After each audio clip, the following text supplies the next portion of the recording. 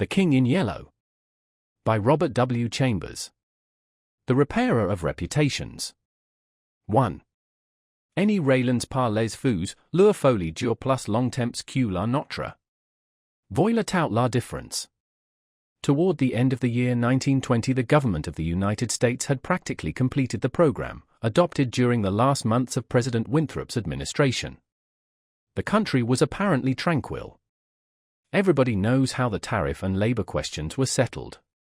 The war with Germany, incident on that country's seizure of the Samoan Islands, had left no visible scars upon the Republic, and the temporary occupation of Norfolk by the invading army had been forgotten in the joy over repeated naval victories, and the subsequent ridiculous plight of General von Gartenlaub's forces in the state of New Jersey. The Cuban and Hawaiian investments had paid 100%, and the territory of Samoa was well worth its cost as a coaling station. The country was in a superb state of defense.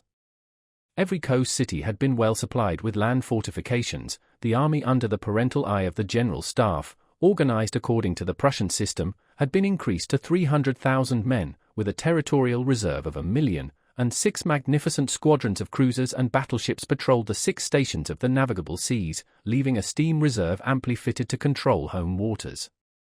The gentlemen from the West had at last been constrained to acknowledge that a college for the training of diplomats was as necessary as law schools are for the training of barristers. Consequently, we were no longer represented abroad by incompetent patriots. The nation was prosperous. Chicago, for a moment paralyzed after a second great fire, had risen from its ruins, white and imperial, and more beautiful than the white city which had been built for its plaything in 1893. Everywhere good architecture was replacing bad, and even in New York, a sudden craving for decency had swept away a great portion of the existing horrors.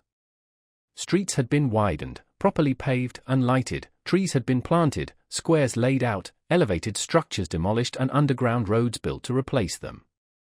The new government buildings and barracks were fine bits of architecture, and the long system of stone quays which completely surrounded the island had been turned into parks which proved a godsend to the population. The subsidizing of the State Theatre and State Opera brought its own reward. The United States National Academy of Design was much like European institutions of the same kind. Nobody envied the Secretary of Fine Arts, either his cabinet position or his portfolio. The Secretary of Forestry and Game Preservation had a much easier time, thanks to the new system of national mounted police. We had profited well by the latest treaties with France and England, the exclusion of foreign-born Jews as a measure of self-preservation, the settlement of the new independent Negro state of Swanee, the checking of immigration, the new laws concerning naturalization, and the gradual centralization of power in the executive all contributed to national calm and prosperity. When the government solved the Indian problem and squadrons of Indian cavalry scouts in native costume were substituted for the pitiable organizations tacked onto the tail of skeletonized regiments by a former Secretary of War, the nation drew a long sigh of relief. When, after the colossal congress of religions, bigotry and intolerance were laid in their graves and kindness and charity began to draw warring sects together, many thought the millennium had arrived, at least in the new world which after all is a world by itself. But self-preservation is the first law, and the United States had to look on in helpless sorrow as Germany, Italy, Spain, and Belgium writhed in the throes of anarchy, while Russia, watching from the Caucasus, stooped and bound them one by one. In the city of New York, the summer of 1899 was signalized by the dismantling of the elevated railroads. The summer of 1900 will live in the memories of New York people for many a cycle. The Dodge statue was removed in that year.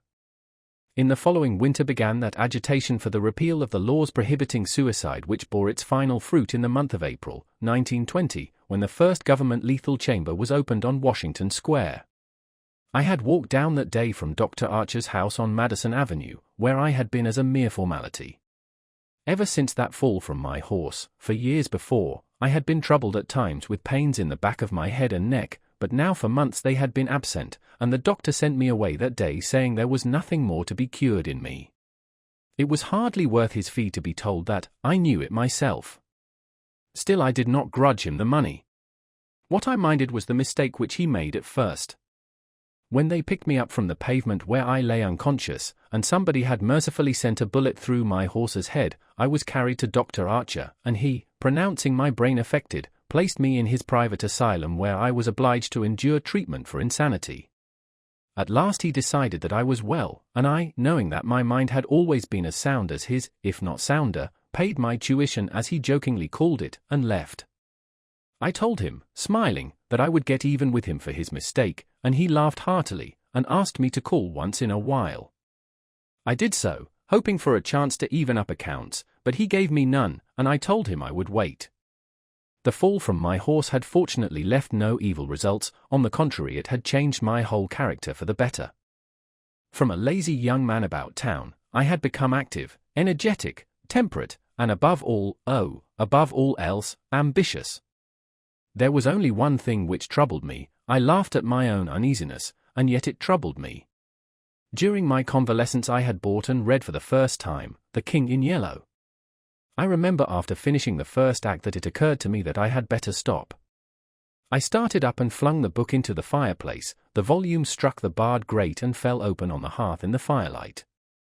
If I had not caught a glimpse of the opening words in the second act I should never have finished it, but as I stooped to pick it up, my eyes became riveted to the open page, and with a cry of terror, or perhaps it was of joy so poignant that I suffered in every nerve, I snatched the thing out of the coals and crept shaking to my bedroom, where I read it and reread it, and wept and laughed and trembled with a horror which at times assails me yet.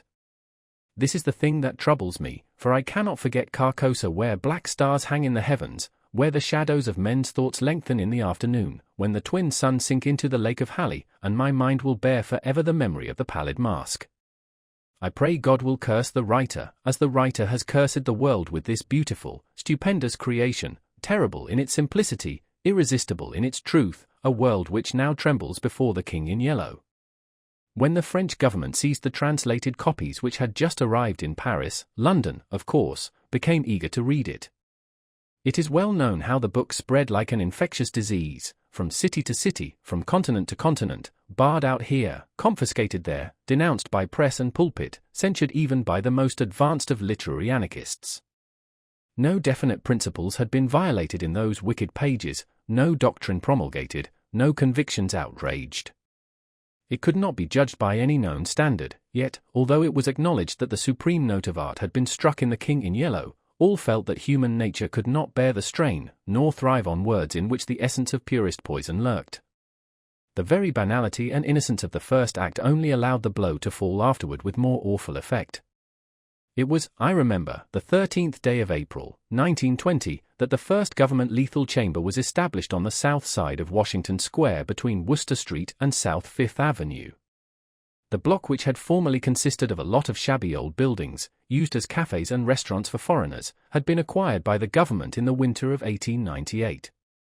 The French and Italian cafes and restaurants were torn down, the whole block was enclosed by a gilded iron railing, and converted into a lovely garden with lawns, flowers, and fountains. In the center of the garden stood a small, white building, severely classical in architecture, and surrounded by thickets of flowers. 6 Ionic columns supported the roof, and the single door was of bronze. A splendid marble group of the Fates stood before the door, the work of a young American sculptor, Boris Yvain, who had died in Paris when only 23 years old.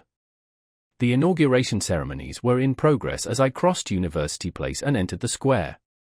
I threaded my way through the silent throng of spectators, but was stopped at 4th Street by a cordon of police.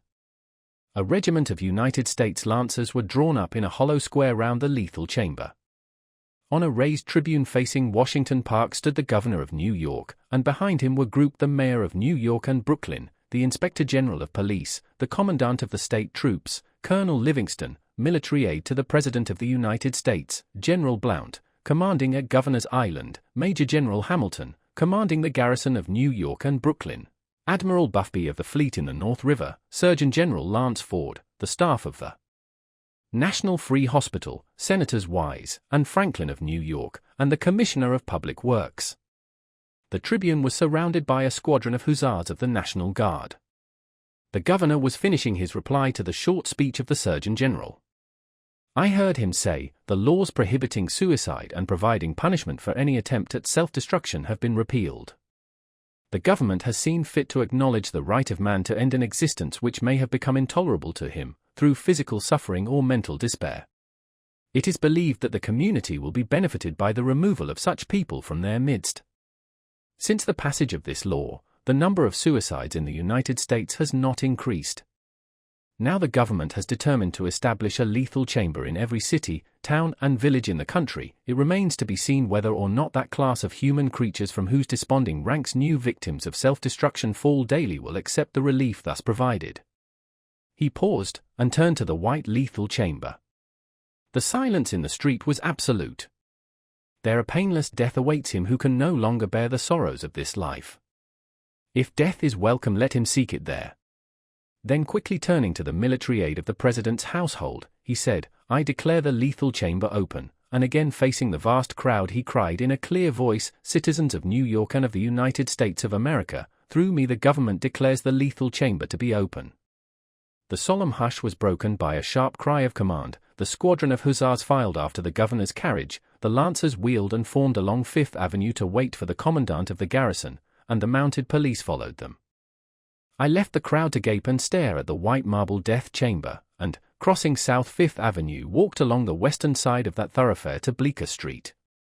Then I turned to the right and stopped before a dingy shop which bore the sign, "Hawberk, Armourer." I glanced in at the doorway and saw Hawberk busy in his little shop at the end of the hall. He looked up, and catching sight of me cried in his deep, hearty voice, "Come in, Mr. Castaigne." Constance, his daughter, rose to meet me as I crossed the threshold, and held out her pretty hand, but I saw the blush of disappointment on her cheeks, and knew that it was another Castaigne she had expected, my cousin Louis. I smiled at her confusion and complimented her on the banner she was embroidering from a colored plate.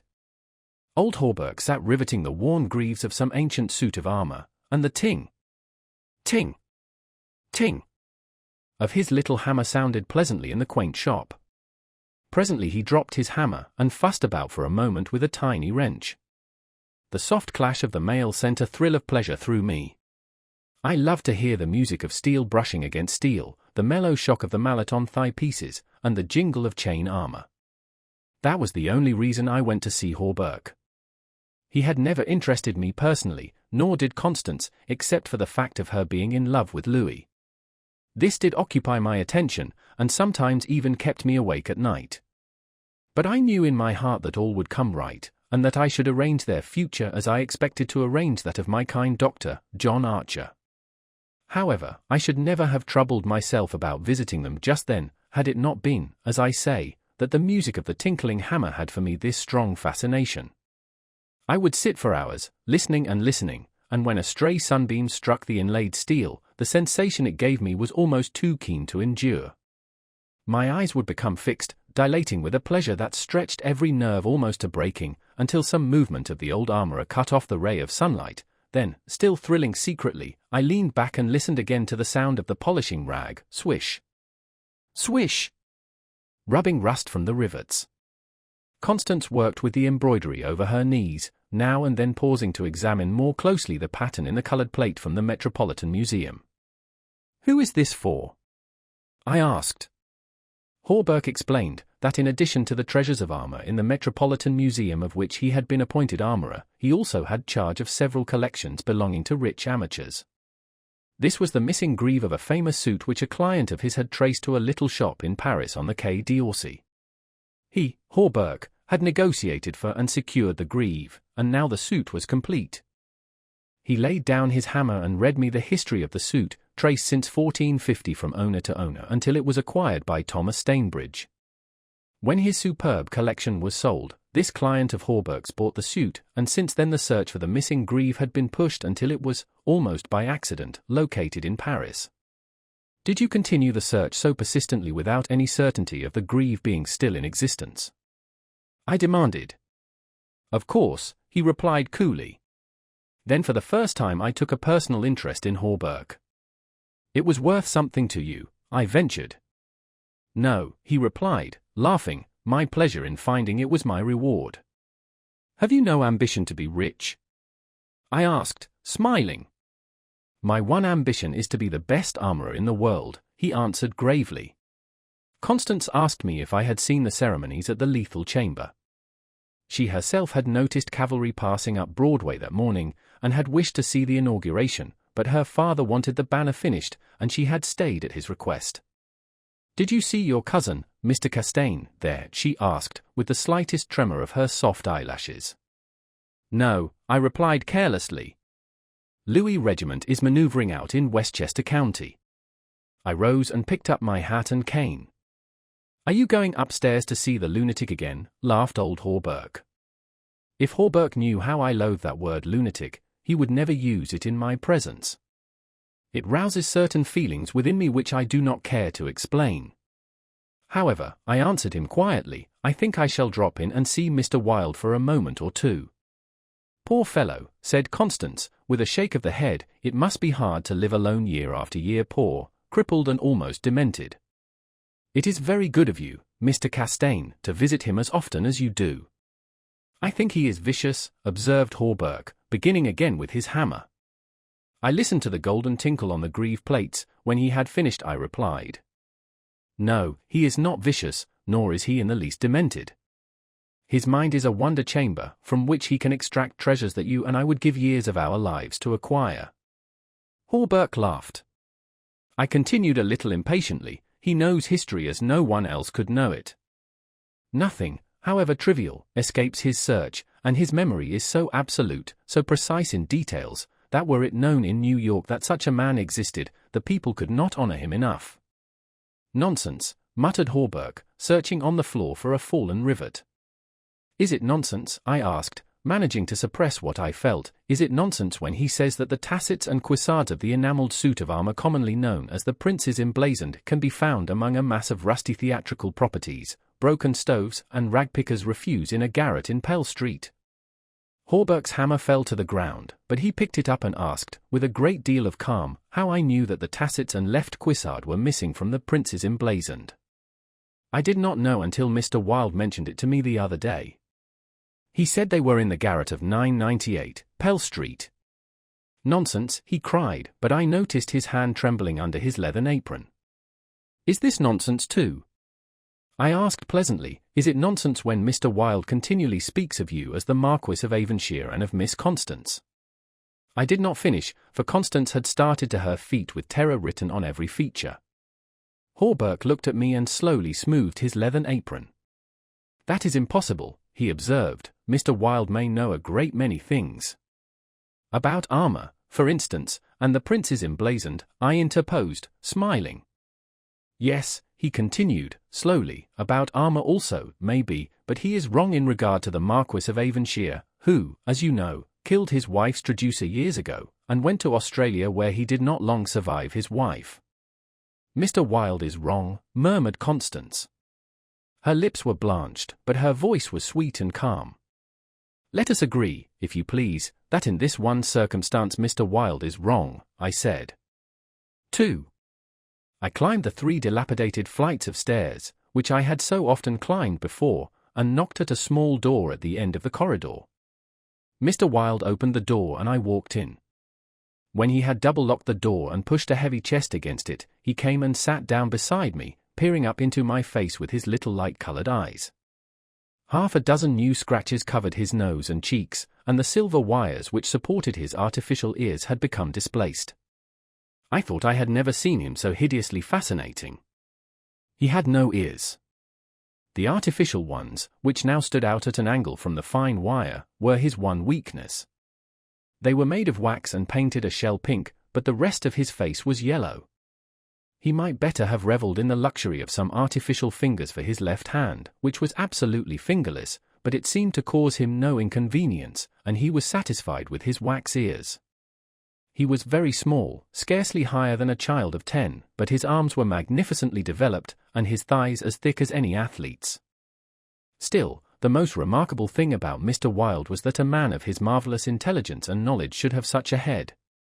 It was flat and pointed, like the heads of many of those unfortunates whom people imprison in asylums for the weak-minded.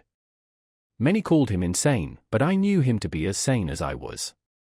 I do not deny that he was eccentric. The mania he had for keeping that cat and teasing her until she flew at his face like a demon was certainly eccentric. I never could understand why he kept the creature, nor what pleasure he found in shutting himself up in his room with this surly, vicious beast. I remember once, glancing up from the manuscript I was studying by the light of some tallow dips, and seeing Mr. Wilde squatting motionless on his high chair, his eyes fairly blazing with excitement, while the cat, which had risen from her place before the stove, came creeping across the floor right at him. Before I could move, she flattened her belly to the ground, crouched, trembled, and sprang into his face. Howling and foaming, they rolled over and over on the floor, scratching and clawing, until the cat screamed and fled under the cabinet, and Mr. Wilde turned over on his back, his limbs contracting and curling up like the legs of a dying spider. He was eccentric. Mr. Wilde had climbed into his high chair and, after studying my face, picked up a dog's-eared ledger and opened it. Henry B. Matthews, he read, bookkeeper with Weissett and Company, dealers in church ornaments. Called April 3rd, reputation damaged on the racetrack. Known as a Welsher. Reputation to be repaired by August 1st, retainer $5. He turned the page and ran his fingerless knuckles down the closely written columns. P. Green Dusenberry, minister of the gospel, Fair Beach, New Jersey. Reputation damaged in the Bowery. To be repaired as soon as possible. Retainer $100. He coughed and added, called April 6th. Then you are not in need of money, Mr. Wilde, I inquired. Listen, he coughed again. Mrs. C. Hamilton Chester, of Chester Park, New York City. Called April 7th, reputation damaged at Dieppe, France. To be repaired by October 1st, retainer $500. Note. C. Hamilton Chester, Captain USS Avalanche, ordered home from South Sea Squadron October 1st. Well, I said, the profession of a repairer of reputations is lucrative. His colorless eye sought mine. I only wanted to demonstrate that I was correct. You said it was impossible to succeed as a repairer of reputations, that even if I did succeed in certain cases it would cost me more than I would gain by it. Today I have 500 men in my employ, who are poorly paid, but who pursue the work with an enthusiasm which possibly may be born of fear. These men enter every shade and grade of society, some even are pillars of the most exclusive social temples, others are the prop and pride of the financial world, still others hold undisputed sway among the fancy and the talent. I choose them at my leisure from those who reply to my advertisements. It is easy enough, they are all cowards. I could treble the number in 20 days if I wished. So you see, those who have in their keeping the reputations of their fellow citizens, I have in my pay. They may turn on you, I suggested. He rubbed his thumb over his cropped ears, and adjusted the wax substitutes. I think not, he murmured thoughtfully, I seldom have to apply the whip, and then only once. Besides, they like their wages. How do you apply the whip? I demanded. His face for a moment was awful to look upon. His eyes dwindled to a pair of green sparks. I invite them to come and have a little chat with me, he said in a soft voice. A knock at the door interrupted him, and his face resumed its amiable expression. Who is it? He inquired. Mr. Steylette, was the answer. Come tomorrow, replied Mr. Wilde. Impossible, began the other, but was silenced by a sort of bark from Mr. Wilde. Come tomorrow, he repeated. We heard somebody move away from the door and turn the corner by the stairway. Who is that? I asked. Arnold Steylette, owner and editor-in-chief of the great New York Daily. He drummed on the ledger with his fingerless hand, adding, I pay him very badly, but he thinks it a good bargain. Arnold Steylette. I repeated, amazed. Yes, said Mr. Wilde, with a self-satisfied cough. The cat, which had entered the room as he spoke, hesitated, looked up at him and snarled. He climbed down from the chair and, squatting on the floor, took the creature into his arms and caressed her. The cat ceased snarling and presently began a loud purring which seemed to increase in timbre as he stroked her. Where are the notes? I asked. He pointed to the table, and for the 100th time I picked up the bundle of manuscript entitled The Imperial Dynasty of America. One by one I studied the well-worn pages, worn only by my own handling, and although I knew all by heart, from the beginning, when from Carcosa, the Hyades, Hasta, and Aldebaran, to Castaigne, Louis de Calvados, born December 19, 1877, I read it with an eager, rapt attention, pausing to repeat parts of it aloud, and dwelling especially on Hildred de Calvados, only son of Hildred Castaigne and Edith Lands Castaigne, first in succession, etc., etc. When I finished, Mr. Wilde nodded and coughed. Speaking of your legitimate ambition, he said, how do Constance and Louis get along? She loves him, I replied simply. The cat on his knee suddenly turned and struck at his eyes, and he flung her off and climbed onto the chair opposite me. And Dr. Archer. But that's a matter you can settle any time you wish, he added. Yes, I replied, Dr. Archer can wait, but it is time I saw my cousin Louis. It is time, he repeated. Then he took another ledger from the table and ran over the leaves rapidly. We are now in communication with 10,000 men, he muttered. We can count on 100,000 within the first 28 hours, and in 48 hours the state will rise en masse. The country follows the state, and the portion that will not, I mean California and the Northwest, might better never have been inhabited. I shall not send them the yellow sign. The blood rushed to my head, but I only answered, a new broom sweeps clean. The ambition of Caesar and of Napoleon pales before that which could not rest until it had seized the minds of men and controlled even their unborn thoughts, said Mr. Wilde. You are speaking of the king in yellow, I groaned, with a shudder. He is a king whom emperors have served. I am content to serve him, I replied. Mr. Wilde sat rubbing his ears with his crippled hand. Perhaps Constance does not love him, he suggested. I started to reply, but a sudden burst of military music from the street below drowned my voice. The 20th Dragoon Regiment, formerly in garrison at Mount St. Vincent, was returning from the maneuvers in Westchester County to its new barracks on East Washington Square. It was my cousin's regiment. They were a fine lot of fellows, in their pale blue, tight-fitting jackets, jaunty busbies, and white riding breeches with the double yellow stripe, into which their limbs seemed moulded. Every other squadron was armed with lances, from the metal points of which fluttered yellow and white pennons.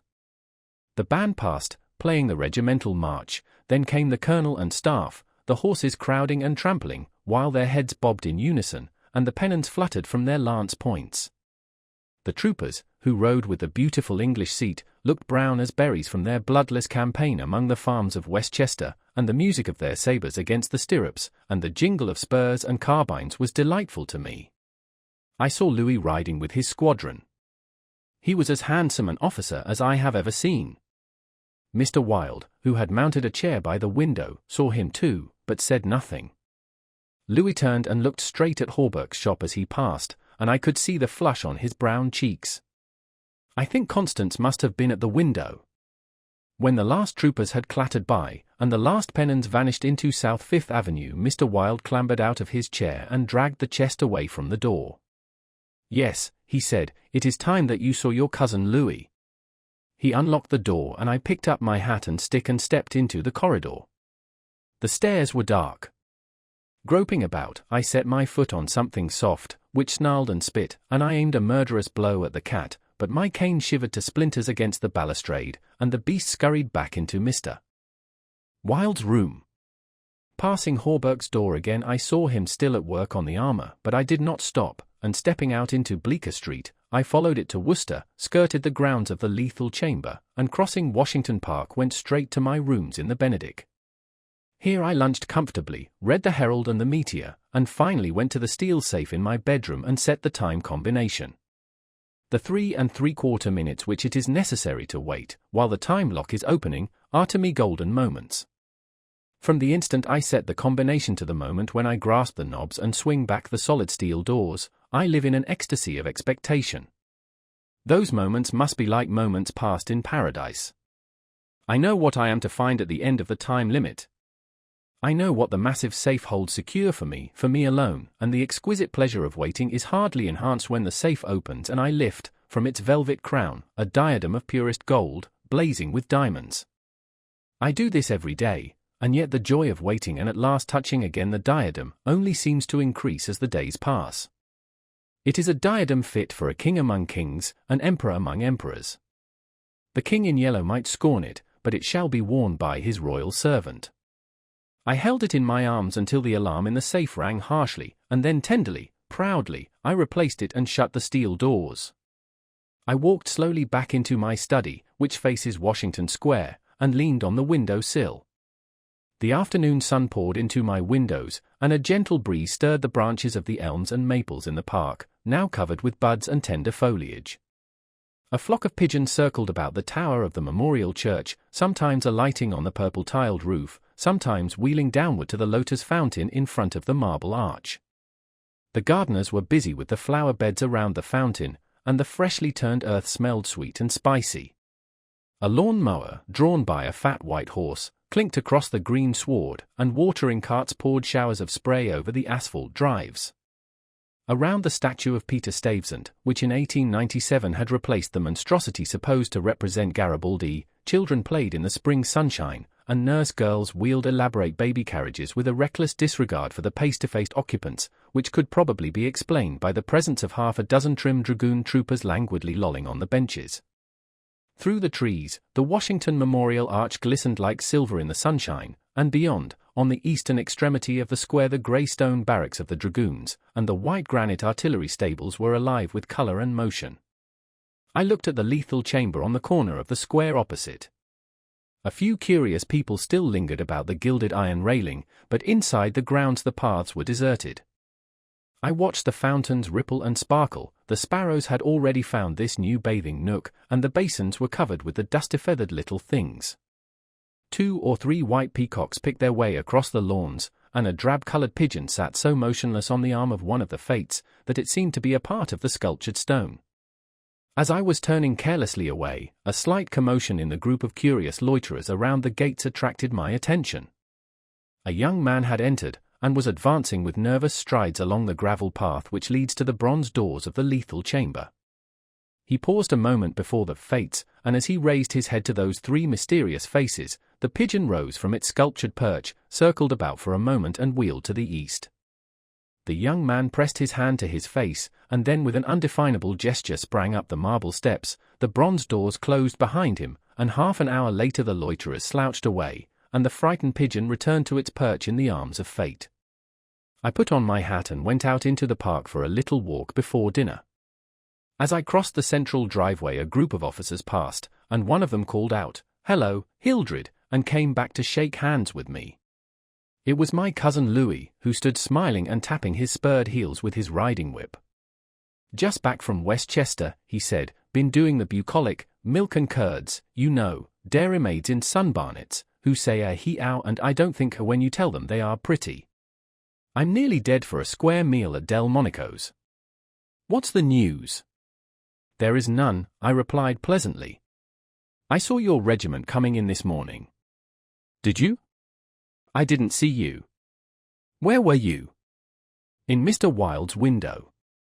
"Oh, hell," he began impatiently, "that man is stark mad.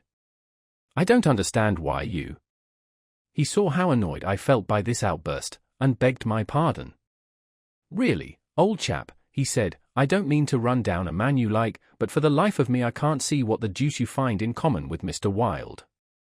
He's not well bred, to put it generously, he is hideously deformed, his head is the head of a criminally insane person.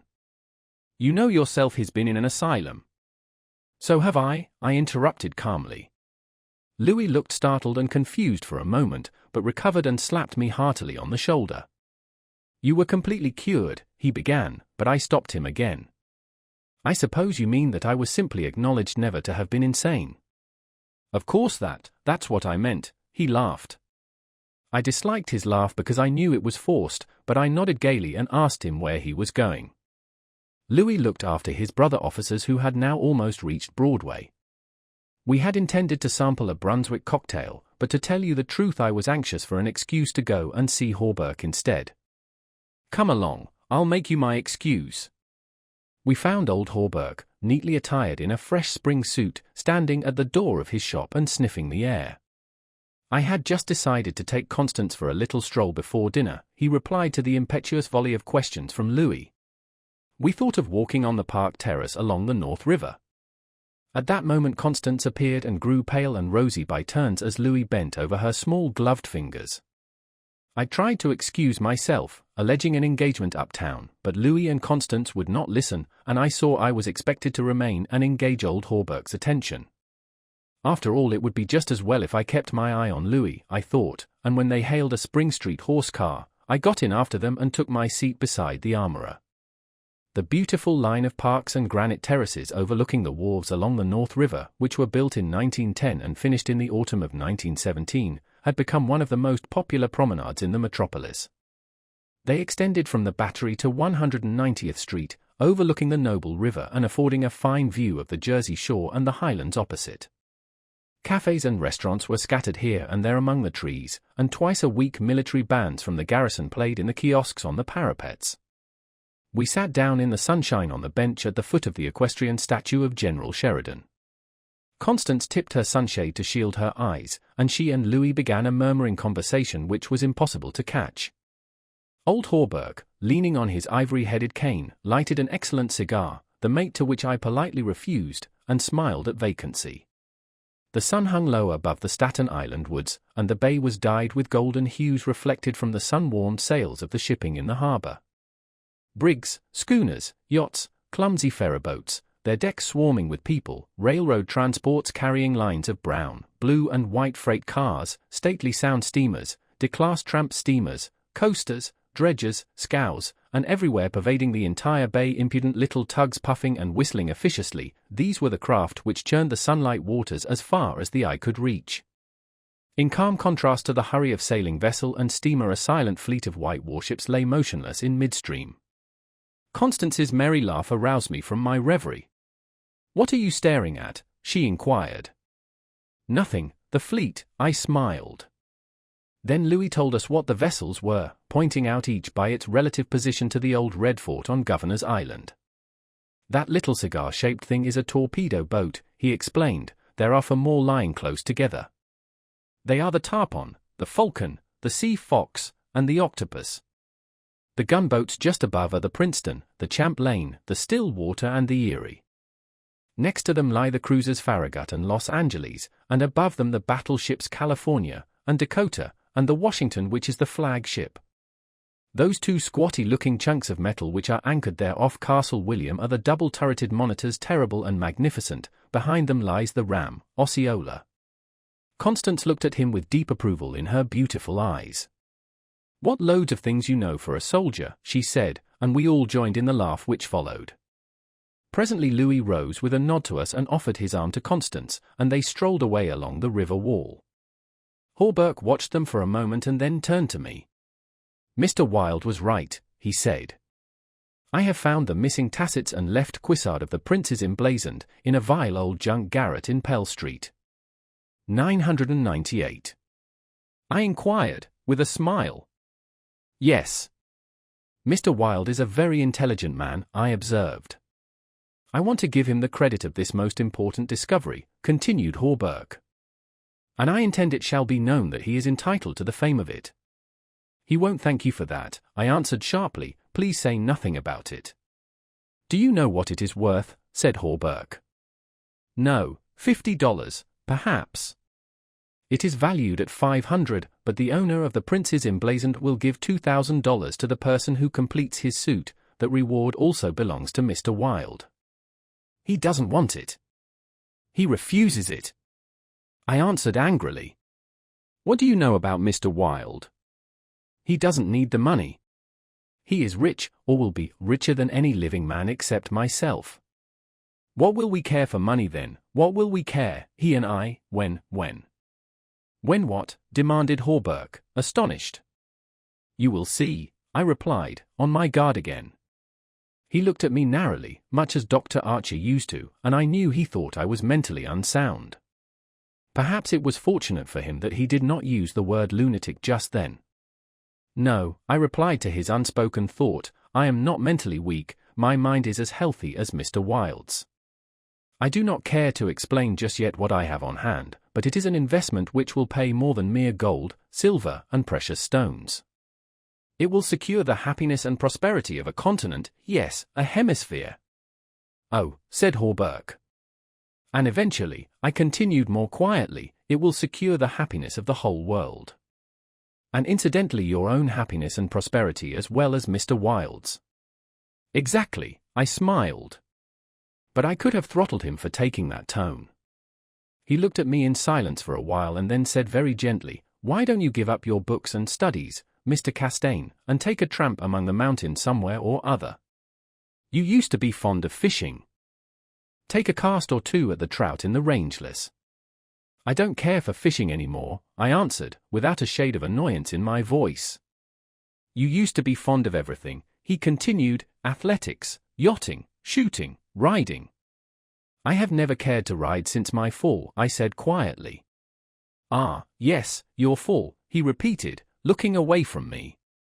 I thought this nonsense had gone far enough, so I brought the conversation back to Mr. Wilde, but he was scanning my face again in a manner highly offensive to me. "Mr. Wilde," he repeated, "do you know what he did this afternoon?" He came downstairs and nailed a sign over the hall door next to mine. It read, "Mr. Wilde, Repairer of Reputations. Third bell." Do you know what a repairer of reputations can be? "I do," I replied, suppressing the rage within. "Oh," he said again. Louis and Constance came strolling by and stopped to ask if we would join them. Hawberk looked at his watch. At the same moment a puff of smoke shot from the casemates of Castle William, and the boom of the sunset gun rolled across the water and was re-echoed from the highlands opposite. The flag came running down from the flagpole, the bugle sounded on the white decks of the warships, and the first electric light sparkled out from the Jersey shore. As I turned into the city with Hawberk, I heard Constance murmur something to Louis which I did not understand, but Louis whispered, "My darling," in reply, and again, walking ahead with Hawberk through the square, I heard a murmur of "sweetheart," and my own Constance, and I knew the time had nearly arrived when I should speak of important matters with my cousin Louis. 3. One morning early in May I stood before the steel safe in my bedroom, trying on the golden jeweled crown. The diamonds flashed fire as I turned to the mirror, and the heavy beaten gold burned like a halo about my head. I remembered Camilla's agonized scream and the awful words echoing through the dim streets of Carcosa. They were the last lines in the first act, and I dared not think of what followed, dared not, even in the spring sunshine, there in my own room, surrounded with familiar objects, reassured by the bustle from the street and the voices of the servants in the hallway outside. For those poisoned words had dropped slowly into my heart, as death sweat drops upon a bedsheet and is absorbed. Trembling, I put the diadem from my head and wiped my forehead, but I thought of Hasta and of my own rightful ambition, and I remembered Mr. Wilde as I had last left him, his face all torn and bloody from the claws of that devil's creature, and what he said, what he said. The alarm bell in the safe began to whir harshly, and I knew my time was up, but I would not heed it, and replacing the flashing circlet upon my head I turned defiantly to the mirror. I stood for a long time absorbed in the changing expression of my own eyes. The mirror reflected a face which was like my own, but whiter, and so thin that I hardly recognized it. And all the time I kept repeating between my clenched teeth, "The day has come. The day has come," while the alarm in the safe whirred and clamored, and the diamond sparkled and flamed above my brow. I heard a door open but did not heed it. It was only when I saw two faces in the mirror, it was only when another face rose over my shoulder, and two other eyes met mine. I wheeled like a flash and seized a long knife from my dressing table, and my cousin sprang back very pale, crying, "Hildred! For God's sake!" Then as my hand fell, he said, "It is I, Louis, don't you know me?" I stood silent. I could not have spoken for my life. He walked up to me and took the knife from my hand. "What is all this?" he inquired, in a gentle voice. "Are you ill?" "No," I replied. But I doubt if he heard me. Come, old fellow," he cried, "take off that brass crown and toddle into the study. Are you going to a masquerade? What's all this theatrical tinsel anyway?" I was glad he thought the crown was made of brass and paste, yet I didn't like him any the better for thinking so. I let him take it from my hand, knowing it was best to humor him. He tossed the splendid diadem in the air, and catching it, turned to me smiling. "It's dear at 50 cents, he said. "What's it for?" I did not answer, but took the circlet from his hands, and placing it in the safe shut the massive steel door. The alarm ceased its infernal din at once. He watched me curiously, but did not seem to notice the sudden ceasing of the alarm. He did, however, speak of the safe as a biscuit box. Fearing lest he might examine the combination, I led the way into my study. Louis threw himself on the sofa and flicked at flies with his eternal riding whip. He wore his fatigue uniform with a braided jacket and jaunty cap, and I noticed that his riding boots were all splashed with red mud. "Where have you been?" I inquired. "Jumping mud creeks in Jersey," he said. "I haven't had time to change yet. I was rather in a hurry to see you." "Haven't you got a glass of something?" "I'm dead tired, been in the saddle 24 hours. I gave him some brandy from my medicinal store, which he drank with a grimace. "Damn bad stuff," he observed. "I'll give you an address where they sell brandy that is brandy." "It's good enough for my needs," I said indifferently.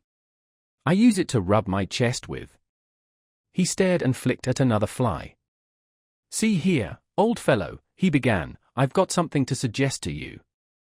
It's 4 years now that you've shut yourself up here like an owl, never going anywhere, never taking any healthy exercise, never doing a damn thing but poring over those books up there on the mantelpiece."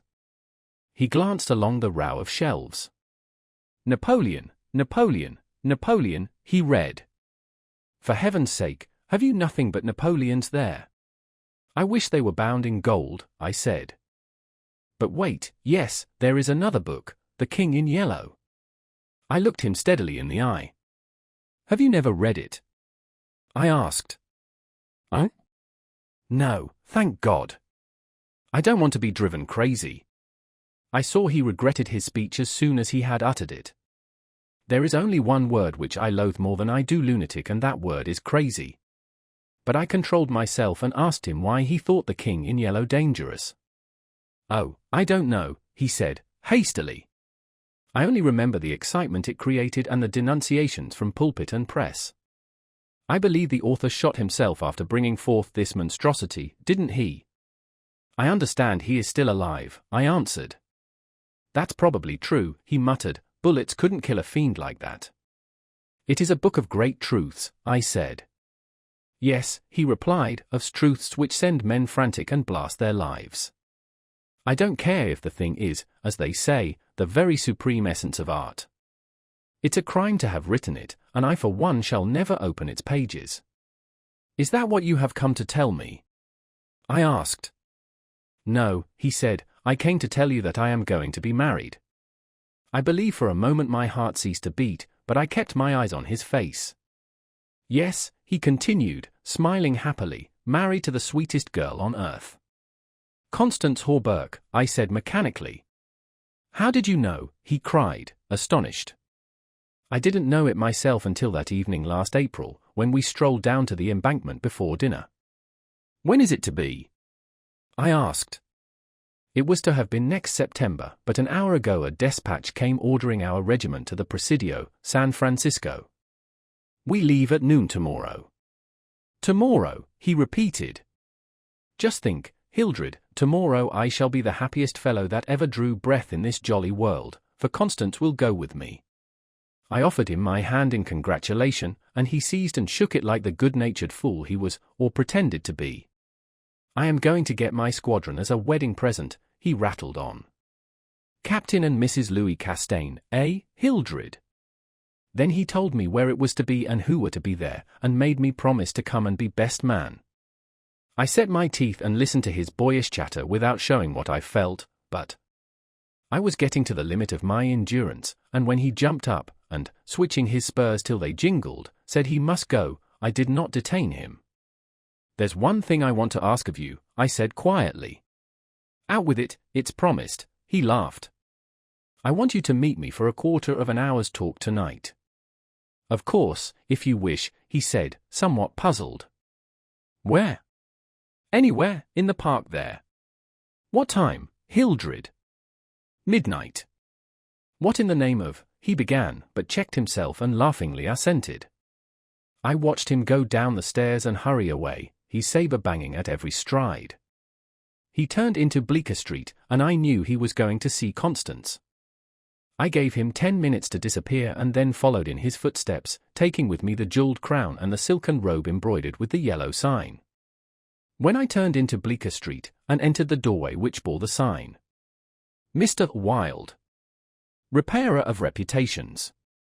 Third bell.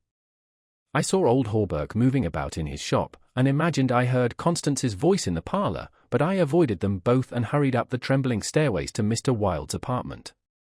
I knocked and entered without ceremony. Mr. Wilde lay groaning on the floor, his face covered with blood, his clothes torn to shreds. Drops of blood were scattered about over the carpet, which had also been ripped and frayed in the evidently recent struggle. "It's that cursed cat," he said, ceasing his groans, and turning his colourless eyes to me. "She attacked me while I was asleep. I believe she will kill me yet." This was too much, so I went into the kitchen, and, seizing a hatchet from the pantry, started to find the infernal beast and settle her then and there. My search was fruitless, and after a while I gave it up and came back to find Mr. Wilde squatting on his high chair by the table. He had washed his face and changed his clothes. The great furrows which the cat's claws had ploughed up in his face he had filled with collodion, and a rag hid the wound in his throat. I told him I should kill the cat when I came across her, but he only shook his head and turned to the open ledger before him. He read name after name of the people who had come to him in regard to their reputation, and the sums he had amassed were startling. "I put on the screws now and then," he explained. "One day or other some of these people will assassinate you," I insisted. "Do you think so?" he said, rubbing his mutilated ears. It was useless to argue with him, so I took down the manuscript entitled Imperial Dynasty of America, for the last time I should ever take it down in Mr. Wilde's study. I read it through, thrilling and trembling with pleasure. When I had finished, Mr. Wilde took the manuscript and, turning to the dark passage which leads from his study to his bedchamber, called out in a loud voice, "Vance." Then for the first time, I noticed a man crouching there in the shadow. How I had overlooked him during my search for the cat, I cannot imagine.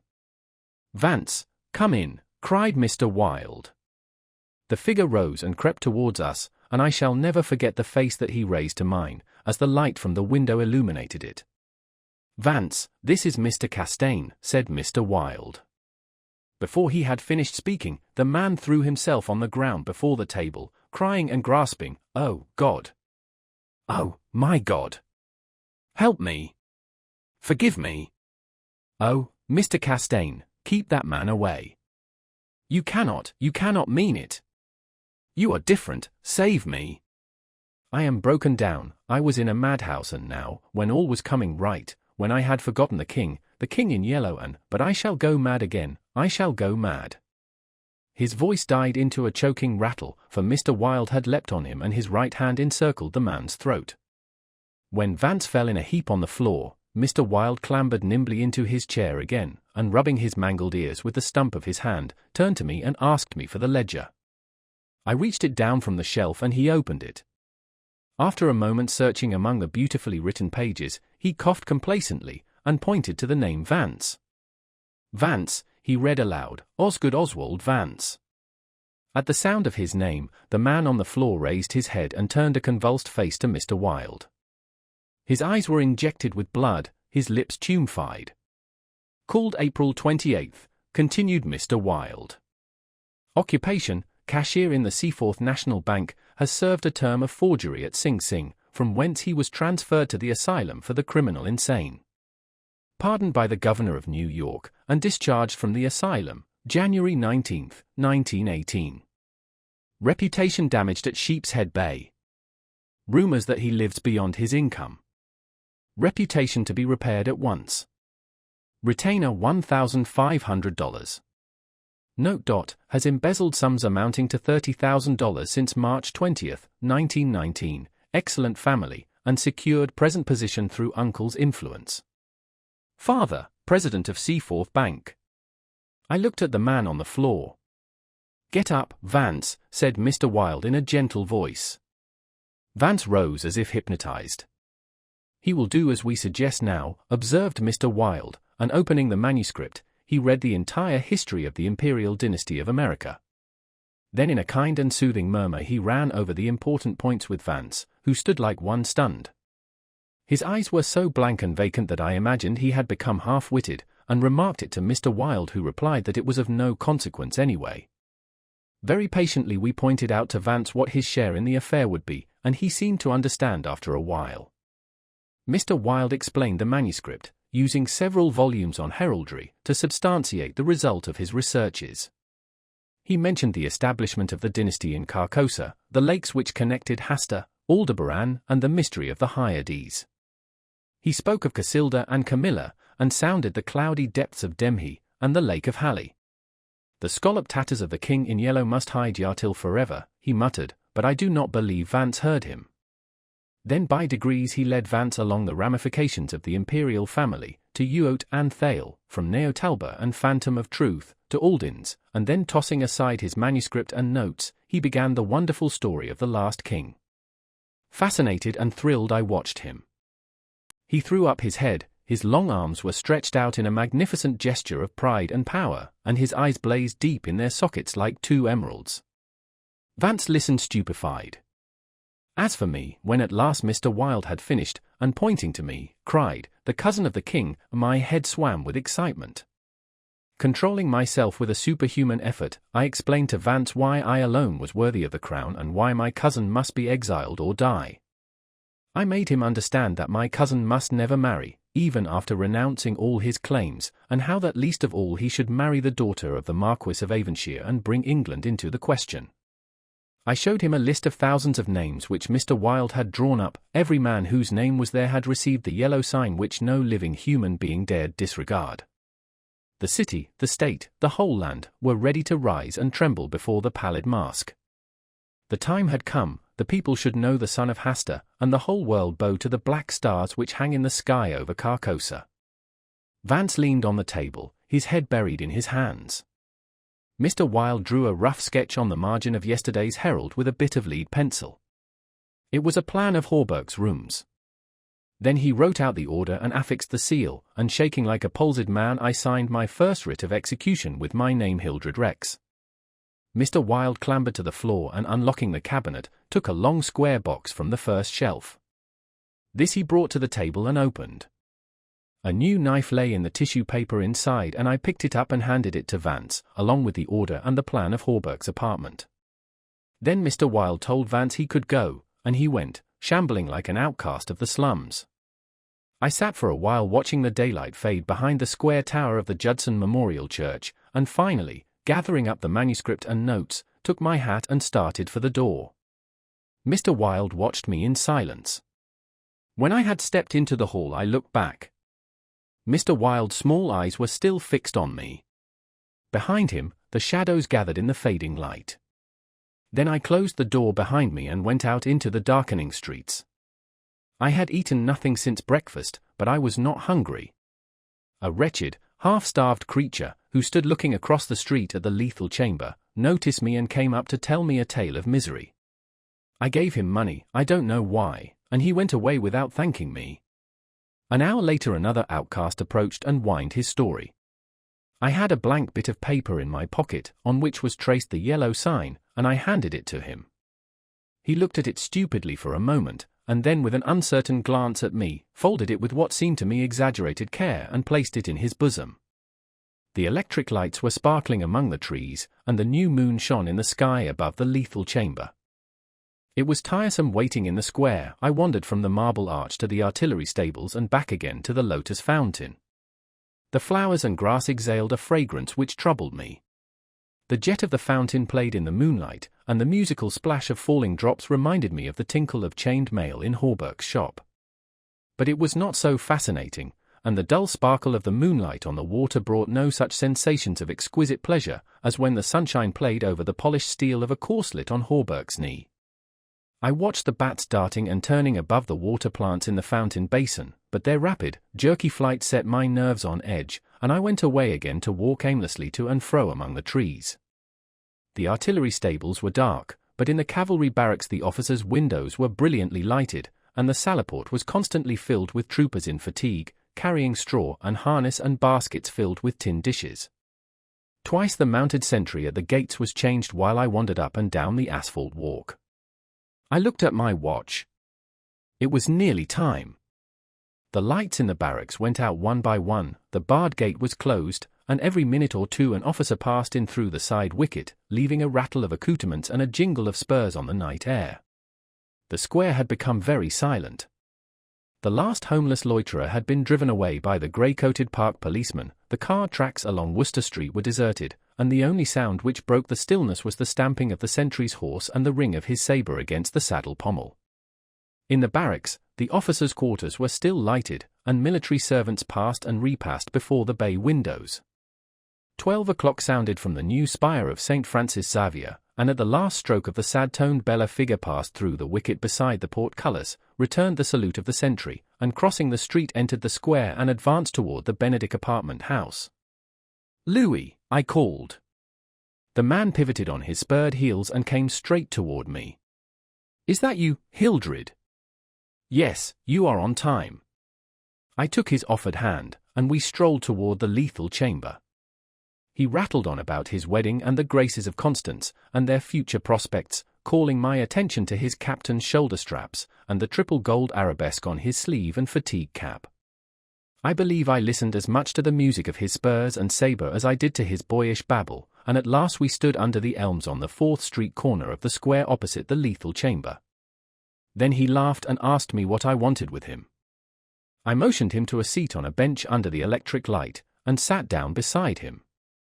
He looked at me curiously, with that same searching glance which I hate and fear so in doctors. I felt the insult of his look, but he did not know it, and I carefully concealed my feelings. "Well, old chap," he inquired, "what can I do for you?" I drew from my pocket the manuscript and notes of the Imperial Dynasty of America, and looking him in the eye said, "I will tell you. On your word as a soldier, promise me to read this manuscript from beginning to end, without asking me a question. Promise me to read these notes in the same way, and promise me to listen to what I have to tell later." "I promise, if you wish it," he said pleasantly. "Give me the paper, Hildred." He began to read, raising his eyebrows with a puzzled, whimsical air, which made me tremble with suppressed anger. As he advanced, his eyebrows contracted, and his lips seemed to form the word rubbish. Then he looked slightly bored, but apparently for my sake read, with an attempt at interest, which presently ceased to be an effort. He started when in the closely written pages he came to his own name, and when he came to mine he lowered the paper, and looked sharply at me for a moment. But he kept his word, and resumed his reading, and I let the half-formed question die on his lips unanswered. When he came to the end and read the signature of Mr. Wilde, he folded the paper carefully and returned it to me. I handed him the notes, and he settled back, pushing his fatigue cap up to his forehead, with a boyish gesture, which I remembered so well in school. I watched his face as he read, and when he finished I took the notes with the manuscript, and placed them in my pocket. Then I unfolded a scroll marked with the yellow sign. He saw the sign, but he did not seem to recognize it, and I called his attention to it somewhat sharply. "Well," he said, "I see it." "What is it?" "It is the yellow sign," I said angrily. "Oh, that's it, is it?" said Louis, in that flattering voice, which Dr. Archer used to employ with me, and would probably have employed again, had I not settled his affair for him. I kept my rage down and answered as steadily as possible, "Listen, you have engaged your word." "I am listening, old chap," he replied soothingly. I began to speak very calmly. Dr. Archer, having by some means become possessed of the secret of the imperial succession, attempted to deprive me of my right, alleging that because of a fall from my horse 4 years ago, I had become mentally deficient. He presumed to place me under restraint in his own house in hopes of either driving me insane or poisoning me. I have not forgotten it. I visited him last night and the interview was final. Louis turned quite pale, but did not move. I resumed triumphantly, "There are yet 3 people to be interviewed in the interests of Mr. Wilde and myself. They are my cousin Louis, Mr. Hawberk, and his daughter Constance." Louis sprang to his feet and I arose also, and flung the paper marked with the yellow sign to the ground. "Oh, I don't need that to tell you what I have to say," I cried, with a laugh of triumph. "You must renounce the crown to me, do you hear, to me." Louis looked at me with a startled air, but recovering himself said kindly, "Of course I renounce what is it I must renounce?" "The crown," I said angrily. "Of course," he answered, "I renounce it. Come, old chap, I'll walk back to your rooms with you." "Don't try any of your doctor's tricks on me," I cried, trembling with fury. Don't act as if you think I am insane." "What nonsense," he replied. "Come, it's getting late, Hildred." "No," I shouted, "you must listen. You cannot marry, I forbid it. Do you hear? I forbid it. You shall renounce the crown, and in reward I grant you exile, but if you refuse you shall die." He tried to calm me, but I was roused at last, and drawing my long knife barred his way. Then I told him how they would find Dr. Archer in the cellar with his throat open, and I laughed in his face when I thought of Vance and his knife, and the order signed by me. "Ah, you are the king," I cried, "but I shall be king. Who are you to keep me from empire over all the habitable earth? I was born the cousin of a king, but I shall be king." Louis stood white and rigid before me. Suddenly a man came running up 4th Street, entered the gate of the Lethal Temple, traversed the path to the bronze doors at full speed, and plunged into the death chamber with the cry of one demented, and I laughed until I wept tears, for I had recognized Vance, and knew that Hawberk and his daughter were no longer in my way. "Go," I cried to Louis, "you have ceased to be a menace. You will never marry Constance now, and if you marry anyone else in your exile, I will visit you as I did my doctor last night. Mr. Wilde takes charge of you tomorrow." Then I turned and darted into South Fifth Avenue, and with a cry of terror Louis dropped his belt and saber and followed me like the wind. I heard him close behind me at the corner of Bleecker Street, and I dashed into the doorway under Hawberk's sign. He cried, "Halt, or I fire," but when he saw that I flew up the stairs leaving Hawberk's shop below, he left me, and I heard him hammering and shouting at their door as though it were possible to arouse the dead. Mr. Wilde's door was open, and I entered crying, "It is done, it is done. Let the nations rise and look upon their king," but I could not find Mr. Wilde, so I went to the cabinet and took the splendid diadem from its case.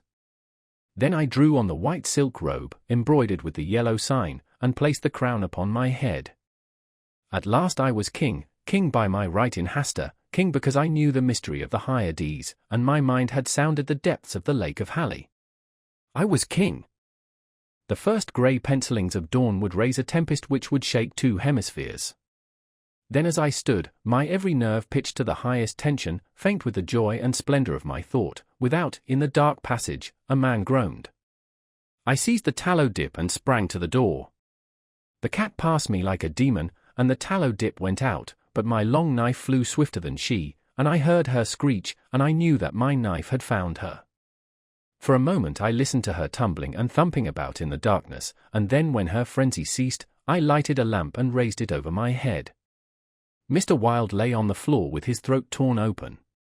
At first I thought he was dead, but as I looked, a green sparkle came into his sunken eyes, his mutilated hand trembled, and then a spasm stretched his mouth from ear to ear. For a moment my terror and despair gave place to hope, but as I bent over him his eyeballs rolled clean around in his head, and he died. Then while I stood, transfixed with rage and despair, seeing my crown, my empire, every hope and every ambition, my very life, lying prostrate there with the dead master, they came, seized me from behind, and bound me until my veins stood out like cords, and my voice failed with the paroxysms of my frenzied screams. But I still raged, bleeding and infuriated among them, and more than one policeman felt my sharp teeth. Then when I could no longer move they came nearer. I saw old Hawberk, and behind him my cousin Louis' ghastly face, and farther away, in the corner, a woman, Constance, weeping softly. "Ah! I see it now!" I shrieked. "You have seized the throne and the empire. Woe! Woe to you who are crowned with the crown of the king in yellow." Editor's note. Mr. Castaigne died yesterday in the asylum for criminal insane. The mask. Camilla, you, sir, should unmask. Stranger, indeed? Casilda, indeed it's time. We all have laid aside disguise but you. Stranger, I wear no mask. Camilla, terrified, aside to Casilda. No mask? No mask. The King in Yellow, Act 1, Scene 2. 1. Although I knew nothing of chemistry, I listened fascinated. He picked up an Easter lily which Genevieve had brought that morning from Notre Dame, and dropped it into the basin. Instantly the liquid lost its crystalline clearness. For a second the lily was enveloped in a milk-white foam, which disappeared, leaving the fluid opalescent. Changing tints of orange and crimson played over the surface, and then what seemed to be a ray of pure sunlight struck through from the bottom where the lily was resting. At the same instant he plunged his hand into the basin and drew out the flower. "There is no danger," he explained, "if you choose the right moment. That golden ray is the signal." He held the lily toward me, and I took it in my hand. It had turned to stone, to the purest marble. "You see," he said, "it is without a flaw. What sculptor could reproduce it?" The marble was white as snow, but in its depths the veins of the lily were tinged with palest azure, and a faint flush lingered deep in its heart. "Don't ask me the reason of that," he smiled, noticing my wonder. "I have no idea why the veins and heart are tinted, but they always are. Yesterday I tried one of Genevieve's goldfish. There it is. The fish looked as if sculptured in marble. But if you held it to the light, the stone was beautifully veined with a faint blue, and from somewhere within came a rosy light like the tint which slumbers in an opal. I looked into the basin. Once more it seemed filled with clearest crystal. If I should touch it now?" I demanded. "I don't know," he replied, "but you had better not try." "There is one thing I'm curious about," I said, "and that is where the ray of sunlight came from."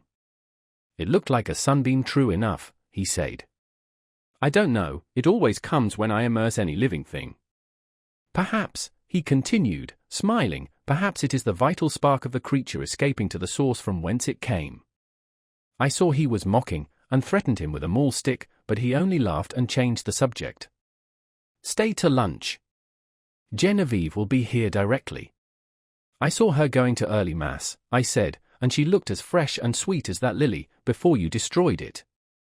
"Do you think I destroyed it?" said Boris gravely. "Destroyed, preserved, how can we tell?"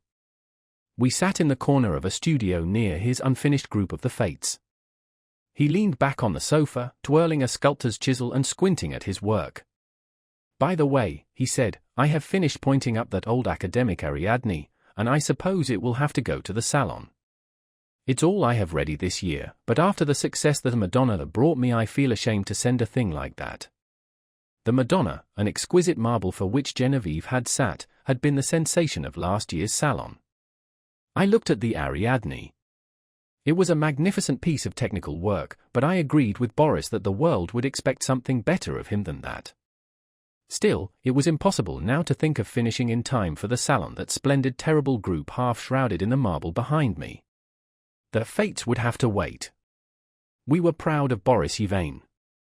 We claimed him and he claimed us on the strength of his having been born in America, although his father was French and his mother was a Russian. Everyone in the Beaux Arts called him Boris. And yet there were only two of us whom he addressed in the same familiar way, Jack Scott and myself. Perhaps my being in love with Genevieve had something to do with his affection for me. Not that it had ever been acknowledged between us. But after all was settled, and she had told me with tears in her eyes that it was Boris whom she loved, I went over to his house and congratulated him. The perfect cordiality of that interview did not deceive either of us, I always believed, although to one at least it was a great comfort. I do not think he and Genevieve ever spoke of the matter together, but Boris knew. Genevieve was lovely. The Madonna-like purity of her face might have been inspired by the Sanctus in Gounod's Mass. But I was always glad when she changed that mood for what we called her April maneuvers. She was often as variable as an April day. In the morning grave, dignified and sweet, at noon laughing, capricious, at evening whatever one least expected. I preferred her so rather than in that Madonna-like tranquility which stirred the depths of my heart. I was dreaming of Genevieve when he spoke again. "What do you think of my discovery, Alec?" "I think it wonderful. I shall make no use of it, you know, beyond satisfying my own curiosity so far as may be, and the secret will die with me. It would be rather a blow to sculpture, would it not? We painters lose more than we ever gain by photography." Boris nodded, playing with the edge of the chisel. This new vicious discovery would corrupt the world of art. "No, I shall never confide the secret to anyone," he said slowly. "It would be hard to find anyone less informed about such phenomena than myself, but of course I had heard of mineral springs so saturated with silica that the leaves and twigs which fell into them were turned to stone after a time. I dimly comprehended the process, how the silica replaced the vegetable matter, atom by atom, and the result was a duplicate of the object in stone. This, I confess, had never interested me greatly, and as for the ancient fossils thus produced, they disgusted me. Boris, it appeared, feeling curiosity instead of repugnance, had investigated the subject, and had accidentally stumbled on a solution which, attacking the immersed object with a ferocity unheard of, in a second did the work of years. This was all I could make out of the strange story he had just been telling me. He spoke again after a long silence. I am almost frightened when I think what I have found. Scientists would go mad over the discovery. It was so simple too, it discovered itself. When I think of that formula, and that new element precipitated in metallic scales. What new element? Oh, I haven't thought of naming it, and I don't believe I ever shall. There are enough precious metals now in the world to cut throats over. I pricked up my ears. Have you struck gold, Boris? No, better, but see here, Alec, he laughed, starting up. You and I have all we need in this world. Ah! How sinister and covetous you look already. I laughed too, and told him I was devoured by the desire for gold, and we had better talk of something else, so when Genevieve came in shortly after, we had turned our backs on alchemy. Genevieve was dressed in silvery grey from head to foot. The light glinted along the soft curves of her fair hair as she turned her cheek to Boris, then she saw me and returned my greeting. She had never before failed to blow me a kiss from the tips of her white fingers, and I promptly complained of the omission. She smiled and held out her hand, which dropped almost before it had touched mine, then she said, looking at Boris, "You must ask Alec to stay for luncheon." This also was something new. She had always asked me herself until today. "I did," said Boris shortly. "And you said yes, I hope." She turned to me with a charming conventional smile. I might have been an acquaintance of the day before yesterday. I made her a low bow. Gervais bien el hunya, madam, but refusing to take up our usual bantering tone, she murmured a hospitable commonplace and disappeared. Boris and I looked at one another. "I had better go home, don't you think?" I asked. "Hanged if I know," he replied frankly. While we were discussing the advisability of my departure, Genevieve reappeared in the doorway without her bonnet. She was wonderfully beautiful, but her color was too deep and her lovely eyes were too bright. She came straight up to me and took my arm. "Luncheon is ready." Was I cross, Alec? I thought I had a headache, but I haven't. "Come here, Boris," and she slipped her other arm through his. "Alec knows that after you there is no one in the world whom I like as well as I like him, so if he sometimes feels snubbed it won't hurt him." "Allah bon her!" I cried, "Who says there are no thunderstorms in April?" "Are you ready?" chanted Boris. I ready, and arm in arm we raced into the dining room, scandalizing the servants. After all, we were not so much to blame. Genevieve was 18, Boris was 23, and I not quite 21. 2. Some work that I was doing about this time on the decorations for Genevieve's boudoir kept me constantly at the quaint little hotel in the Rue Saint-Cécile. Boris and I in those days labored hard but as we pleased, which was fitfully, and we all three, with Jack Scott, idled a great deal together. One quiet afternoon I had been wandering alone over the house examining curios, prying into odd corners, bringing out sweetmeats and cigars from strange hiding places, and at last I stopped in the bathing room. Boris, all over clay, stood there washing his hands. The room was built of rose-colored marble excepting the floor, which was tessellated in rose and grey. In the center was a square pool sunken below the surface of the floor, steps led down into it, sculptured pillars supported a frescoed ceiling. A delicious marble Cupid appeared to have just alighted on his pedestal at the upper end of the room. The whole interior was Boris' work and mine.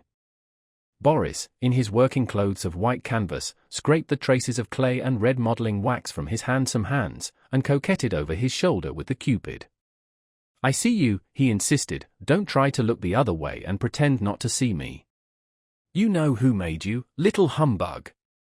It was always my role to interpret Cupid's sentiments in these conversations, and when my turn came I responded in such a manner that Boris seized my arm and dragged me toward the pool, declaring he would duck me. Next instant he dropped my arm and turned pale. "Good God," he said, "I forgot the pool is full of the solution." I shivered a little, and dryly advised him to remember better where he had stored the precious liquid. "In heaven's name, why do you keep a small lake of that gruesome stuff here of all places?" I asked. "I want to experiment on something large," he replied. "On me, for instance."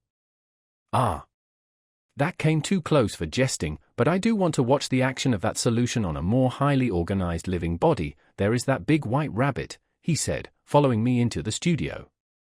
Jack Scott, wearing a paint-stained jacket, came wandering in, appropriated all the oriental sweetmeats he could lay his hands on, looted the cigarette case, and finally he and Boris disappeared together to visit the Luxembourg Gallery, where a new silver bronze by Rodin and a landscape of Monet's were claiming the exclusive attention of artistic France. I went back to the studio, and resumed my work. It was a Renaissance screen, which Boris wanted me to paint for Genevieve's boudoir. But the small boy who was unwillingly dawdling through a series of poses for it, today refused all bribes to be good.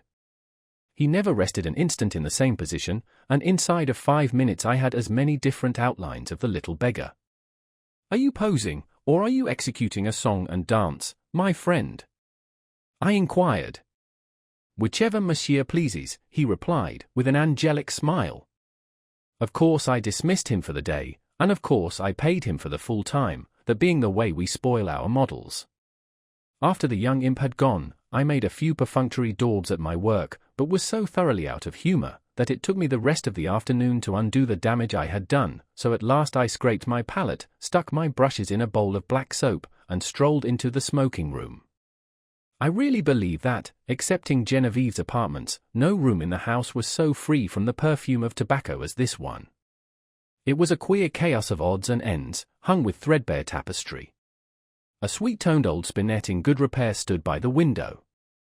There were stands of weapons, some old and dull, others bright and modern, festoons of Indian and Turkish armor over the mantel, 2 or 3 good pictures, and a pipe rack.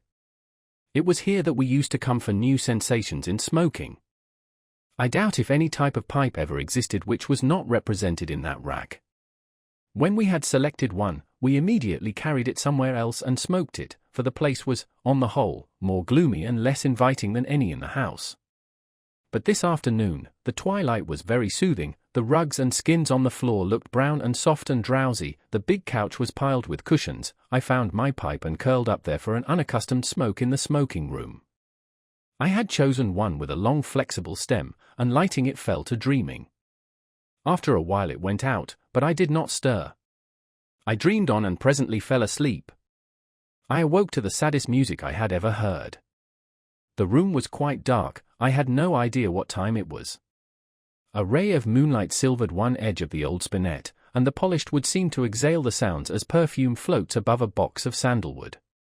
Someone rose in the darkness, and came away weeping quietly, and I was fool enough to cry out, "Genevieve!" She dropped at my voice, and I had time to curse myself while I made a light and tried to raise her from the floor. She shrank away with a murmur of pain. She was very quiet, and asked for Boris. I carried her to the divan, and went to look for him, but he was not in the house, and the servants were gone to bed. Perplexed and anxious, I hurried back to Genevieve. She lay where I had left her, looking very white. "I can't find Boris nor any of the servants," I said. "I know," she answered faintly, "Boris has gone to Ept with Mr. Scott. I did not remember when I sent you for him just now. But he can't get back in that case before tomorrow afternoon, and are you hurt? Did I frighten you into falling? What an awful fool I am, but I was only half awake. Boris thought you had gone home before dinner. Do please excuse us for letting you stay here all this time. I have had a long nap," I laughed, so sound that I did not know whether I was still asleep or not when I found myself staring at a figure that was moving toward me, and called out your name. "Have you been trying the old spinet? You must have played very softly. I would tell 1,000 more lies worse than that one to see the look of relief that came into her face." She smiled adorably, and said in her natural voice, "Alec, I tripped on that wolf's head, and I think my ankle is sprained. Please call Marie, and then go home." I did as she bade me, and left her there when the maid came in. 3. At noon next day when I called, I found Boris walking restlessly about his studio. "Genevieve is asleep just now," he told me. "The sprain is nothing, but why should she have such a high fever? The doctor can't account for it, or else he will not," he muttered. "Genevieve has a fever?" I asked. "I should say so, and has actually been a little lightheaded at intervals all night. The idea! Gay little Genevieve, without a care in the world, and she keeps saying her heart's broken, and she wants to die." My own heart stood still. Boris leaned against the door of his studio, looking down, his hands in his pockets, his kind, keen eyes clouded, a new line of trouble drawn over the mouth's good mark that made the smile. The maid had orders to summon him the instant Genevieve opened her eyes. We waited and waited, and Boris, growing restless, wandered about, fussing with modeling wax and red clay. Suddenly he started for the next room. "Come and see my rose-colored bath full of death," he cried. "Is it death?" I asked, to humor his mood. "You are not prepared to call it life, I suppose," he answered. As he spoke he plucked a solitary goldfish squirming and twisting out of its globe. "We'll send this one after the other, wherever that is," he said. There was feverish excitement in his voice. A dull weight of fever lay on my limbs and on my brain as I followed him to the fair crystal pool with its pink-tinted sides, and he dropped the creature in. Falling, its scales flashed with a hot orange gleam in its angry twistings and contortions. The moment it struck the liquid it became rigid and sank heavily to the bottom. Then came the milky foam, the splendid hues radiating on the surface, and then the shaft of pure serene light broke through from seemingly infinite depths. Boris plunged in his hand and drew out an exquisite marble thing, blue-veined, rose-tinted, and glistening with opalescent drops. "Child's play," he muttered, and looked wearily, longingly at me, as if I could answer such questions. But Jack Scott came in and entered into the game, as he called it, with ardor. Nothing would do but to try the experiment on the white rabbit then and there.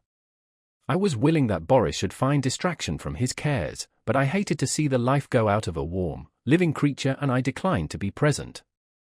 Picking up a book at random, I sat down in the studio to read. Alas! I had found The King in Yellow. After a few moments, which seemed ages, I was putting it away with a nervous shudder when Boris and Jack came in bringing their marble rabbit. At the same time the bell rang above, and a cry came from the sick room. Boris was gone like a flash, and the next moment he called, "Jack, run for the doctor, bring him back with you. Alec, come here." I went and stood at her door. A frightened maid came out in haste and ran away to fetch some remedy. Genevieve, sitting bolt upright, with crimson cheeks and glittering eyes, babbled incessantly and resisted Boris' gentle restraint. He called me to help. At my first touch she sighed and sank back, closing her eyes, and then, as we still bent above her, she opened them again, looked straight into Boris' face, poor fever-crazed girl, and told her secret. At the same instant our three lives turned into new channels, the bond that held us so long together snapped forever, and a new bond was forged in its place, for she had spoken my name, and as the fever tortured her, her heart poured out its load of hidden sorrow. Amazed and dumb I bowed my head, while my face burned like a live coal, and the blood surged in my ears, stupefying me with its clamor. Incapable of movement, incapable of speech, I listened to her feverish words in an agony of shame and sorrow. I could not silence her, I could not look at Boris. Then I felt an arm upon my shoulder, and Boris turned a bloodless face to mine. "It is not your fault, Alec, don't grieve so if she loves you," but he could not finish, and as the doctor stepped swiftly into the room, saying, "The fever," I seized Jack Scott and hurried him to the street, saying, Boris would rather be alone. We crossed the street to our own apartments, and that night, seeing I was going to be ill too, he went for the doctor again. The last thing I recollect with any distinctness was hearing Jack say, "For heaven's sake, doctor, what ails him, to wear a face like that?" and I thought of the King in Yellow and the pallid mask. I was very ill, for the strain of 2 years which I had endured since that fatal May morning when Genevieve murmured, "I love you, but I think I love Boris best," told on me at last. I had never imagined that it could become more than I could endure. Outwardly tranquil, I had deceived myself. Although the inward battle raged night after night, and I, lying alone in my room, cursed myself for rebellious thoughts unloyal to Boris and unworthy of Genevieve, the morning always brought relief, and I returned to Genevieve and to my dear Boris with a heart washed clean by the tempests of the night. Never in word or deed or thought while with them had I betrayed my sorrow even to myself. The mask of self-deception was no longer a mask for me, it was a part of me. Night lifted it, laying bare the stifled truth below, but there was no one to see except myself, and when the day broke the mask fell back again of its own accord.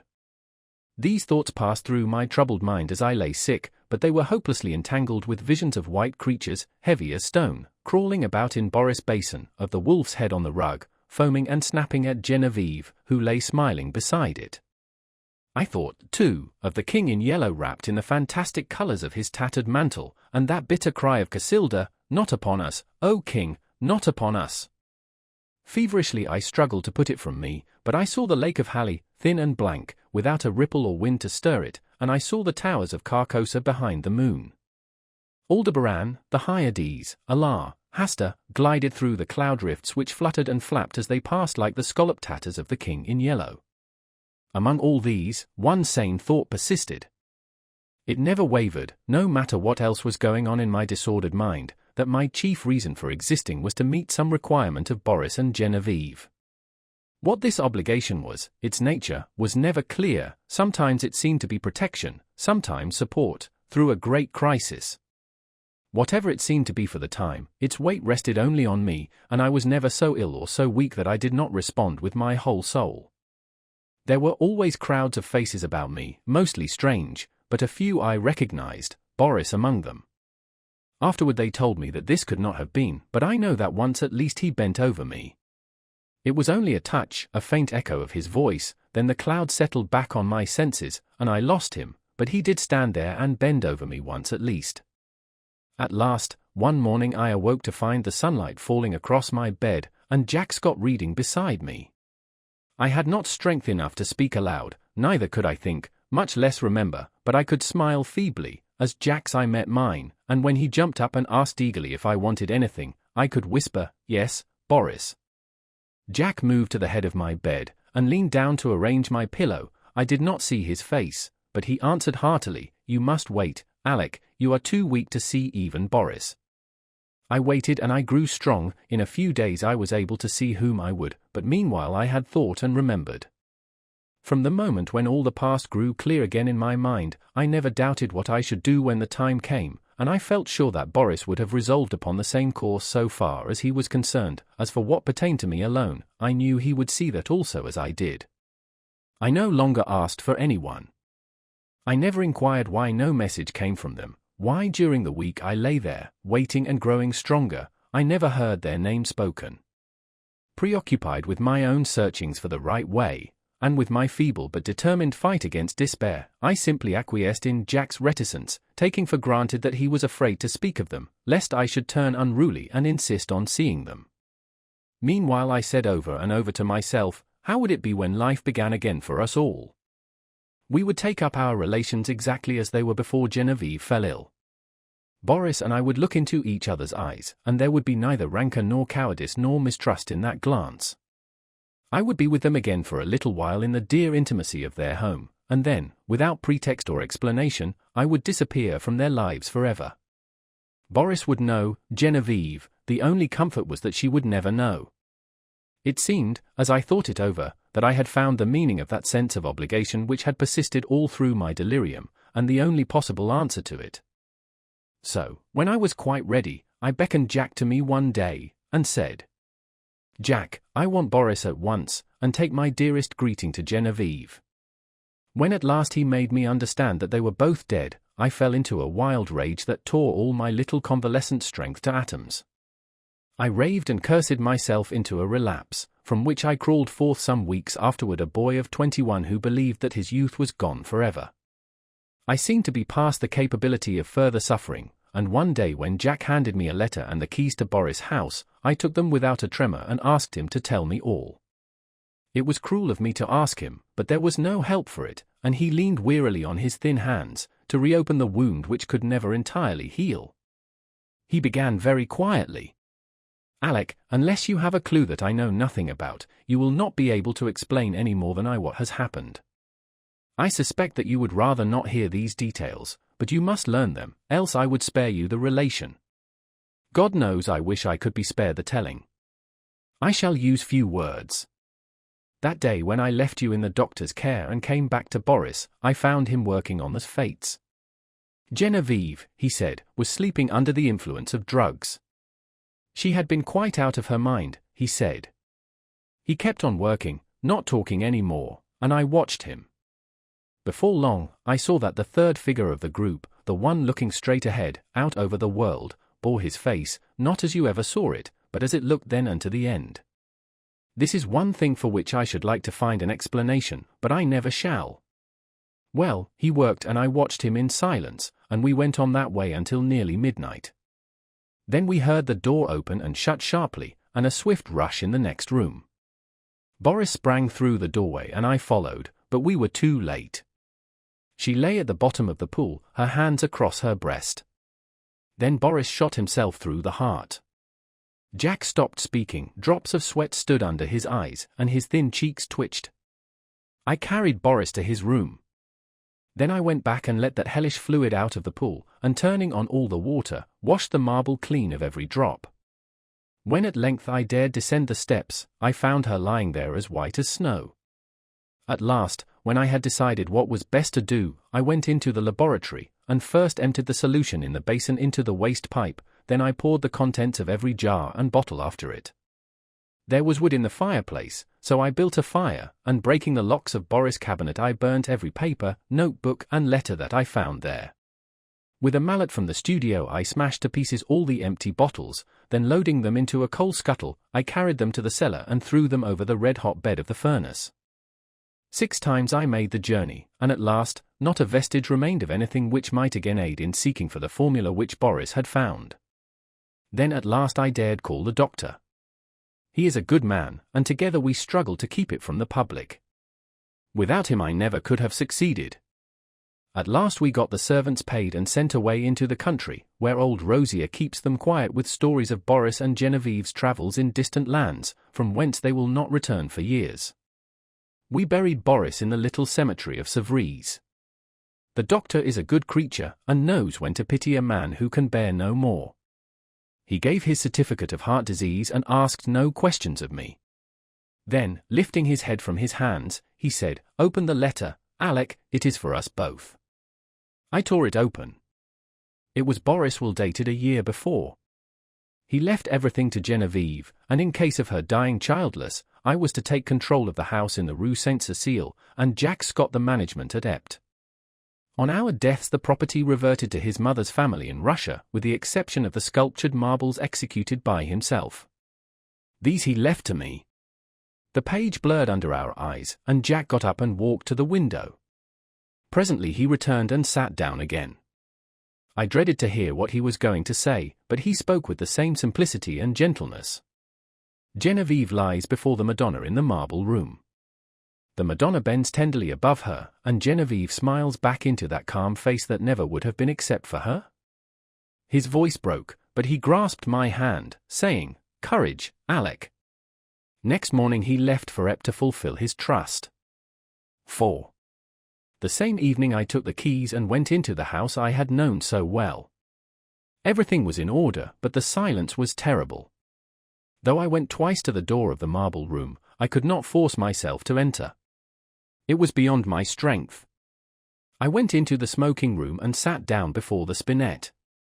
A small lace handkerchief lay on the keys, and I turned away, choking. It was plain I could not stay, so I locked every door, every window, and the 3 front and back gates, and went away. Next morning Alcide packed my valise, and leaving him in charge of my apartments I took the Orient Express for Constantinople. During the 2 years that I wandered through the East, at first, in our letters, we never mentioned Genevieve and Boris, but gradually their names crept in. I recollect particularly a passage in one of Jack's letters replying to one of mine. What you tell me of seeing Boris bending over you while you lay ill, and feeling his touch on your face, and hearing his voice, of course troubles me. This that you describe must have happened a fortnight after he died. I say to myself that you were dreaming, that it was part of your delirium, but the explanation does not satisfy me, nor would it you. Toward the end of the second year a letter came from Jack to me in India so unlike anything that I had ever known of him that I decided to return at once to Paris. He wrote, "I am well, and sell all my pictures as artists do who have no need of money. I have not a care of my own, but I am more restless than if I had. I am unable to shake off a strange anxiety about you. It is not apprehension, it is rather a breathless expectancy of what, God knows. I can only say it is wearing me out. Nights I dream always of you and Boris. I can never recall anything afterward, but I wake in the morning with my heart beating, and all day the excitement increases until I fall asleep at night to recall the same experience. I am quite exhausted by it, and have determined to break up this morbid condition. I must see you. Shall I go to Bombay, or will you come to Paris?" I telegraphed him to expect me by the next steamer. When we met I thought he had changed very little. He insisted, looked in splendid health. It was good to hear his voice again, and as we sat and chatted about what life still held for us, we felt that it was pleasant to be alive in the bright spring weather. We stayed in Paris together a week, and then I went for a week to Epte with him, but first of all we went to the cemetery at Sèvres, where Boris lay. "Shall we place that fates in the little grove above him?" Jack asked, and I answered. I think only the Madonna should watch over Boris' grave. But Jack was none the better for my homecoming. The dreams of which he could not retain even the least definite outline continued, and he said that at times the sense of breathless expectancy was suffocating. "You see I do you harm and not good," I said.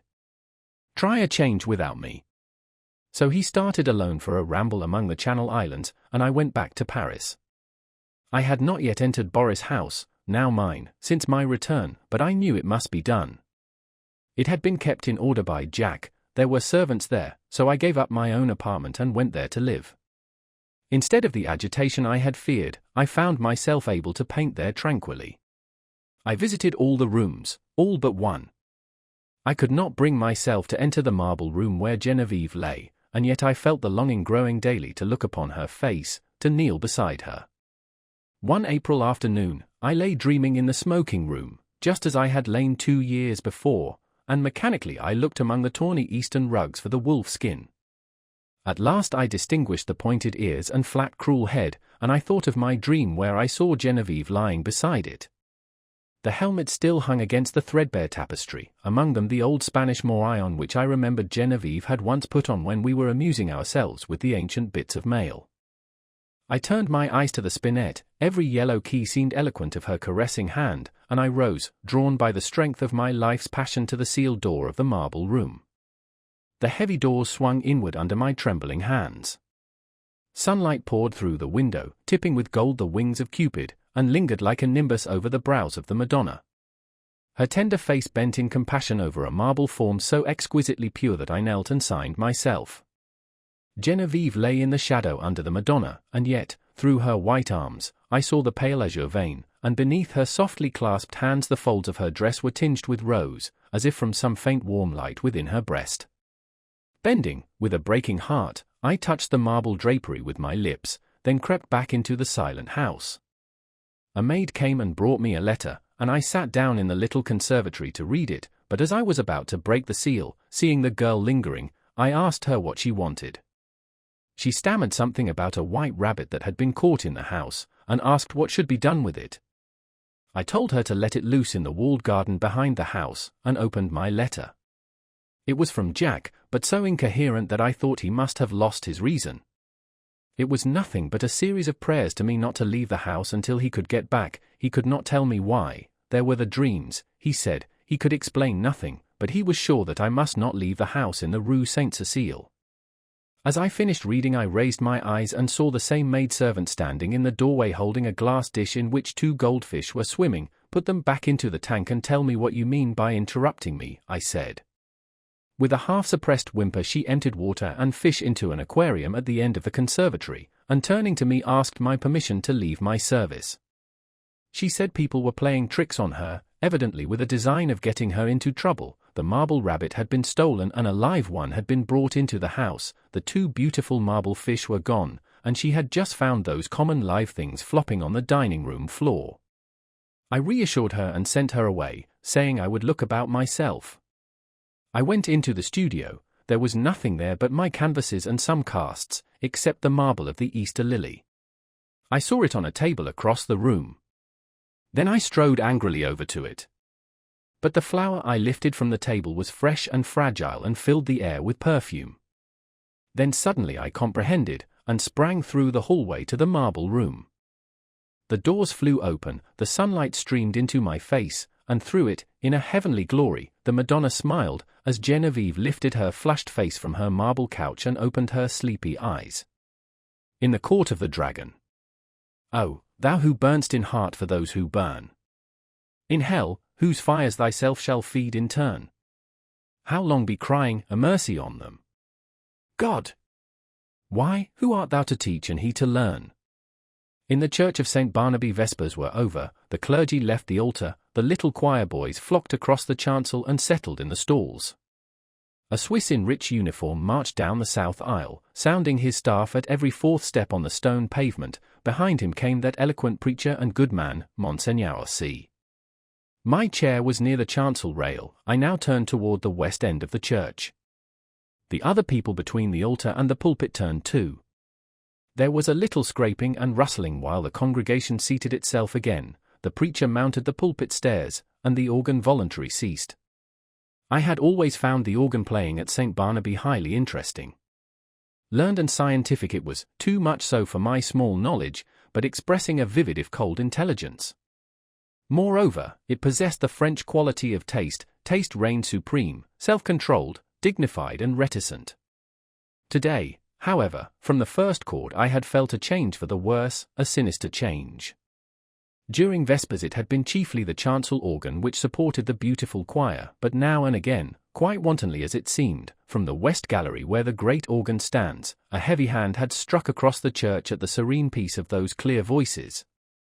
It was something more than harsh and dissonant, and it betrayed no lack of skill. As it recurred again and again, it set me thinking of what my architect's books say about the custom in early times to consecrate the choir as soon as it was built, and that the nave, being finished sometimes half a century later, often did not get any blessing at all. I wondered idly if that had been the case at St. Barnaby, and whether something not usually supposed to be at home in a Christian church might have entered undetected and taken possession of the west gallery.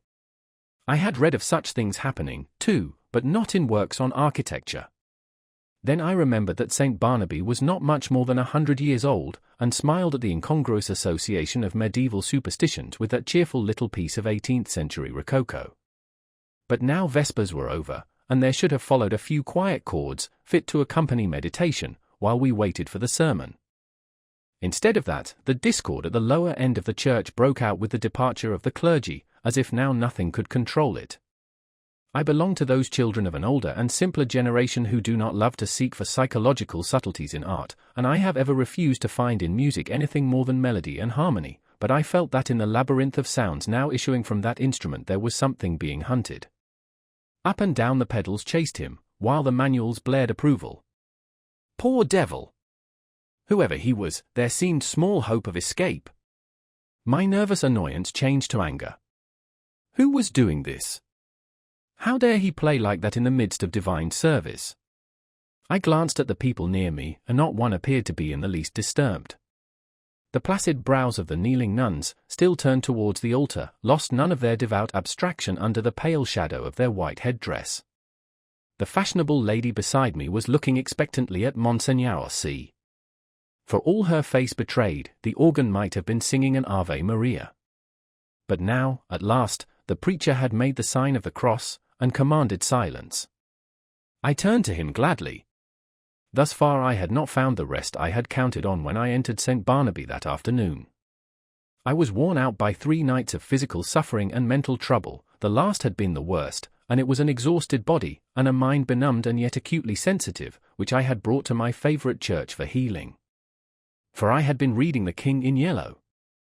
The sun ariseth, they gather themselves together and lay them down in their dens. Monseigneur C. delivered his text in a calm voice, glancing quietly over the congregation. My eyes turned, I knew not why, toward the lower end of the church. The organist was coming from behind his pipes, and passing along the gallery on his way out, I saw him disappear by a small door that leads to some stairs which descend directly to the street. He was a slender man, and his face was as white as his coat was black. Good riddance, I thought, with your wicked music. I hope your assistant will play the closing voluntary. With a feeling of relief, with a deep, calm feeling of relief, I turned back to the mild face in the pulpit and settled myself to listen. Here, at last, was the ease of mind I longed for. My children, said the preacher, one truth the human soul finds hardest of all to learn, that it has nothing to fear. It can never be made to see that nothing can really harm it. Curious doctrine, I thought, for a Catholic priest. Let us see how he will reconcile that with the Fathers. Nothing can really harm the soul, he went on, in his coolest, clearest tones, because. But I never heard the rest. My eye left his face, I knew not for what reason, and sought the lower end of the church. The same man was coming out from behind the organ, and was passing along the gallery the same way. But there had not been time for him to return, and if he had returned, I must have seen him. I felt a faint chill, and my heart sank, and yet, his going and coming were no affair of mine. I looked at him, I could not look away from his black figure and his white face. When he was exactly opposite to me, he turned and sent across the church straight into my eyes a look of hate, intense and deadly. I have never seen any other like it, would to God I might never see it again.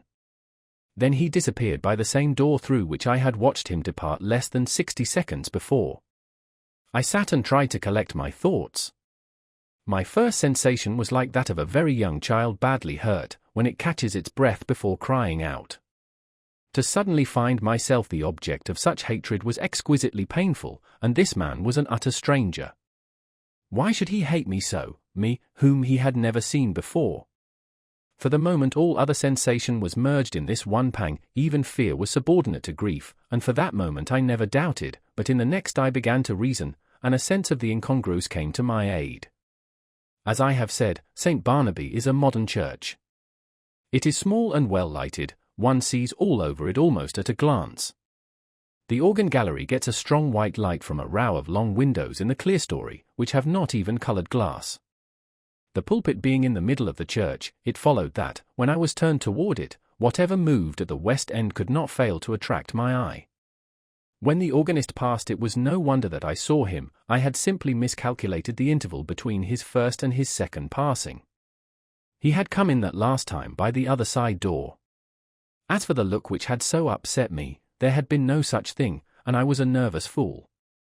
I looked about. This was a likely place to harbour supernatural horrors.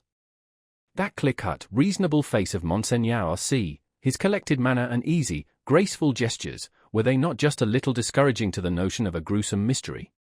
I glanced above his head, and almost laughed. That flyaway lady supporting one corner of the pulpit canopy, which looked like a fringed damask tablecloth in a high wind, at the first attempt of a basilisk to pose up there in the organ loft, she would point her gold trumpet at him, and puff him out of existence. I laughed to myself over this conceit, which, at the time, I thought very amusing, and sat and chaffed myself and everything else, from the old harpy outside the railing, who had made me pay 10 centimes for my chair before she would let me in. She was more like a basilisk, I told myself, than was my organist with the anemic complexion from that grim old dame, to, yes, alas, Monseigneur C. himself. For all devoutness had fled. I had never yet done such a thing in my life, but now I felt a desire to mock. As for the sermon, I could not hear a word of it for the jingle in my ears of the skirts of St. Paul has reached. Having preached us those 6 Lent lectures, more unctuous than ever he preached, keeping time to the most fantastic and irreverent thoughts. It was no use to sit there any longer, I must get out of doors and shake myself free from this hateful mood.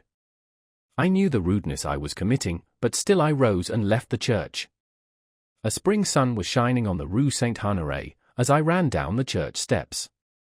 On one corner stood a barrow full of yellow jonquils, pale violets from the Riviera, dark Russian violets, and white Roman hyacinths in a golden cloud of mimosa. The street was full of Sunday pleasure seekers. I swung my cane and laughed with the rest. Someone overtook and passed me. He never turned, but there was the same deadly malignity in his white profile that there had been in his eyes.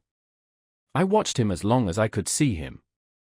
His lithe back expressed the same menace. Every step that carried him away from me seemed to bear him on some errand connected with my destruction. I was creeping along, my feet almost refusing to move. There began to dawn in me a sense of responsibility for something long forgotten. It began to seem as if I deserved that which he threatened. It reached a long way back, a long, long way back. It had lain dormant all these years. It was there, though, and presently it would rise and confront me. But I would try to escape, and I stumbled as best I could into the Rue de Rivoli, across the Place de la Concorde and onto the quay. I looked with sick eyes upon the sun, shining through the white foam of the fountain, pouring over the backs of the dusky bronze river gods, on the faraway arc, a structure of amethyst mist, on the countless vistas of grey stems and bare branches faintly green. Then I saw him again coming down one of the chestnut alleys of the Cowes la Reina. I left the riverside, plunged blindly across to the Champs-Élysées and turned toward the Arc. The setting sun was sending its rays along the green sward of the Rond-Point. In the full glow he sat on a bench, children and young mothers all about him. He was nothing but a Sunday lounger, like the others, like myself. I said the words almost aloud, and all the while I gazed on the malignant hatred of his face. But he was not looking at me. I crept past and dragged my leaden feet up the avenue. I knew that every time I met him brought him nearer to the accomplishment of his purpose and my fate. And still I tried to save myself. The last rays of sunset were pouring through the great arc. I passed under it, and met him face to face. I had left him far down the Champs-Élysées, and yet he came in with a stream of people who were returning from the Bois de Boulogne. He came so close that he brushed me. His slender frame felt like iron inside its loose black covering. He showed no signs of haste, nor of fatigue, nor of any human feeling. His whole being expressed one thing, the will, and the power to work me evil. In anguish I watched him where he went down the broad crowded avenue, that was all flashing with wheels and the trappings of horses and the helmets of the Garde Républicaine. He was soon lost to sight, then I turned and fled. Into the Bois, and far out beyond it, I know not where I went, but after a long while, as it seemed to me, night had fallen, and I found myself sitting at a table before a small café. I had wandered back into the Bois. It was hours now since I had seen him. Physical fatigue and mental suffering had left me no power to think or feel. I was tired, so tired. I longed to hide away in my own den. I resolved to go home. But that was a long way off. I live in the Court of the Dragon, a narrow passage that leads from the Rue de Rennes to the Rue du Dragon. It is an impasse, traversable only for foot passengers. Over the entrance on the Rue de Rennes is a balcony, supported by an iron dragon. Within the court tall old houses rise on either side, and close the ends that give on the two streets. Huge gates, swung back during the day into the walls of the deep archways, close this court, after midnight, and one must enter then by ringing at certain small doors on the side. The sunken pavement collects unsavory pools. Steep stairways pitch down to doors that open on the court. The ground floors are occupied by shops of second-hand dealers, and by iron workers. All day long the place rings with the clink of hammers and the clang of metal bars. Unsavory as it is below, there is cheerfulness, and comfort, and hard, honest work above. 5 flights up are the ateliers of architects and painters, and the hiding places of middle-aged students like myself who want to live alone. When I first came here to live I was young, and not alone. I had to walk a while before any conveyance appeared, but at last, when I had almost reached the Arc de Triomphe again, an empty cab came along and I took it. From the Arc to the Rue de Rennes is a drive of more than half an hour, especially when one is conveyed by a tired cab horse that has been at the mercy of Sunday fate-makers. There had been time before I passed under the dragon's wings to meet my enemy over and over again, but I never saw him once, and now refuge was close at hand. Before the wide gateway a small mob of children were playing.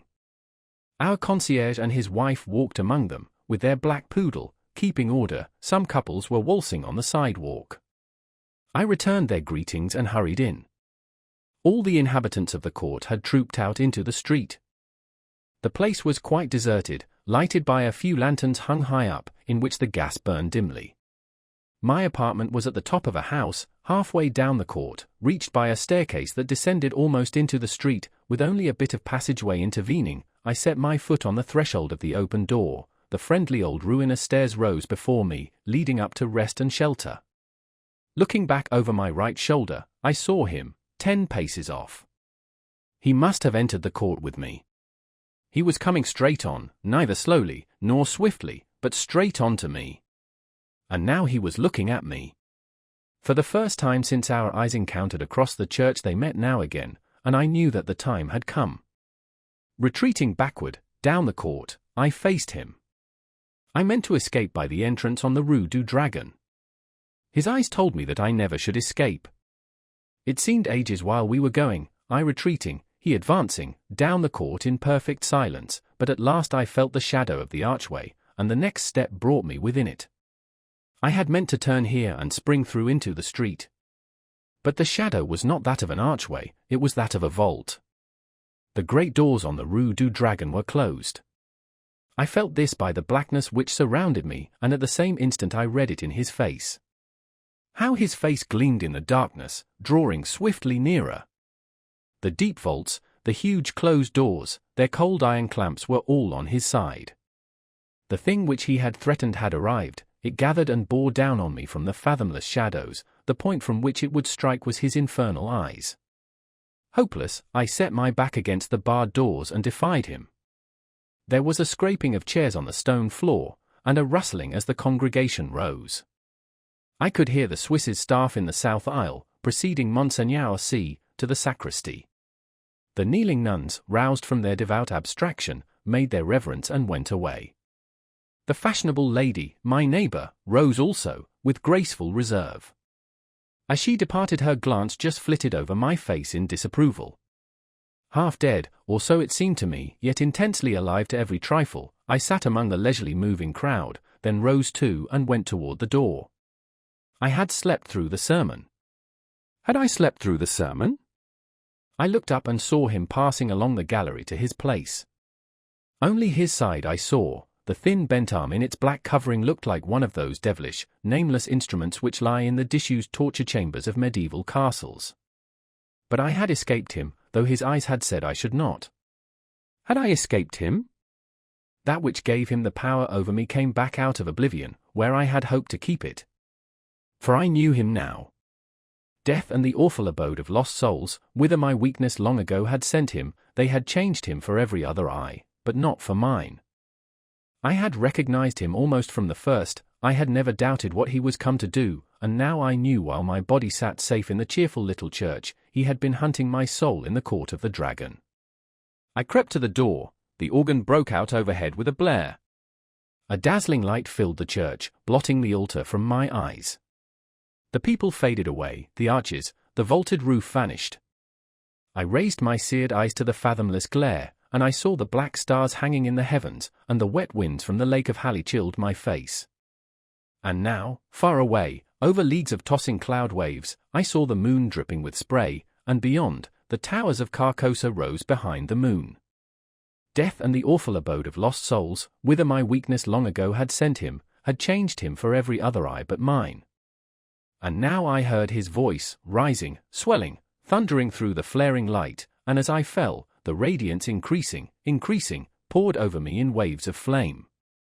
Then I sank into the depths, and I heard the king in yellow whispering to my soul, "It is a fearful thing to fall into the hands of the living God." The yellow sign. Let the red dawn surmise what we shall do when this blue starlight dies, and all is through. 1. There are so many things which are impossible to explain. Why should certain chords in music make me think of the brown and golden tints of autumn foliage? Why should the Mass of St. Cecile bend my thoughts wandering among caverns whose walls blaze with ragged masses of virgin silver? What was it in the roar and turmoil of Broadway at 6 o'clock that flashed before my eyes the picture of a still Breton forest where sunlight filtered through spring foliage and Sylvia bent, half curiously, half tenderly, over a small green lizard, murmuring, "To think that this also is a little ward of God." When I first saw the watchman his back was toward me. I looked at him indifferently until he went into the church. I paid no more attention to him than I had to any other man who lounged through Washington Square that morning, and when I shut my window and turned back into my studio I had forgotten him. Late in the afternoon, the day being warm, I raised the window again and leaned out to get a sniff of air. A man was standing in the courtyard of the church, and I noticed him again with as little interest as I had that morning. I looked across the square to where the fountain was playing and then, with my mind filled with vague impressions of trees, asphalt drives, and the moving groups of nursemaids and holidaymakers, I started to walk back to my easel. As I turned, my listless glance included the man below in the churchyard. His face was toward me now, and with a perfectly involuntary movement I bent to see it. At the same moment he raised his head and looked at me. Instantly I thought of a coffin worm. Whatever it was about the man that repelled me I did not know, but the impression of a plump white grave worm was so intense and nauseating that I must have shown it in my expression, for he turned his puffy face away with a movement which made me think of a disturbed grub in a chestnut. I went back to my easel and motioned the model to resume her pose. After working a while I was satisfied that I was spoiling what I had done as rapidly as possible, and I took up a palette knife and scraped the color out again. The flesh tones were sallow and unhealthy, and I did not understand how I could have painted such sickly color into a study which before that had glowed with healthy tones. I looked at Tessie. She had not changed, and the clear flush of health dyed her neck and cheeks as I frowned.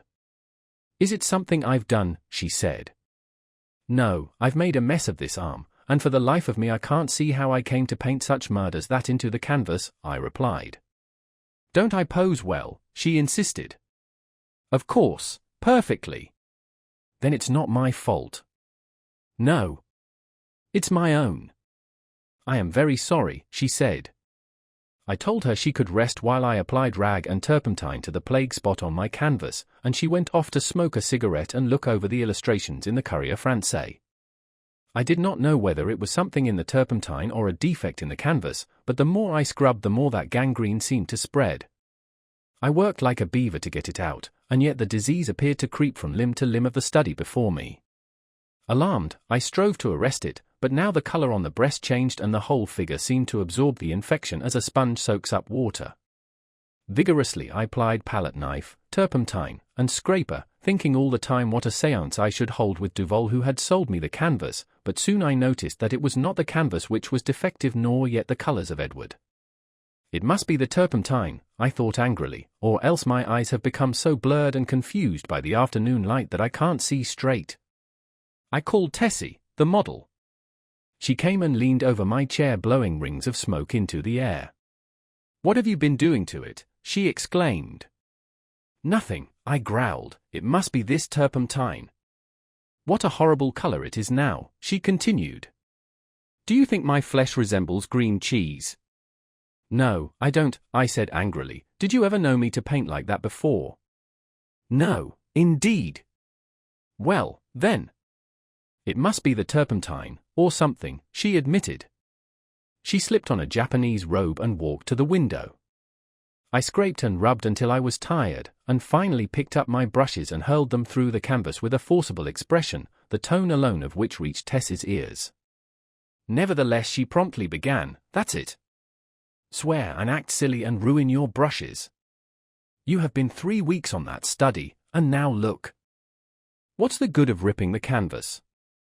What creatures artists are." I felt about as much ashamed as I usually did after such an outbreak, and I turned the ruined canvas to the wall. Tessie helped me clean my brushes, and then danced away to dress. From the screen she regaled me with bits of advice concerning whole or partial loss of temper, until, thinking, perhaps, I had been tormented sufficiently, she came out to implore me to button her waist where she could not reach it on the shoulder. "Everything went wrong from the time you came back from the window and talked about that horrid-looking man you saw in the churchyard," she announced. "Yes, he probably bewitched the picture," I said, yawning. I looked at my watch. It's after 6, I know, said Tessie, adjusting her hat before the mirror. Yes, I replied, I didn't mean to keep you so long. I leaned out of the window but recalled with disgust, for the young man with the pasty face stood below in the churchyard. Tessie saw my gesture of disapproval and leaned from the window. Is that the man you don't like? She whispered. I nodded. I can't see his face, but he does look fat and soft. Some way or other, she continued, turning to look at me, he reminds me of a dream, an awful dream I once had. Or, she mused, looking down at her shapely shoes, was it a dream after all? How should I know? I smiled. Tessie smiled in reply. You were in it, she said, so perhaps you might know something about it. Tessie! Tessie! I protested, don't you dare flatter by saying that you dream about me. But I did, she insisted, shall I tell you about it? Go ahead, I replied, lighting a cigarette. Tessie leaned back on the open windowsill and began very seriously. One night last winter I was lying in bed thinking about nothing at all in particular. I had been posing for you and I was tired out, yet it seemed impossible for me to sleep. I heard the bells in the city ring 10, 11, and midnight. I must have fallen asleep about midnight because I don't remember hearing the bells after that. It seemed to me that I had scarcely closed my eyes when I dreamed that something impelled me to go to the window. I rose, and raising the sash leaned out. 25th Street was deserted as far as I could see. I began to be afraid, everything outside seemed so black and uncomfortable. Then the sound of wheels in the distance came to my ears, and it seemed to me as though that was what I must wait for. Very slowly the wheels approached, and, finally, I could make out a vehicle moving along the street. It came nearer and nearer, and when it passed beneath my window I saw it was a hearse. Then, as I trembled with fear, the driver turned and looked straight at me. When I awoke I was standing by the open window shivering with cold, but the black-plumed hearse and the driver were gone. I dreamed this dream again in March last, and again awoke beside the open window. Last night the dream came again. You remember how it was raining, when I awoke, standing at the open window, my nightdress was soaked. But where did I come into the dream? I asked.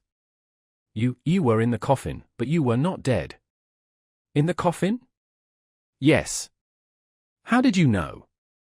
Could you see me? No, I only knew you were there. Had you been eating Welsh rabbits, or lobster salad?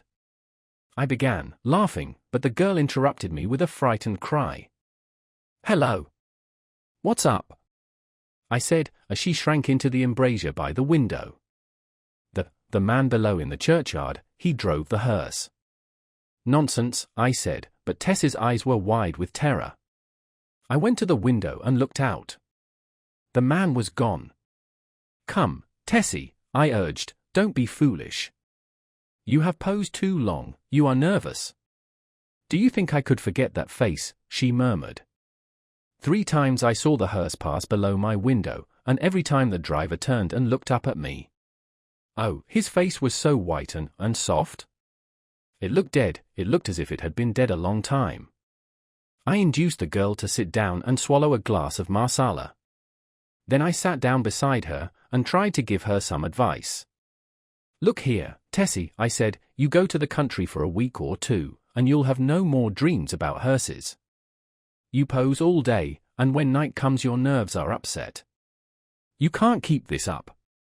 Then again, instead of going to bed when your day's work is done, you run off to picnics at Sulzer's Park, or go to the El Dorado or Coney Island, and when you come down here next morning you are fagged out. There was no real hearse. There was a soft-shell crab dream. She smiled faintly. What about the man in the churchyard? Oh, he's only an ordinary unhealthy, everyday creature. As true as my name is Tessie Reardon, I swear to you, Mr. Scott, that the face of the man below in the churchyard is the face of the man who drove the hearse. What of it? I said. It's an honest trade. Then you think I did see the hearse? Oh, I said diplomatically, if you really did, it might not be unlikely that the man below drove it.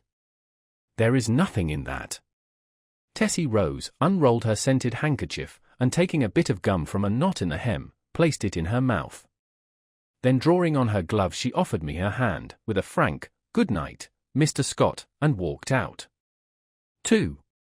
The next morning, Thomas, the bell-boy, brought me the Herald and a bit of news.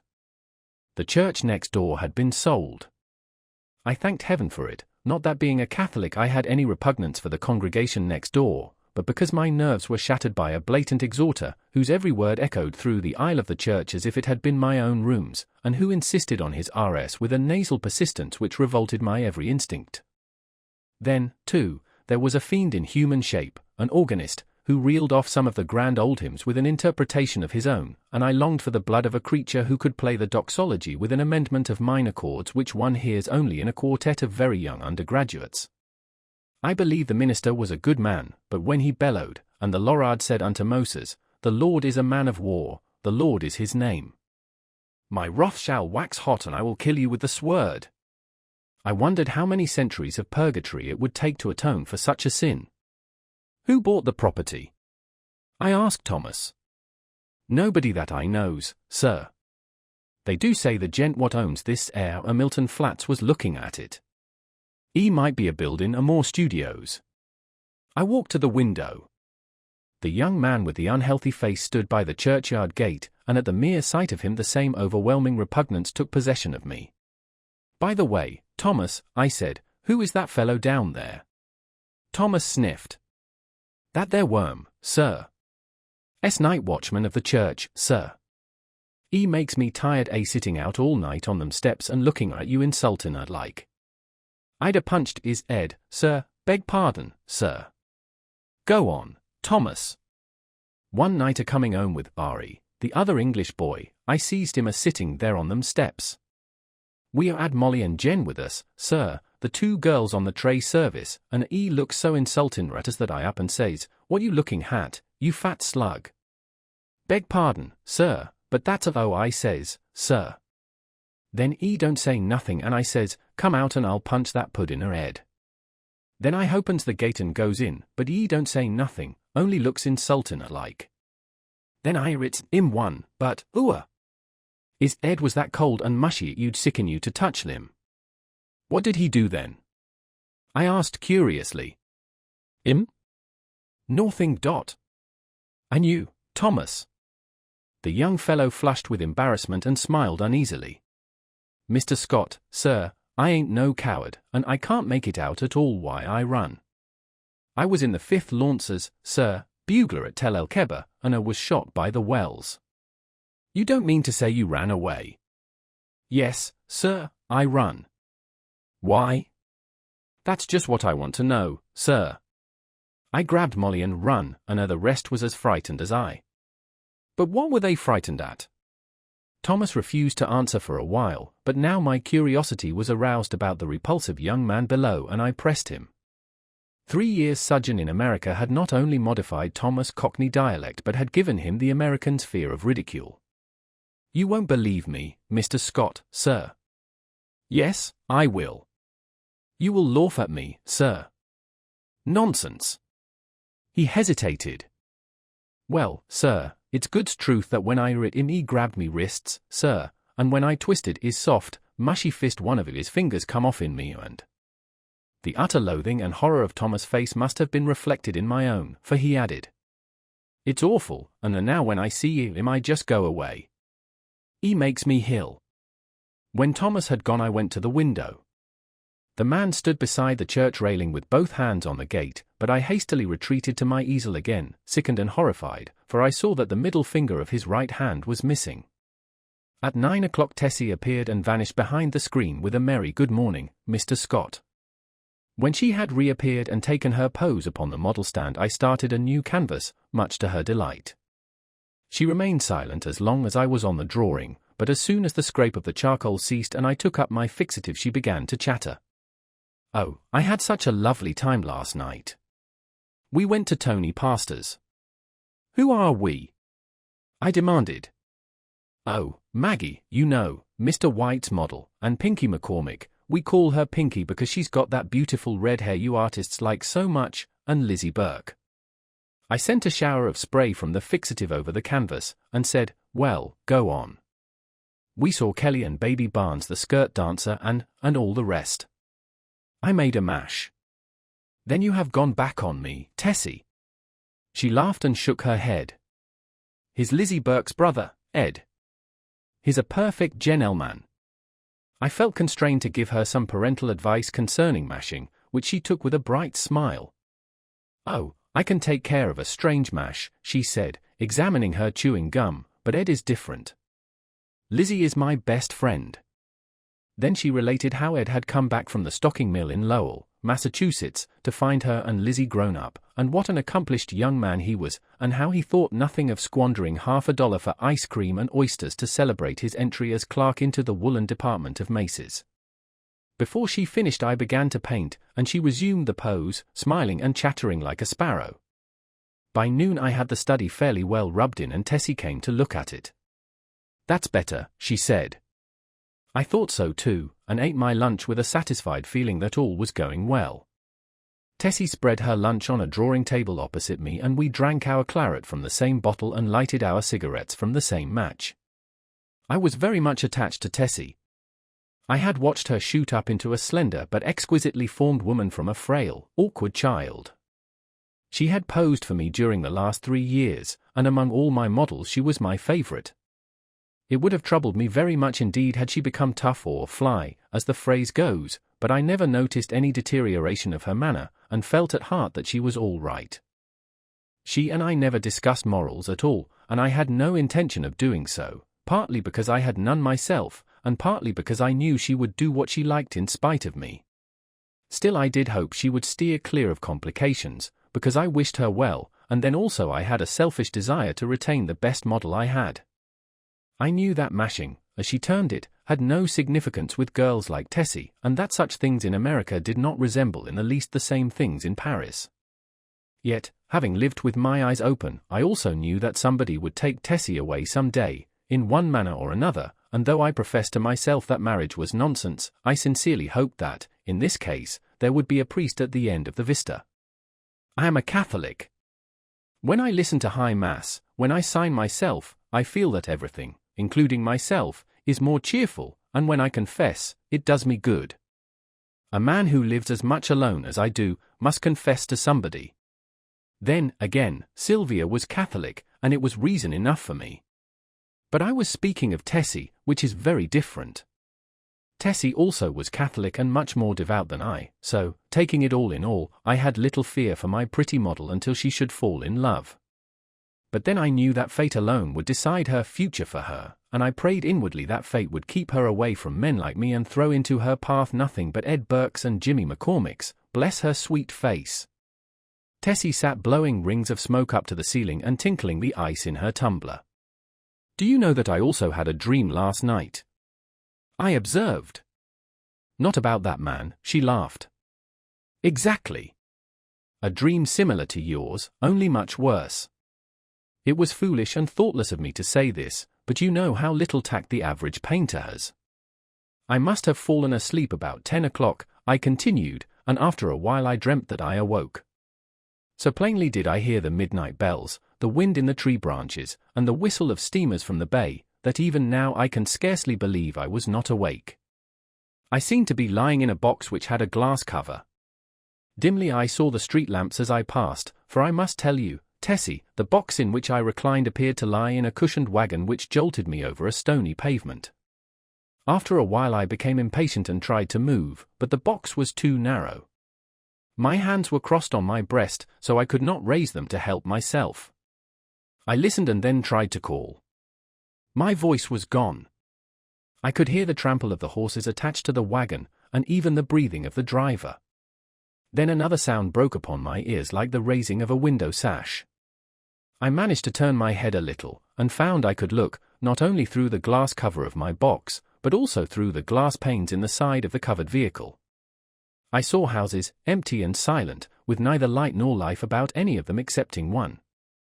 In that house a window was open on the first floor, and a figure all in white stood looking down into the street. It was you. Tessie had turned her face away from me and leaned on the table with her elbow. I could see your face, I resumed, and it seemed to me to be very sorrowful. Then we passed on and turned into a narrow black lane. Presently the horses stopped. I waited and waited, closing my eyes with fear and impatience, but all was silent as the grave. After what seemed to me hours, I began to feel uncomfortable. A sense that somebody was close to me made me unclose my eyes. Then I saw the white face of the hearse driver looking at me through the coffin lid. A sob from Tessie interrupted me. She was trembling like a leaf. I saw I had made an ass of myself and attempted to repair the damage. "Why, Tess," I said, "I only told you this to show you what influence your story might have on another person's dreams. You don't suppose I really lay in a coffin, do you? What are you trembling for? Don't you see that your dream and my unreasonable dislike for that inoffensive watchman of the church simply set my brain working as soon as I fell asleep?" She laid her head between her arms, and sobbed as if her heart would break. What a precious triple donkey I had made of myself! But I was about to break my record. I went over and put my arm about her. "Tessie dear, forgive me," I said, "I had no business to frighten you with such nonsense. You are too sensible a girl, too good a Catholic to believe in dreams." Her hand tightened on mine and her head fell back upon my shoulder, but she still trembled and I petted her and comforted her. "Come, Tess, open your eyes and smile." Her eyes opened with a slow languid movement and met mine, but their expression was so queer that I hastened to reassure her again. "It's all humbug, Tessie, you surely are not afraid that any harm will come to you because of that." "No," she said, but her scarlet lips quivered. "Then, what's the matter? Are you afraid?" "Yes." "Not for myself." "For me, then?" I demanded gaily. "For you," she murmured in a voice almost inaudible. I care for you." At first I started to laugh, but when I understood her, a shock passed through me, and I sat like one turned to stone. This was the crowning bit of idiocy I had committed. During the moment which elapsed between her reply and my answer, I thought of 1,000 responses to that innocent confession. I could pass it by with a laugh, I could misunderstand her and assure her as to my health, I could simply point out that it was impossible she could love me. But my reply was quicker than my thoughts, and I might think and think now when it was too late, for I had kissed her on the mouth. That evening I took my usual walk in Washington Park, pondering over the occurrences of the day. I was thoroughly committed. There was no back out now, and I stared the future straight in the face. I was not good, not even scrupulous, but I had no idea of deceiving either myself or Tessie. The one passion of my life lay buried in the sunlit forests of Brittany. Was it buried forever? Hope cried no. For 3 years I had been listening to the voice of hope, and for 3 years I had waited for a footstep on my threshold. Had Sylvia forgotten? No, cried hope. I said that I was no good. That is true, but still I was not exactly a comic opera villain. I had led an easygoing, reckless life, taking what invited me of pleasure, deploring and sometimes bitterly regretting consequences. In one thing alone, except my painting, was I serious, and that was something which lay hidden if not lost in the Breton forests. It was too late for me to regret what had occurred during the day. Whatever it had been, pity, a sudden tenderness for sorrow, or the more brutal instinct of gratified vanity, it was all the same now, and unless I wished to bruise an innocent heart, my path lay marked before me. The fire and strength, the depth of passion of a love which I had never even suspected, with all my imagined experience in the world, left me no alternative but to respond or send her away. Whether because I am so cowardly about giving pain to others, or whether it was that I have little of the gloomy Puritan in me, I do not know, but I shrank from disclaiming responsibility for that thoughtless kiss, and in fact had no time to do so before the gates of her heart opened and the flood poured forth. Others who habitually do their duty and find a sullen satisfaction in making themselves and everybody else unhappy might have withstood it. I did not. I dared not. After the storm had abated I did tell her that she might better have loved Ed Burke and worn a plain gold ring, but she would not hear of it, and I thought perhaps as long as she had decided to love somebody she could not marry, it had better be me. I, at least, could treat her with an intelligent affection, and whenever she became tired of her infatuation she could go none the worse for it.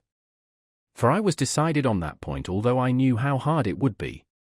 I remembered the usual termination of platonic liaisons, and thought how disgusted I had been whenever I heard of one. I knew I was undertaking a great deal for so unscrupulous a man as I was, and I dreamed the future, but never for one moment did I doubt that she was safe with me. Had it been anybody but Tessie, I should not have bothered my head about scruples. For it did not occur to me to sacrifice Tessie as I would have sacrificed a woman of the world. I looked the future squarely in the face and saw the several probable endings to the affair.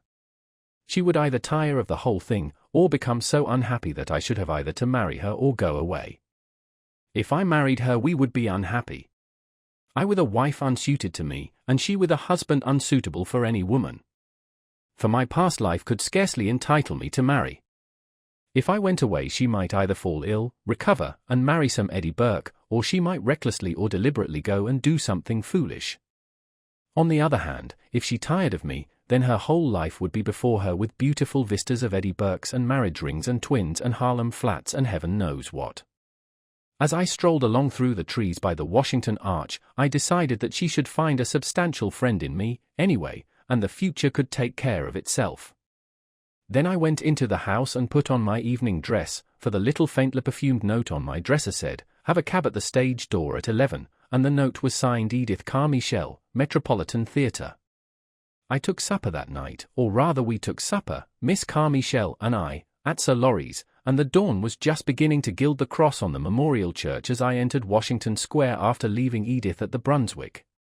There was not a soul in the park as I passed along the trees and took the walk which leads from the Garibaldi statue to the Hamilton apartment house, but as I passed the churchyard I saw a figure sitting on the stone steps. In spite of myself a chill crept over me at the sight of the white puffy face, and I hastened to pass. Then he said something which might have been addressed to me or might merely have been a mutter to himself, but a sudden furious anger flamed up within me that such a creature should address me. For an instant I felt like wheeling about and smashing my stick over his head, but I walked on, and entering the Hamilton went to my apartment. For some time I tossed about the bed trying to get the sound of his voice out of my ears, but could not. It filled my head, that muttering sound, like thick oily smoke from a fat-rendering vat or an odor of noisome decay. And as I lay and tossed about, the voice in my ears seemed more distinct, and I began to understand the words he had muttered. They came to me slowly as if I had forgotten them, and at last I could make some sense out of the sounds. It was this? "Have you found the yellow sign? Have you found the yellow sign? Have you found the yellow sign?" I was furious. What did he mean by that? Then with a curse upon him and his eye rolled over and went to sleep, but when I awoke later I looked pale and haggard, for I had dreamed the dream of the night before, and it troubled me more than I cared to think. I dressed and went down into my studio. Tessie sat by the window, but as I came in she rose and put both arms around my neck for an innocent kiss. She looked so sweet and dainty that I kissed her again and then sat down before the easel. "Hello.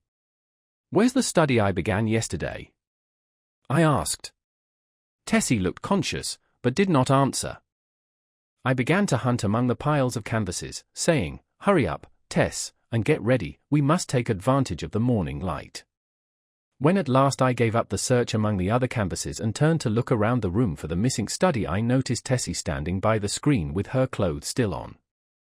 "What's the matter?" I asked. "Don't you feel well?" "Yes." "Then hurry. Do you want me to pose as I have always posed?" Then I understood. Here was a new complication.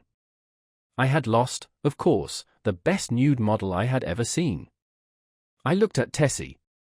Her face was scarlet. Alas! Alas! We had eaten of the tree of knowledge, and Eden and native innocence were dreams of the past, I mean for her. I suppose she noticed the disappointment on my face, for she said, "I will pose if you wish. The study is behind the screen here where I put it." "No," I said, "we will begin something new," and I went into my wardrobe and picked out a Moorish costume which fairly blazed with tinsel.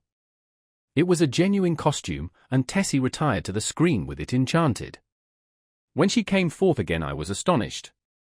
Her long black hair was bound above her forehead with a circlet of turquoises, and the ends curled about her glittering girdle.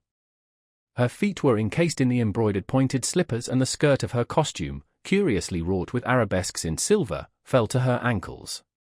The deep metallic blue vest embroidered with silver and the short Moresque jacket spangled and sewn with turquoises became her wonderfully. She came up to me and held up her face smiling. I slipped my hand into my pocket and drawing out a gold chain with a cross attached, dropped it over her head. "It's yours, Tessie." "Mine," she faltered. "Yours. Now go and pose." Then with a radiant smile she ran behind the screen and presently reappeared with a little box on which was written my name. "I had intended to give it to you when I went home tonight," she said, "but I can't wait now." I opened the box. On the pink cotton inside lay a clasp of black onyx, on which was inlaid a curious symbol or letter in gold. It was neither Arabic nor Chinese, nor, as I found afterwards, did it belong to any human script. "It's all I had to give you for a keepsake," she said timidly. I was annoyed, but I told her how much I should prize it, and promised to wear it always. She fastened it on my coat beneath the lapel. "How foolish, Tess, to go and buy me such a beautiful thing as this," I said. "I did not buy it," she laughed. "Where did you get it?" Then she told me how she had found it one day while coming from the aquarium in the Battery, how she had advertised it and watched the papers, but at last gave up all hopes of finding the owner. "That was last winter," she said, "the very day I had the first horrid dream about the hearse." I remembered my dream of the previous night but said nothing, and presently my charcoal was flying over a new canvas, and Tessie stood motionless on the model stand. 3. The day following was a disastrous one for me. While moving a framed canvas from one easel to another, my foot slipped on the polished floor, and I fell heavily on both wrists. They were so badly sprained that it was useless to attempt to hold a brush, and I was obliged to wander about the studio, glaring at unfinished drawings and sketches, until despair seized me and I sat down to smoke and twiddle my thumbs with rage. The rain blew against the windows and rattled on the roof of the church, driving me into a nervous fit with its interminable patter. Tessie sat sewing by the window, and every now and then raised her head and looked at me with such innocent compassion that I began to feel ashamed of my irritation and looked about for something to occupy me. I had read all the papers and all the books in the library, but for the sake of something to do I went to the bookcases and shoved them open with my elbow. I knew every volume by its color and examined them all, passing slowly around the library and whistling to keep up my spirits. I was turning to go into the dining room when my eye fell upon a book bound in serpent skin, standing in a corner of the top shelf of the last bookcase.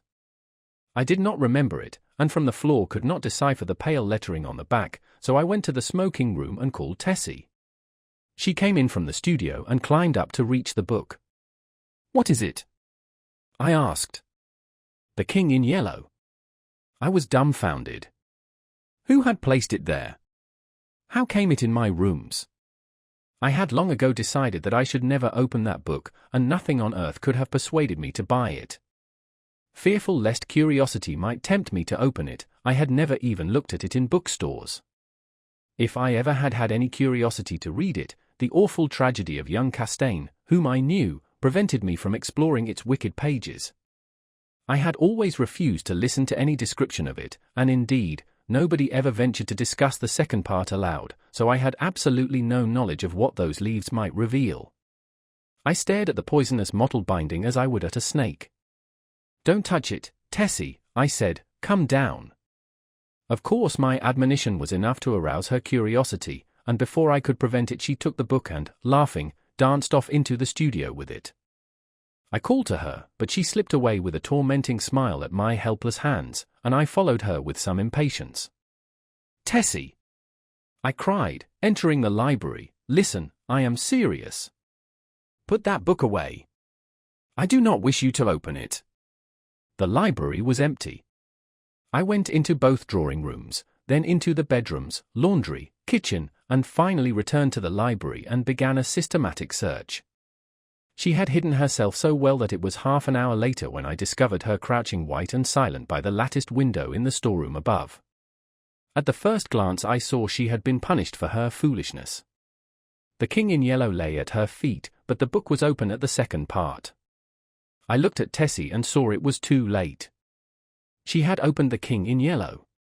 Then I took her by the hand and led her into the studio. She seemed dazed, and when I told her to lie down on the sofa she obeyed me without a word. After a while she closed her eyes and her breathing became regular and deep, but I could not determine whether or not she slept. For a long while I sat silently beside her, but she neither stirred nor spoke, and at last I rose, and, entering the unused storeroom, took the book in my least injured hand. It seemed heavy as lead, but I carried it into the studio again, and sitting down on the rug beside the sofa, opened it and read it through from beginning to end. When, faint with excess of my emotions, I dropped the volume and leaned wearily back against the sofa, Tessie opened her eyes and looked at me. We had been speaking for some time in a dull monotonous strain before I realized that we were discussing The King in Yellow. Oh, the sin of writing such words, words which are clear as crystal, limpid and musical as bubbling springs, words which sparkle and glow like the poisoned diamonds of the Medicis. Oh, the wickedness, the hopeless damnation of a soul who could fascinate and paralyze human creatures with such words, words understood by the ignorant and wise alike, words which are more precious than jewels, more soothing than music, more awful than death. We talked on, unmindful of the gathering shadows, and she was begging me to throw away the clasp of black onyx quaintly inlaid with what we now knew to be the yellow sign.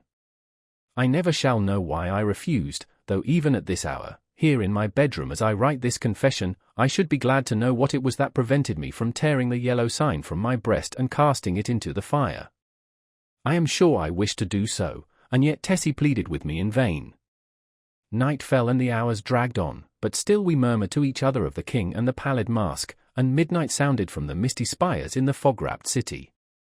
We spoke of Hasta and of Casilda, while outside the fog rolled against the blank window panes as the cloud waves roll and break on the shores of Halley. The house was very silent now, and not a sound came up from the misty streets. Tessie lay among the cushions, her face a grey blot in the gloom, but her hands were clasped in mine, and I knew that she knew and read my thoughts as I read hers, for we had understood the mystery of the Hyades and the phantom of truth was laid. Then as we answered each other, swiftly, silently, thought on thought, the shadows stirred in the gloom about us, and far in the distant streets we heard a sound. Nearer and nearer it came, the dull crunching of wheels, nearer and yet nearer, and now, outside before the door it ceased, and I dragged myself to the window and saw a black-plumed hearse. The gate below opened and shut, and I crept shaking to my door and bolted it, but I knew no bolts, no locks, could keep that creature out who was coming for the yellow sign. And now I heard him moving very softly along the hall. Now he was at the door, and the bolts rotted at his touch. Now he had entered. With eyes starting from my head I peered into the darkness, but when he came into the room I did not see him. It was only when I felt him envelope me in his cold soft grasp that I cried out and struggled with deadly fury, but my hands were useless and he tore the onyx clasp from my coat and struck me full in the face. Then, as I fell, I heard Tess's soft cry and her spirit fled, and even while falling I longed to follow her, for I knew that the King in Yellow had opened his tattered mantle and there was only God to cry to now. I could tell more, but I cannot see what help it will be to the world. As for me, I am past human help or hope. As I lie here, writing, careless even whether or not I die before I finish, I can see the doctor gathering up his powders and phials with a vague gesture to the good priest beside me, which I understand. They will be very curious to know the tragedy, they of the outside world who write books and print millions of newspapers, but I shall write no more, and the Father Confessor will seal my last words with the seal of sanctity when his holy office is done. They of the outside world may send their creatures into wrecked homes and death-smitten firesides, and their newspapers will batten on blood and tears, but with me their spies must halt before the confessional. They know that Tessie is dead and that I am dying. They know how the people in the house, aroused by an infernal scream, rushed into my room and found one living and two dead, but they do not know what I shall tell them now. They do not know that the doctor said as he pointed to a horrible decomposed heap on the floor, the livid corpse of the watchman from the church, I have no theory, no explanation. That man must have been dead for months. I think I am dying. I wish the priest would. The Demoiselle Dys. Mais je crois que je suis descendu en puis. Ténébreux oncle de soit. Heraclitus estra verit cashi. There be three things which are too wonderful for me, yea, for which I know not. The way of an eagle in the air, the way of a serpent upon a rock, the way of a ship in the midst of the sea, and the way of a man with a maid. 1. The utter desolation of the scene began to have its effect. I sat down to face the situation and, if possible, recall to mind some landmark which might aid me in extricating myself from my present position. If I could only find the ocean again, all would be clear, for I knew one could see the island of Groy from the cliffs. I laid down my gun, and kneeling behind a rock lighted a pipe. Then I looked at my watch. It was nearly 4 o'clock. I might have wandered far from Kerslake since daybreak. Standing the day before on the cliffs below Kerslake with Gulven looking out over the sombre moors among which I had now lost my way, these downs had appeared to me level as a meadow, stretching to the horizon, and although I knew how deceptive is distance, I could not realize that what from Kerslake seemed to be mere grassy hollows were great valleys covered with gorse and heather, and what looked like scattered boulders were in reality enormous cliffs of granite. "It's a bad place for a stranger," old Gulven had said. "You'd better take a guide," and I had replied, "I shall not lose myself." Now I knew that I had lost myself, as I sat there smoking, with the sea wind blowing in my face. On every side stretched the moorland, covered with flowering gorse and heath and granite boulders. There was not a tree in sight, much less a house. After a while, I picked up the gun, and turning my back on the sun tramped on again. There was little use in following any of the brawling streams which every now and then crossed my path, for, instead of flowing into the sea, they ran inland to reedy pools in the hollows of the moors. I had followed several, but they all led me to swamps or silent little ponds from which the snipe rose peeping and wheeled away in an ecstasy of fright. I began to feel fatigued, and the gun galled my shoulder in spite of the double pads. The sun sank lower and lower, shining level across yellow gorse and the moorland pools. As I walked, my own gigantic shadow led me on, seeming to lengthen at every step. The gorse scraped against my leggings, crackled beneath my feet, showering the brown earth with blossoms, and the brake bowed and billowed along my path. From tufts of heath rabbits scurried away through the bracken, and among the swamp grass I heard the wild duck's drowsy quack. Once a fox stole across my path, and again, as I stooped to drink at a hurrying rill, a heron flapped heavily from the reeds beside me. I turned to look at the sun. It seemed to touch the edges of the plain. When at last I decided that it was useless to go on, and that I must make up my mind to spend at least one night on the moors, I threw myself down thoroughly fagged out. The evening sunlight slanted warm across my body, but the sea winds began to rise, and I felt a chill strike through me from my wet shooting boots.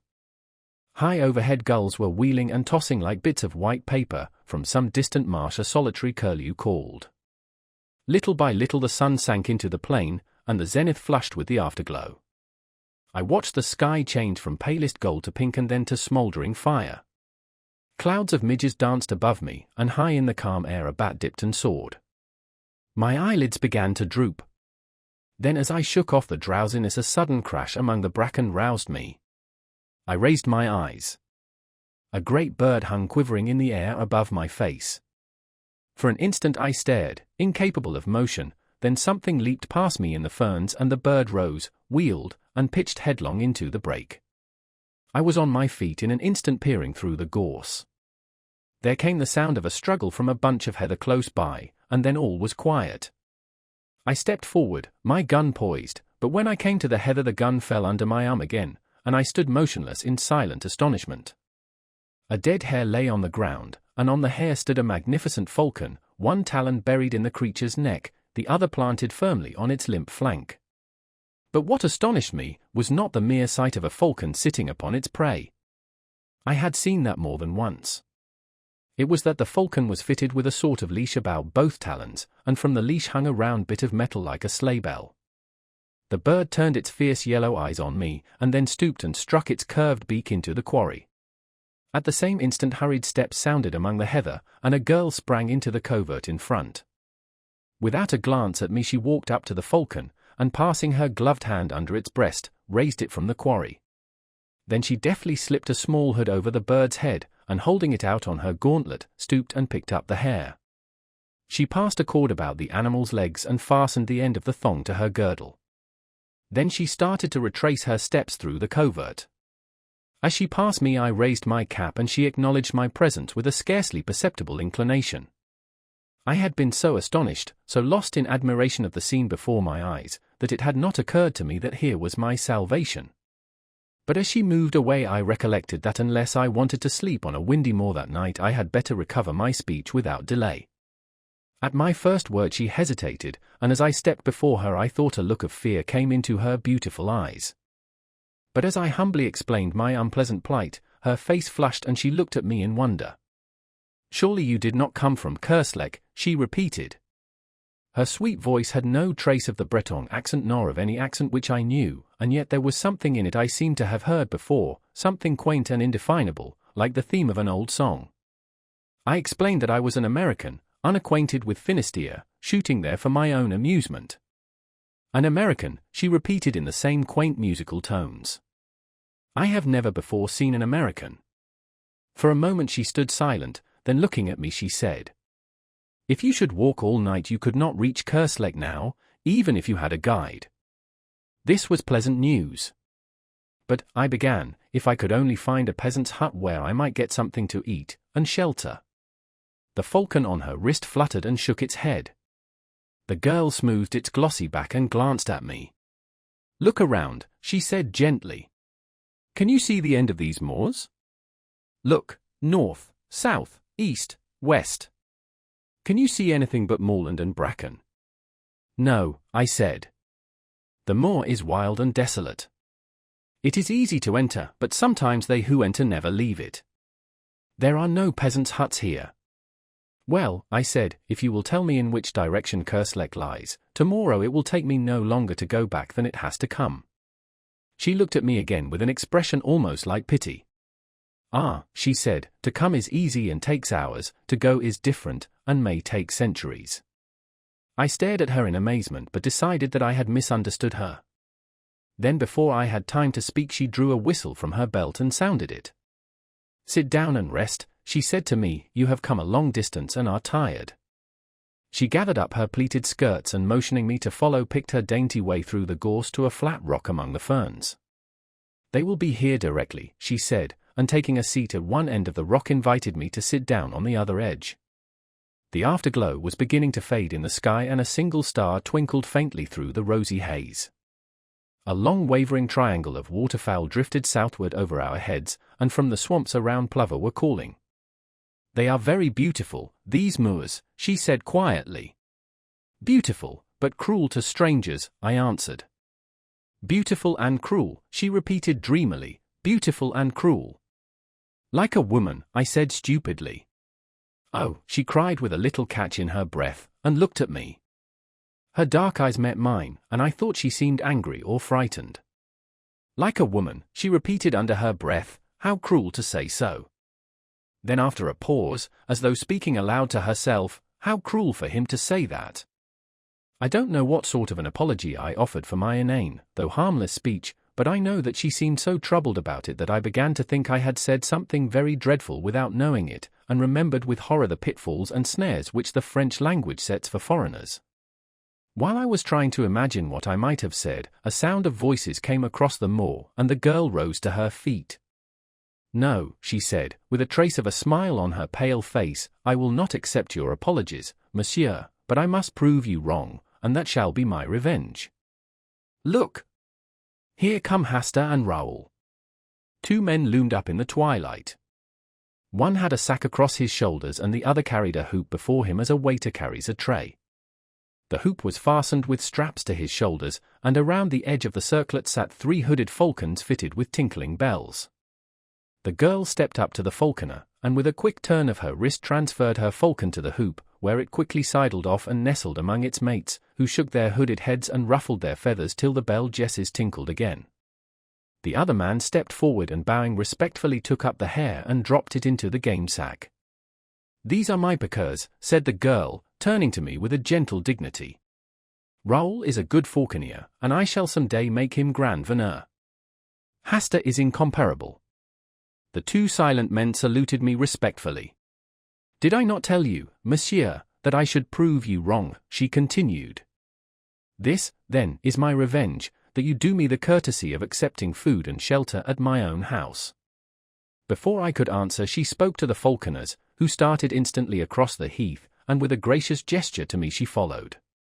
I don't know whether I made her understand how profoundly grateful I felt, but she seemed pleased to listen, as we walked over the dewy heather. "Are you not very tired?" she asked. I had clean forgotten my fatigue in her presence, and I told her so. "Don't you think your gallantry is a little old-fashioned?" she said, and when I looked confused and humbled, she added quietly, "Oh, I like it, I like everything old-fashioned, and it is delightful to hear you say such pretty things." The moorland around us was very still now under its ghostly sheet of mist. The plovers had ceased their calling, the crickets and all the little creatures of the fields were silent as we passed, yet it seemed to me as if I could hear them beginning again far behind us. Well in advance, the two tall falconers strode across the heather, and the faint jingling of the hawks' bells came to our ears in distant murmuring chimes. Suddenly a splendid hound dashed out of the mist in front, followed by another and another until half a dozen or more were bounding and leaping around the girl beside me. She caressed and quieted them with her gloved hand, speaking to them in quaint terms which I remembered to have seen in old French manuscripts. Then the falcons on the circlet borne by the falconer ahead began to beat their wings and scream, and from somewhere out of sight the notes of a hunting horn floated across the moor. The hounds sprang away before us and vanished in the twilight, the falcons flapped and squealed upon their perch, and the girl, taking up the song of the horn, began to hum. Clear and mellow her voice sounded in the night air. "Chasseur, chasseur, chassez encore. Quittez resetit jean tun. Tun tun, tun tun, tontain, tun tun. Oh you, poor, rabatta, des el aurora. Que les amours soyant de plan tun. Tun tun, tontain, tun tun." As I listened to her lovely voice, a grey mass which rapidly grew more distinct loomed up in front, and the horn rang out joyously through the tumult of the hounds and falcons. A torch glimmered at a gate, a light streamed through an opening door, and we stepped upon a wooden bridge which trembled under our feet and rose creaking and straining behind us as we passed over the moat and into a small stone court, walled on every side. From an open doorway a man came and, bending in salutation, presented a cup to the girl beside me. She took the cup and touched it with her lips, then lowering it turned to me and said in a low voice, "I bid you welcome." At that moment one of the falconers came with another cup, but before handing it to me, presented it to the girl, who tasted it. The falconer made a gesture to receive it, but she hesitated a moment, and then, stepping forward, offered me the cup with her own hands. I felt this to be an act of extraordinary graciousness, but hardly knew what was expected of me, and did not raise it to my lips at once. The girl flushed crimson. I saw that I must act quickly. "Mademoiselle," I faltered, "a stranger whom you have saved from dangers he may never realize empties this cup to the gentlest and loveliest hostess of France." "In his name," she murmured, crossing herself as I drained the cup. Then stepping into the doorway she turned to me with a pretty gesture and, taking my hand in hers, led me into the house, saying again and again, "You are very welcome, indeed you are welcome to the Chateau d'Ys. 2. I awoke next morning with the music of the horn in my ears, and leaping out of the ancient bed, went to a curtained window where the sunlight filtered through little deep-set panes. The horn ceased as I looked into the court below. A man who might have been brother to the two falconers of the night before stood in the midst of a pack of hounds. A curved horn was strapped over his back, and in his hand he held a long-lashed whip. The dogs whined and yelped, dancing around him in anticipation. There was the stamp of horses, too, in the walled yard. "Mount," cried a voice in Breton, and with a clatter of hoofs the two falconers, with falcons upon their wrists, rode into the courtyard among the hounds. Then I heard another voice which sent the blood throbbing through my heart, "Pirier Louis, hunt the hounds well and spare neither spur nor whip. Thou Raoul and thou Gaston, see that the epervier does not prove himself niais, and if it be best in your judgment, fate's courtesier el Wizzo. Jardina un Wizzo, like the mew there on Hasta's wrist, is not difficult, but thou, Raoul, mayest not find it so simple to govern that haggard. Twice last week he phoned au vif and lost the beccade although he is used to the law. The bird acts like a stupid branchier. Peter un haggard enist par si facile." Was I dreaming? The old language of falconry which I had read in yellow manuscripts, the old forgotten French of the Middle Ages, was sounding in my ears while the hounds bayed and the hawks' bells tinkled accompaniment to the stamping horses. She spoke again in the sweet forgotten language. If you would rather attach the long and leave thy haggard au block, Raoul, I shall say nothing, for it were a pity to spoil so fair a day's sport with an ill-trained source. Esima abasa, it is possibly the best way. Ca Louis Donnira des Reins. I was perhaps hasty with the bird. It takes time to pass à la filière and the exercise is d'escape. Then the falconer Raoul bowed in his stirrups and replied, if it be the pleasure of mademoiselle, I shall keep the hawk. It is my wish, she answered. Falconry I know, but you have yet to give me many a lesson in artillery, my poor Raoul. Superior Louis mount. The huntsman sprang into an archway and in an instant returned, mounted upon a strong black horse, followed by a piqueur also mounted. Ah, she cried joyously, speed Glemarec Rene. Speed! Speed all! Sound thy horn, superior! The silvery music of the hunting horn filled the courtyard, the hound sprang through the gateway and galloping hoofbeats plunged out of the paved court, loud on the drawbridge, suddenly muffled, then lost in the heather and bracken of the moors. Distant and more distant sounded the horn, until it became so faint that the sudden carol of a soaring lark drowned it in my ears. I heard the voice below responding to some call from within the house. I do not regret the chase, I will go another time. Courtesy to the stranger, Pelagie, remember. And a feeble voice came quavering from within the house, courtesy. I stripped, and rubbed myself from head to foot in the huge earthen basin of icy water which stood upon the stone floor at the foot of my bed. Then I looked about for my clothes. They were gone, but on a settle near the door lay a heap of garments which I inspected with astonishment. As my clothes had vanished, I was compelled to attire myself in the costume which had evidently been placed there for me to wear while my own clothes dried. Everything was there, cap, shoes, and hunting doublet of silvery grey homespun, but the close-fitting costume and seamless shoes belonged to another century, and I remembered the strange costumes of the three falconers in the courtyard. I was sure that it was not the modern dress of any portion of France or Brittany, but not until I was dressed and stood before a mirror between the windows did I realize that I was clothed much more like a young huntsman of the Middle Ages than like a Breton of that day. I hesitated and picked up the cap. Should I go down and present myself in that strange guise? There seemed to be no help for it. My own clothes were gone and there was no bell in the ancient chamber to call a servant, so I contented myself with removing a short hawk's feather from the cap, and, opening the door, went downstairs. By the fireplace in the large room at the foot of the stairs an old Breton woman sat spinning with a distaff.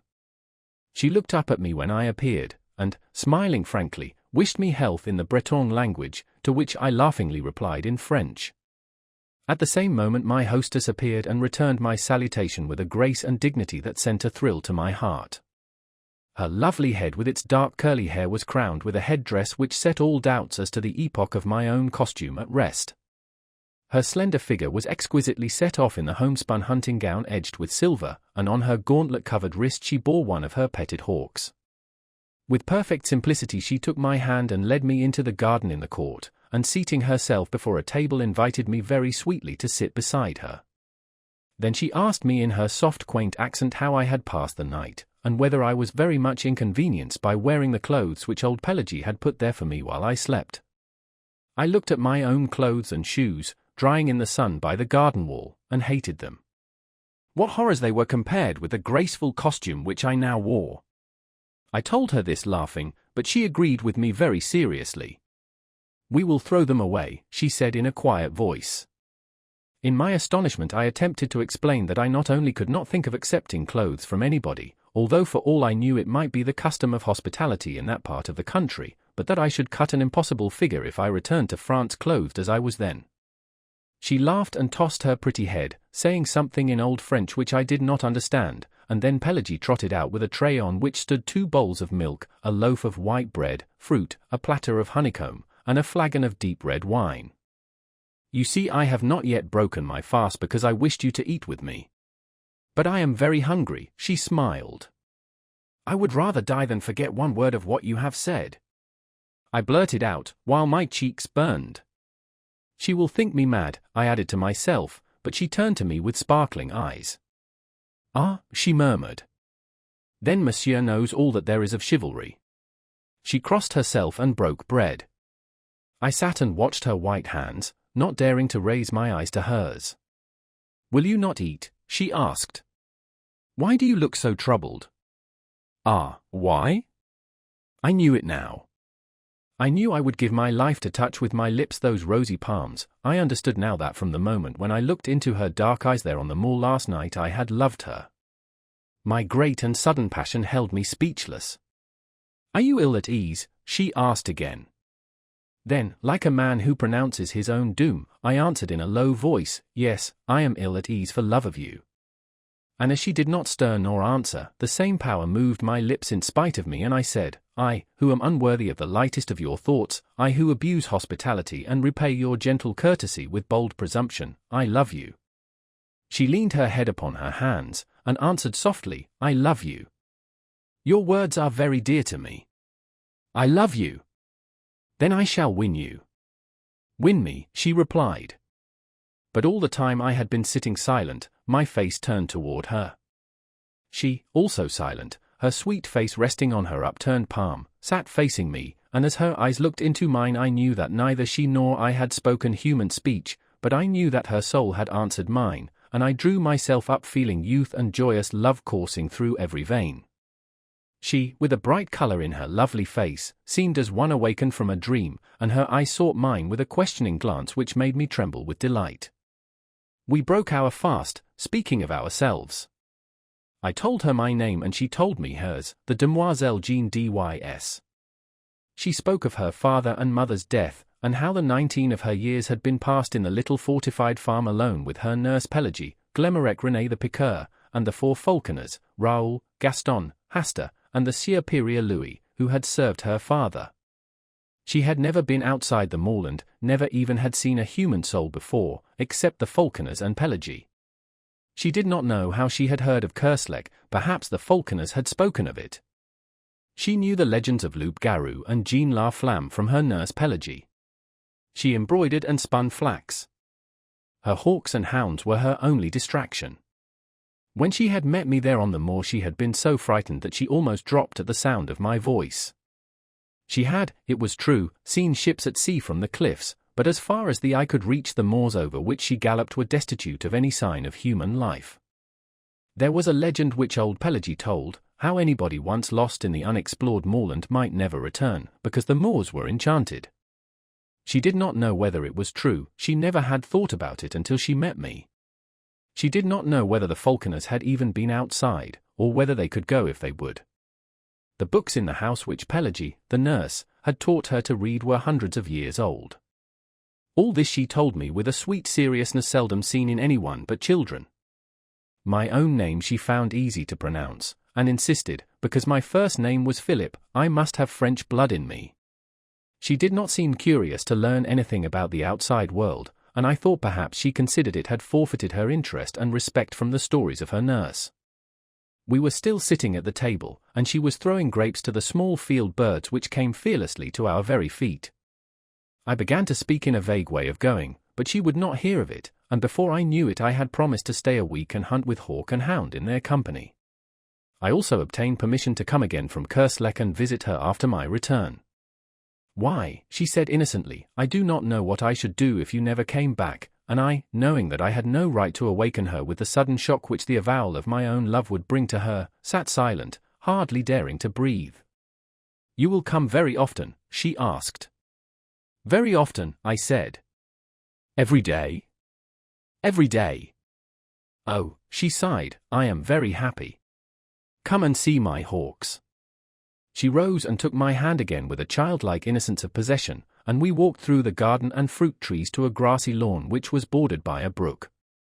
Over the lawn were scattered 15 or 20 stumps of trees, partially embedded in the grass, and upon all of these except 2 sat falcons. They were attached to the stumps by thongs which were in turn fastened with steel rivets to their legs just above the talons. A little stream of pure spring water flowed in a winding course within easy distance of each perch. The bird set up a clamor when the girl appeared, but she went from one to another, caressing some, taking others for an instant upon her wrist, or stooping to adjust their jesses. "Are they not pretty?" she said. "See, here is a falcon gentle. We call it ignoble, because it takes the quarry in direct chase. This is a blue falcon. In falconry we call it onoble because it rises over the quarry, and wheeling, drops upon it from above. This white bird is a gerfalcon from the north. It is also ignoble. Here is a merlin, and this tierslit is a falcon heroner. I asked her how she had learned the old language of falconry.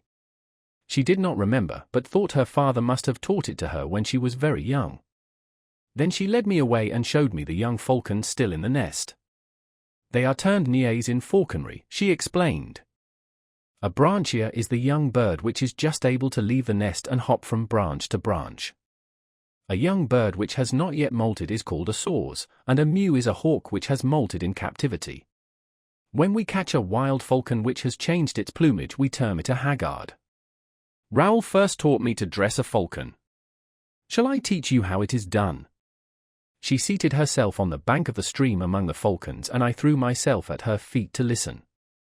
Then the demoiselle Dys held up one rosatip finger and began very gravely.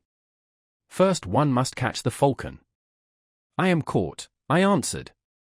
She laughed very prettily and told me my dressage would perhaps be difficult, as I was noble. I am already tamed, I replied, jest and belled. She laughed, delighted. Oh, my brave falcon, then you will return at my call. I am yours, I answered gravely. She sat silent for a moment.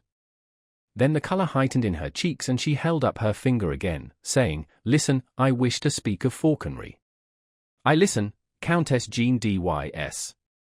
But again she fell into the reverie, and her eye seemed fixed on something beyond the summer clouds. Philip, she said at last. Jean, I whispered.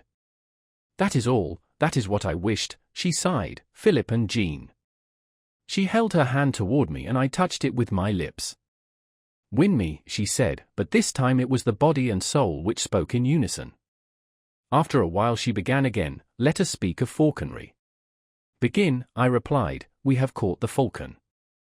Then Jean Dys took my hand in both of hers and told me how with infinite patience the young falcon was taught to perch upon the wrist, how little by little it became used to the belle jesses and the chaperon à cornet. They must first have a good appetite, she said, then little by little I reduced their nourishment, which in falconry we call pat. When, after many nights passed au block as these birds are now, I prevail upon the haggard to stay quietly on the wrist, then the bird is ready to be taught to come for its food. I fix the pat to the end of a thong, or lure, and teach the bird to come to me as soon as I begin to whirl the cord in circles about my head. At first I drop the pat when the falcon comes, and he eats the food on the ground. After a little he will learn to seize the lure in motion as I whirl it around my head or drag it over the ground. After this it is easy to teach the falcon to strike at game, always remembering to se faire courtesier el wiseau, that is, to allow the bird to taste the quarry. A squeal from one of the falcons interrupted her, and she arose to adjust the long which had become whipped about the block, but the bird still flapped its wings and screamed. What is the matter? She said. Philip, can you see? I looked around and at first saw nothing to cause the commotion, which was now heightened by the screams and flapping of all the birds. Then my eye fell upon the flat rock beside the stream from which the girl had risen. A grey serpent was moving slowly across the surface of the boulder, and the eyes in its flat triangular head sparkled like jet. A couleuvre, she said quietly. It is harmless, is it not? I asked. She pointed to the black V-shaped figure on the neck. It is certain death, she said, it is a viper. We watched the reptile moving slowly over the smooth rock to where the sunlight fell in a broad warm patch. I started forward to examine it, but she clung to my arm crying, Don't, Philip, I am afraid. For me? For you, Philip, I love you. Then I took her in my arms and kissed her on the lips, but all I could say was, Jean, Jean, Jean. And as she lay trembling on my breast, something struck my foot in the grass below, but I did not heed it. Then again something struck my ankle, and a sharp pain shot through me. I looked into the sweet face of Jean Dys and kissed her, and with all my strength lifted her in my arms and flung her from me. Then bending, I tore the viper from my ankle and set my heel upon its head. I remember feeling weak and numb, I remember falling to the ground. Through my slowly glazing eyes I saw Jean's white face bending close to mine, and when the light in my eyes went out I still felt her arms about my neck, and her soft cheek against my drawn lips. When I opened my eyes, I looked around in terror. Jean was gone. I saw the stream and the flat rock, I saw the crushed viper in the grass beside me, but the hawks and blocks had disappeared. I sprang to my feet. The garden, the fruit trees, the drawbridge and the walled court were gone. I stared stupidly at a heap of crumbling ruins, ivy-covered and grey, through which great trees had pushed their way. I crept forward, dragging my numbed foot, and as I moved, a falcon sailed from the treetops among the ruins, and soaring, mounting in narrowing circles, faded and vanished in the clouds above. "Jean, Jean," I cried, but my voice died on my lips, and I fell on my knees among the weeds. And as God willed it, I, not knowing, had fallen kneeling before a crumbling shrine carved in stone for our Mother of Sorrows. I saw the sad face of the Virgin wrought in the cold stone. I saw the cross and thorns at her feet, and beneath it I read, "Pray for the soul of the Demoiselle Jean Dys, who died in her youth for love of Philip, a stranger. AD 1573. But upon the icy slab lay a woman's glove still warm and fragrant. The prophet's paradise. If but the vine and love abjuring band are in the prophet's paradise to stand. Alack, I doubt the prophet's paradise were empty as the hollow of one's hand. The studio. He smiled, saying, "Seek her throughout the world." I said, "Why tell me of the world? My world is here, between these walls and the sheet of glass above, here among gilded flagons and dull jeweled arms, tarnished frames and canvases, black chests and high-backed chairs, quaintly carved and stained in blue and gold." "For whom do you wait?" he said, and I answered, "When she comes I shall know her." On my hearth a tongue of flame whispered secrets to the whitening ashes. In the street below I heard footsteps, a voice, and a song. "For whom then do you wait?" he said, and I answered, "I shall know her." Footsteps, a voice, and a song in the street below, and I knew the song but neither the steps nor the voice. "Fool," he cried, "the song is the same, the voice and steps have but changed with years." On the hearth a tongue of flame whispered above the whitening ashes, "Wait no more, they have passed, the steps and the voice in the street below." Then he smiled, saying, "For whom do you wait? Seek her throughout the world." I answered, "My world is here, between these walls and the sheet of glass above, here among gilded flagons and dull jeweled arms, tarnished frames and canvases, black chests and high-backed chairs, quaintly carved and stained in blue and gold." The phantom. The phantom of the past would go no further. "If it is true," she sighed, "that you find in me a friend, let us turn back together. You will forget, here, under the summer sky." I held her close, pleading, caressing, I seized her, white with anger, but she resisted. "If it is true," she sighed, "that you find in me a friend, let us turn back together."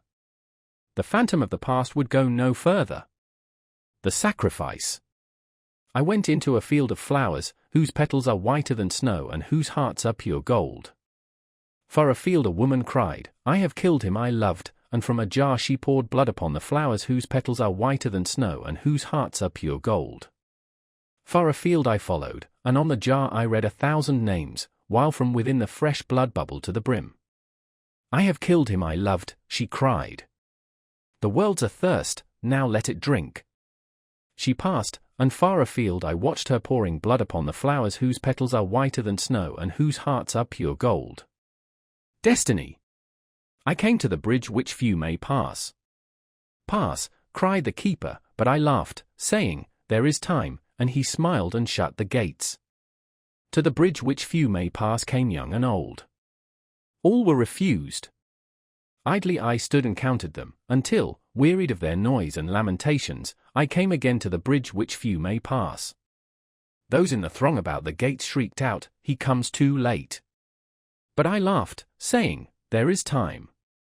"Pass," cried the keeper as I entered, then smiled and shut the gates. The throng. There, where the throng was thickest in the street, I stood with Pierrot. All eyes were turned on me. What are they laughing at?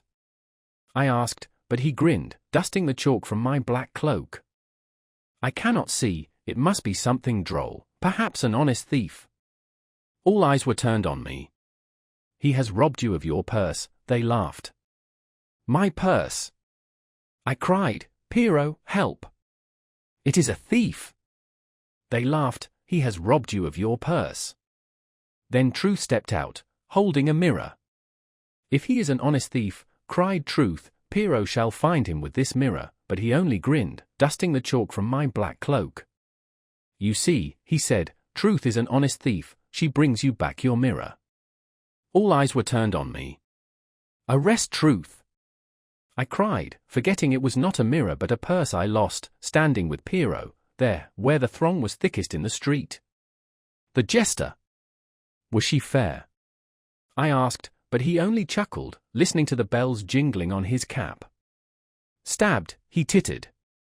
Think of the long journey, the days of peril, the dreadful nights. Think how he wandered, for her sake, year after year, through hostile lands, yearning for kith and kin, yearning for her. Stabbed, he tittered, listening to the bells jingling on his cap. Was she fair? I asked, but he only snarled, muttering to the bells jingling on his cap. She kissed him at the gate, he tittered, but in the hall his brother's welcome touched his heart. Was she fair? I asked. Stabbed, he chuckled. Think of the long journey, the days of peril, the dreadful nights. Think how he wandered, for her sake, year after year through hostile lands, yearning for kith and kin, yearning for her. She kissed him at the gate, but in the hall his brother's welcome touched his heart. Was she fair? I asked, but he only snarled, listening to the bells jingling in his cap. The green room. The clown turned his powdered face to the mirror.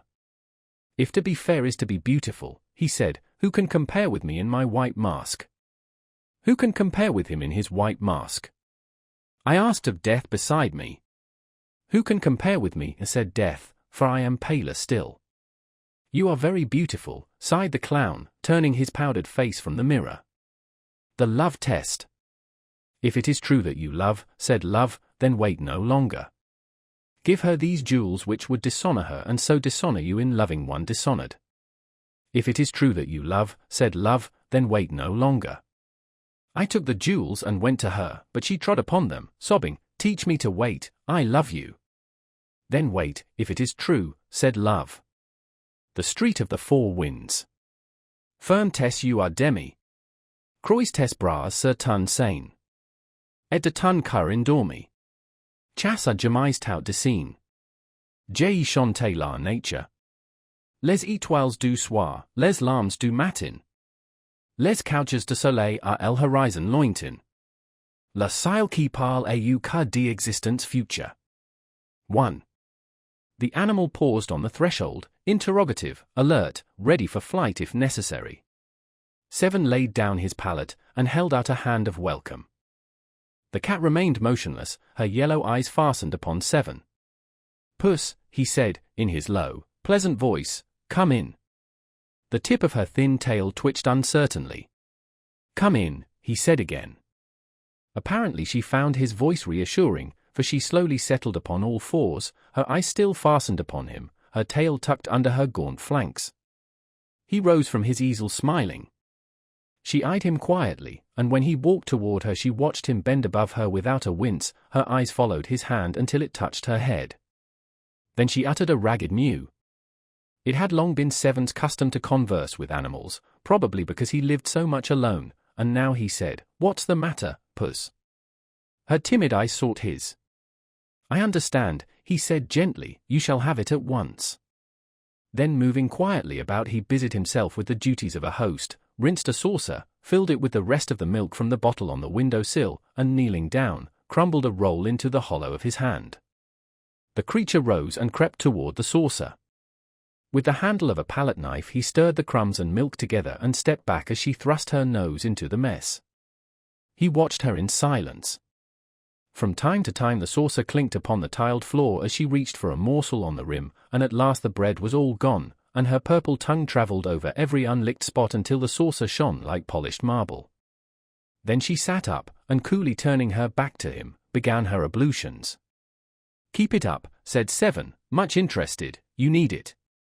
She flattened one ear, but neither turned nor interrupted her toilet. As the grime was slowly removed, 7 observed that nature had intended her for a white cat. Her fur had disappeared in patches, from disease or the chances of war, her tail was bony and her spine sharp. But what charms she had were becoming apparent under vigorous licking, and he waited until she had finished before reopening the conversation. When at last she closed her eyes and folded her forepaws under her breast, he began again very gently, "Puss, tell me your troubles." At the sound of his voice she broke into a harsh rumbling which he recognized as an attempt to purr. He bent over to rub her cheek and she mewed again, an amiable inquiring little mew, to which he replied, "Certainly, you are greatly improved, and when you recover your plumage you will be a gorgeous bird." Much flattered, she stood up and marched around and around his legs, pushing her head between them and making pleased remarks, to which he responded with grave politeness. "Now, what sent you here?" he said, "here into the street of the Four Winds, and up 5 flights to the very door where you would be welcome. What was it that prevented your meditated flight when I turned from my canvas to encounter your yellow eyes? Are you a Latin Quarter cat as I am a Latin Quarter man? And why do you wear a rose-colored flowered garter buckled about your neck?" The cat had climbed into his lap, and now sat purring as he passed his hand over her thin coat. "Excuse me," he continued in lazy soothing tones, harmonizing with her purring, "if I seem indelicate, but I cannot help musing on this rose-colored garter, flowered so quaintly and fastened with a silver clasp. For the clasp is silver, I can see the mint mark on the edge, as is prescribed by the law of the French Republic. Now, why is this garter woven of rose silk and delicately embroidered? Why is this silken garter with its silver clasp about your famished throat? Am I indiscreet when I inquire if its owner is your owner? Is she some aged dame living in memory of youthful vanities, fond, doting on you, decorating you with her intimate personal attire? The circumference of the garter would suggest this, for your neck is thin, and the garter fits you. But then again I notice most things, that the garter is capable of being much enlarged. These small silver-rimmed eyelets, of which I count 5, are proof of that. And now I observe that the 5th eyelet is worn out, as though the tongue of the clasp were accustomed to lie there. That seems to argue a well-rounded form." The cat curled her toes in contentment. The street was very still outside. He murmured on, "Why should your mistress decorate you with an article most necessary to her at all times? Anyway, at most times. How did she come to slip this bit of silk and silver about your neck? Was it the caprice of a moment, when you, before you had lost your pristine plumpness, marched singing into her bedroom to bid her good morning? Of course, and she sat up among the pillows, her coiled hair tumbling to her shoulders, as you sprang upon the bed purring, 'Good day, my lady.' Oh, it is very easy to understand," he yawned, resting his head on the back of the chair. The cat still purred, tightening and relaxing her padded claws over his knee. "Shall I tell you all about her, cat? She is very beautiful, your mistress," he murmured drowsily, "and her hair is heavy as burnished gold. I could paint her, not on canvas, for I should need shades and tones and hues and dyes more splendid than the iris of a splendid rainbow. I could only paint her with closed eyes, for in dreams alone can such colors as I need be found. For her eyes, I must have azure from skies untroubled by a cloud, the skies of dreamland. For her lips, roses from the palaces of slumberland, and for her brow, snowdrifts from mountains which tower in fantastic pinnacles to the moons, oh, much higher than our moon here, the crystal moons of dreamland. She is very beautiful, your mistress." The words died on his lips and his eyelids drooped. The cat, too, was asleep, her cheek turned up upon her wasted flank, her paws relaxed and limp. 2. "It is fortunate," said 7, sitting up and stretching, "that we have tided over the dinner hour, for I have nothing to offer you for supper but what may be purchased with 1 silver franc. The cat on his knee rose, arched her back, yawned, and looked up at him. "What shall it be? A roast chicken with salad? No? Possibly you prefer beef? Of course, and I shall try an egg and some white bread. Now for the wines. Milk for you? Good. I shall take a little water, fresh from the wood, with a motion toward the bucket in the sink. He put on his hat and left the room. The cat followed to the door, and after he had closed it behind him, she settled down, smelling at the cracks, and cocking one ear at every creak from the crazy old building. The door below opened and shut. The cat looked serious, for a moment doubtful, and her ears flattened in nervous expectation. Presently she rose with a jerk of her tail and started on a noiseless tour of the studio. She sneezed at a pot of turpentine, hastily retreating to the table, which she presently mounted, and having satisfied her curiosity concerning a roll of red modeling wax, returned to the door and sat down with her eyes on the crack over the threshold. Then she lifted her voice in a thin plaint. When Seven returned he looked grave, but the cat, joyous and demonstrative, marched around him, rubbing her gaunt body against his legs, driving her head enthusiastically into his hand, and purring until her voice mounted to a squeal. He placed a bit of meat, wrapped in brown paper, upon the table, and with a penknife cut it into shreds. The milk he took from a bottle which had served for medicine, and poured it into the saucer on the hearth. The cat crouched before it, purring and lapping at the same time. He cooked his egg and ate it with a slice of bread, watching her busy with the shredded meat, and when he had finished, and had filled and emptied a cup of water from the bucket in the sink, he sat down, taking her into his lap, where she at once curled up and began her toilet. He began to speak again, touching her caressingly at times by way of emphasis.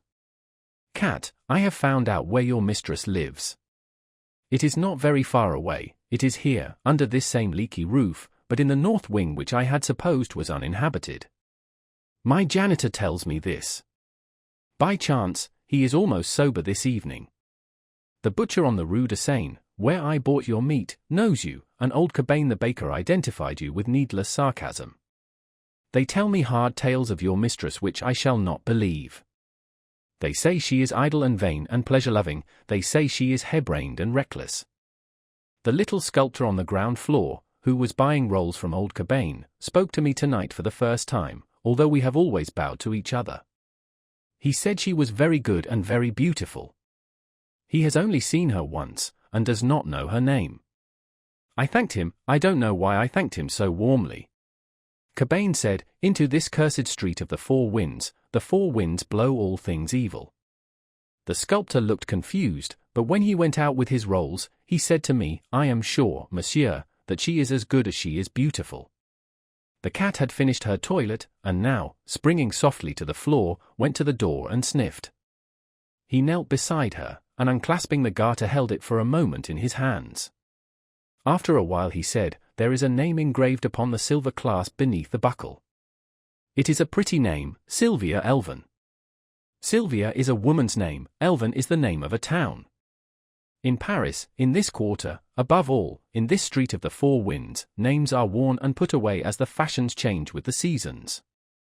I know the little town of Elven, for there I met Fate face to face and Fate was unkind. But do you know that in Elven Fate had another name, and that name was Sylvia?" He replaced the garter and stood up looking down at the cat crouched before the closed door. "The name of Elven has a charm for me. It tells me of meadows and clear rivers. The name of Sylvia troubles me like perfume from dead flowers." The cat mewed. "Yes, yes," he said soothingly, "I will take you back. Your Sylvia is not my Sylvia, the world is wide and Elven is not unknown. Yet in the darkness and filth of poorer Paris, in the sad shadows of this ancient house, these names are very pleasant to me." He lifted her in his arms and strode through the silent corridors to the stairs. Down 5 flights and into the moonlit court, past the little sculptor's den, and then again in at the gate of the north wing and up the worm-eaten stairs he passed, until he came to a closed door. When he had stood knocking for a long time, something moved behind the door, it opened and he went in. The room was dark. As he crossed the threshold, the cat sprang from his arms into the shadows. He listened but heard nothing. The silence was oppressive and he struck a match. At his elbow stood a table and on the table a candle in a gilded candlestick. This he lighted, then looked around. The chamber was vast, the hangings heavy with embroidery. Over the fireplace towered a carved mantel, grey with the ashes of dead fires. In a recess by the deep-set windows stood a bed, from which the bedclothes, soft and fine as lace, trailed to the polished floor. He lifted the candle above his head. A handkerchief lay at his feet. It was faintly perfumed. He turned toward the windows. In front of them was a canapé, and over it were flung, pell-mell, a gown of silk, a heap of lace-like garments, white and delicate as spider's meshes, long, crumpled gloves, and, on the floor beneath, the stockings, the little pointed shoes, and one garter of rosy silk, quaintly flowered and fitted with a silver clasp. Wondering, he stepped forward and drew the heavy curtains from the bed. For a moment the candle flared in his hand, then his eyes met two other eyes, wide open, smiling, and the candle flame flashed over hair heavy as gold. She was pale, but not as white as he. Her eyes were untroubled as a child's, but he stared, trembling from head to foot, while the candle flickered in his hand. At last he whispered, "Sylvia, it is I." Again he said, "It is I." Then, knowing that she was dead, he kissed her on the mouth. And through the long watches of the night the cat purred on his knee, tightening and relaxing her padded claws, until the sky paled above the street of the four winds. The street of the first shell. Be of good cheer, the sullen month will die, and a young moon requite us by and by.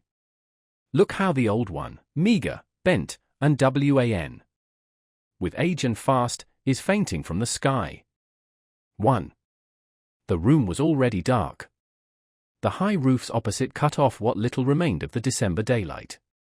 The girl drew her chair nearer the window, and choosing a large needle, threaded it, knotting the thread over her fingers. Then she smoothed the baby garment across her knees, and bending, bit off the thread and drew the smaller needle from where it rested in the hem. When she had brushed away the stray threads and bits of lace, she laid it again over her knees caressingly.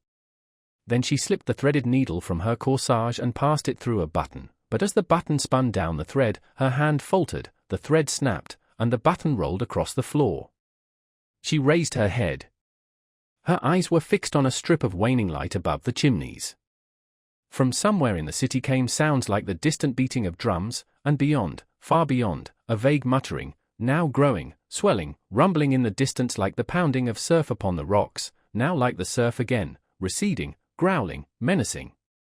The cold had become intense, a bitter piercing cold which strained and snapped at joist and beam and turned the slush of yesterday to flint. From the street below every sound broke sharp and metallic, the clatter of sabots, the rattle of shutters, or the rare sound of a human voice. The air was heavy, weighted with the black cold as with a pall. To breathe was painful, to move an effort. In the desolate sky there was something that wearied, in the brooding clouds, something that saddened. It penetrated the freezing city cut by the freezing river, the splendid city with its towers and domes, its quays and bridges and its 1,000 spires. It entered the squares, it seized the avenues and the palaces, stole across bridges and crept among the narrow streets of the Latin Quarter, grey under the grey of the December sky. Sadness, utter sadness. A fine icy sleet was falling, powdering the pavement with a tiny crystalline dust. It sifted against the window panes and drifted in heaps along the sill. The light at the window had nearly failed, and the girl bent low over her work. Presently she raised her head, brushing the curls from her eyes. "Jack! Dearest! Don't forget to clean your palette." He said, "All right," and picking up the palette, sat down upon the floor in front of the stove. His head and shoulders were in the shadow, but the firelight fell across his knees and glimmered red on the blade of the palette knife. Full in the firelight beside him stood a color box. On the lid was carved, J. Trent, École des Beaux-Arts, 1870. This inscription was ornamented with an American and a French flag. The sleet blew against the window panes, covering them with stars and diamonds, then, melting from the warmer air within, ran down and froze again in fern-like traceries. A dog whined and the patter of small paws sounded on the zinc behind the stove. "Jack, dear, do you think Hercules is hungry?" The patter of paws was redoubled behind the stove. "He's whining," she continued nervously, "and if it isn't because he's hungry it is because—" Her voice faltered. A loud humming filled the air, the windows vibrated. "Oh, Jack," she cried, another, but her voice was drowned in the scream of a shell tearing through the clouds overhead. "That is the nearest yet," she murmured. "Oh, no," he answered cheerfully, "it probably fell way over by Montmartre, and as she did not answer, he said again with exaggerated unconcern, they wouldn't take the trouble to fire at the Latin Quarter, anyway they haven't a battery that can hurt it. After a while she spoke up brightly, Jack, dear, when are you going to take me to see Monsieur West's statues? I will bet, he said, throwing down his palette and walking over to the window beside her, that Colette has been here today. Why? She asked, opening her eyes very wide. Then, oh, it's too bad, really, men are tiresome when they think they know everything. And I warn you that if Monsieur West is vain enough to imagine that, Colette. From the north another shell came whistling and quavering through the sky, passing above them with long-drawn screech which left the windows singing. That, he blurted out, was too near for comfort. They were silent for a while, then he spoke again gaily, go on, Sylvia, and with a poor West, but she only sighed, oh, dear, I can never seem to get used to the shells. He sat down on the arm of the chair beside her. Her scissors fell jingling to the floor, she tossed the unfinished frock after them, and putting both arms about his neck drew him down into her lap. Don't go out tonight, Jack. He kissed her uplifted face, you know I must, don't make it hard for me. But when I hear the shells and know you are out in the city. But they all fall in Montmartre. They may all fall in the Beaux-Arts, you said yourself that two struck the Quai d'Orsay. Mere accident. Jack, have pity on me. Take me with you. And who will there be to get dinner? She rose and flung herself on the bed. Oh, I can't get used to it, and I know you must go, but I beg you not to be late to dinner. If you knew what I suffer. I cannot help it, and you must be patient with me, dear. He said, it is as safe there as it is in our own house. She watched him fill for her the alcohol lamp, and when he had lighted it and had taken his hat to go, she jumped up and clung to him in silence. After a moment he said, now, Sylvia, remember my courage is sustained by yours. Come, I must go. She did not move, and he repeated, I must go. Then she stepped back and he thought she was going to speak and waited, but she only looked at him, and, a little impatiently, he kissed her again, saying, don't worry, dearest. When he had reached the last flight of stairs on his way to the street, a woman hobbled out of the housekeeper's lodge waving a letter and calling, Monsieur Jack. Monsieur Jack. This was left by Monsieur Falleby. He took the letter, and leaning on the threshold of the lodge, read it. Dear Jack. I believe Braith is dead broke and I'm sure Falleby is. Braith swears he isn't, and Falleby swears he is, so you can draw your own conclusions. I've got a scheme for a dinner, and if it works, I will let you fellows in. Yours faithfully, West. P.S. Falleby has shaken Hartman and his gang, thank the Lord. There is something rotten there, or it may be he's only a miser. P.P.S. I'm more desperately in love than ever, but I'm sure she does not care a straw for me. All right, said Trent, with a smile, to the concierge, but tell me, how is Papa Cottard? The old woman shook her head and pointed to the curtained bed in the lodge. Père Cottard, he cried cheerily, how goes the wound today? He walked over to the bed and drew the curtains. An old man was lying among the tumbled sheets. Better, smiled Trent. Better, repeated the man wearily, and, after a pause, have you any news, Monsieur Jack? I haven't been out today. I will bring you any rumor I may hear, though goodness knows I've got enough of rumors, he muttered to himself. Then aloud, cheer up, you're looking better. And the sortie? Oh, the sortie, that's for this week. General Trochu sent orders last night. It will be terrible. It will be sickening, thought Trent as he went out into the street and turned the corner toward the Rue de Seine. Slaughter, slaughter, phew. I'm glad I'm not going. The street was almost deserted. A few women muffled in tattered military capes crept along the frozen pavement, and a wretchedly clad gamin hovered over the sewer-hole on the corner of the boulevard. A rope around his waist held his rags together. From the rope hung a rat, still warm and bleeding. There's another in there, he yelled at Trent. I hit him but he got away. Trent crossed the street and asked, how much? 2 francs for a quarter of a fat one, that's what they give at the St. German market. A violent fit of coughing interrupted him, but he wiped his face with the palm of his hand and looked cunningly at Trent. Last week you could buy a rat for 6 francs, but, and here he swore vilely, the rats have quit the Rue de Seine and they kill them now over by the new hospital. I'll let you have this for 7 francs, I can sell it for 10 in the Isle St. Louis. You lie, said Trent, and let me tell you that if you try to swindle anybody in this quarter the people will make short work of you and your rats. He stood a moment eyeing the gamin, who pretended to snivel. Then he tossed him a franc, laughing. The child caught it, and thrusting it into his mouth wheeled about to the sewer hole. For a second he crouched, motionless, alert, his eyes on the bars of the drain, then leaping forward he hurled a stone into the gutter, and Trent left him to finish a fierce grey rat that writhed squealing at the mouth of the sewer.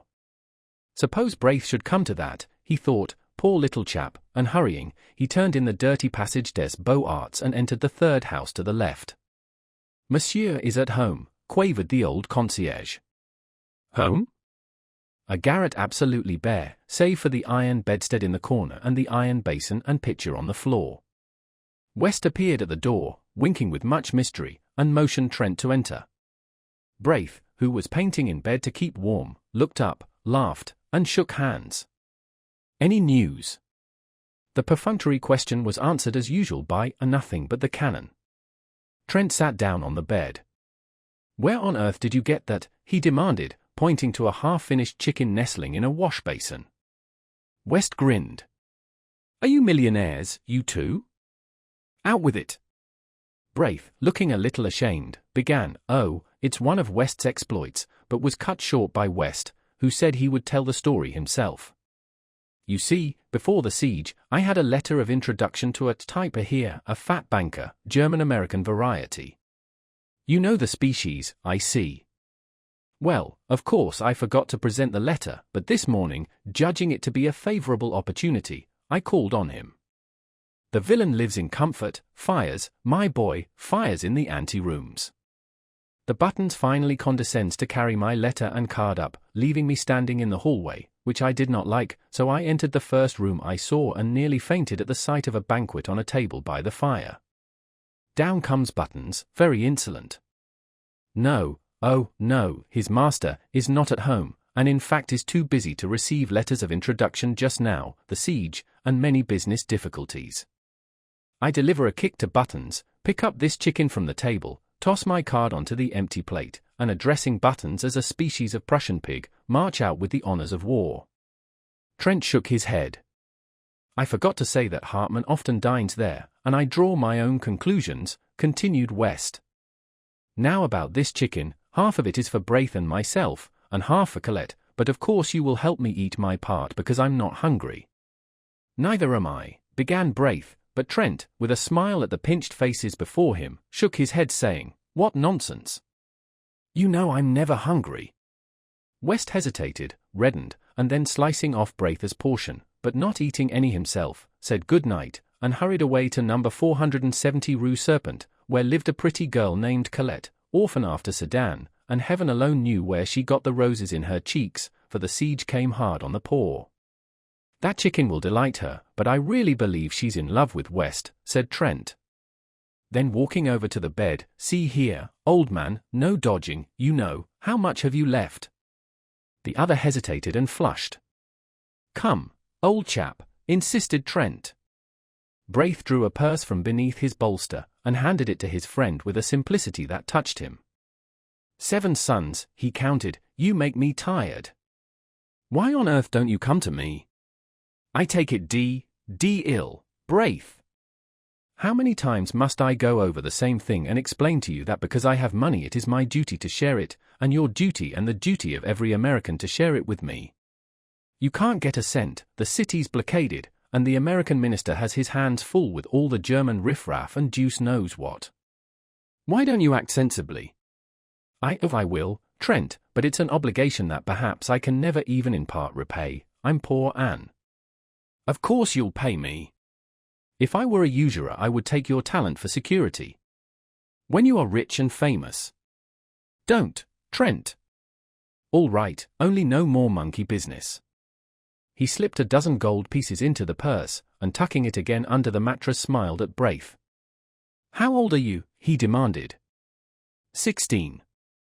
Trent laid his hand lightly on his friend's shoulder. I'm 22, and I have the rights of a grandfather as far as you are concerned. You'll do as I say until you're 21. The siege will be over then, I hope, said Braith, trying to laugh, but the prayer in their hearts, how long, O Lord, how long, was answered by the swift scream of a shell soaring among the storm clouds of that December night. 2. West, standing in the doorway of a house in the Rue Serpentine, was speaking angrily. He said he didn't care whether Hartman liked it or not, he was telling him, not arguing with him. You call yourself an American, he sneered, Berlin and hell are full of that kind of American. You come loafing about Colette with your pockets stuffed with white bread and beef, and a bottle of wine at 30 francs, and you can't really afford to give $1 to the American ambulance and public assistance, which Braith does, and he's half-starved. Hartman retreated to the curbstone, but West followed him, his face like a thundercloud. Don't you dare to call yourself a countryman of mine, he growled, no, nor an artist either. Artists don't worm themselves into the service of the public defense where they do nothing but feed like rats on the people's food. And I'll tell you now, he continued, dropping his voice, for Hartman had started as though stung, you might better keep away from that Alsatian brasserie and the smug-faced thieves who haunt it. You know what they do with suspects. You lie, you hound, screamed Hartman, and flung the bottle in his hand straight at West's face. West had him by the throat in a second, and forcing him against the dead wall shook him wickedly. Now you listen to me, he muttered, through his clenched teeth. You are already a suspect and, I swear, I believe you are a paid spy. It isn't my business to detect such vermin, and I don't intend to denounce you, but understand this. Colette don't like you and I can't stand you, and if I catch you in this street again I'll make it somewhat unpleasant.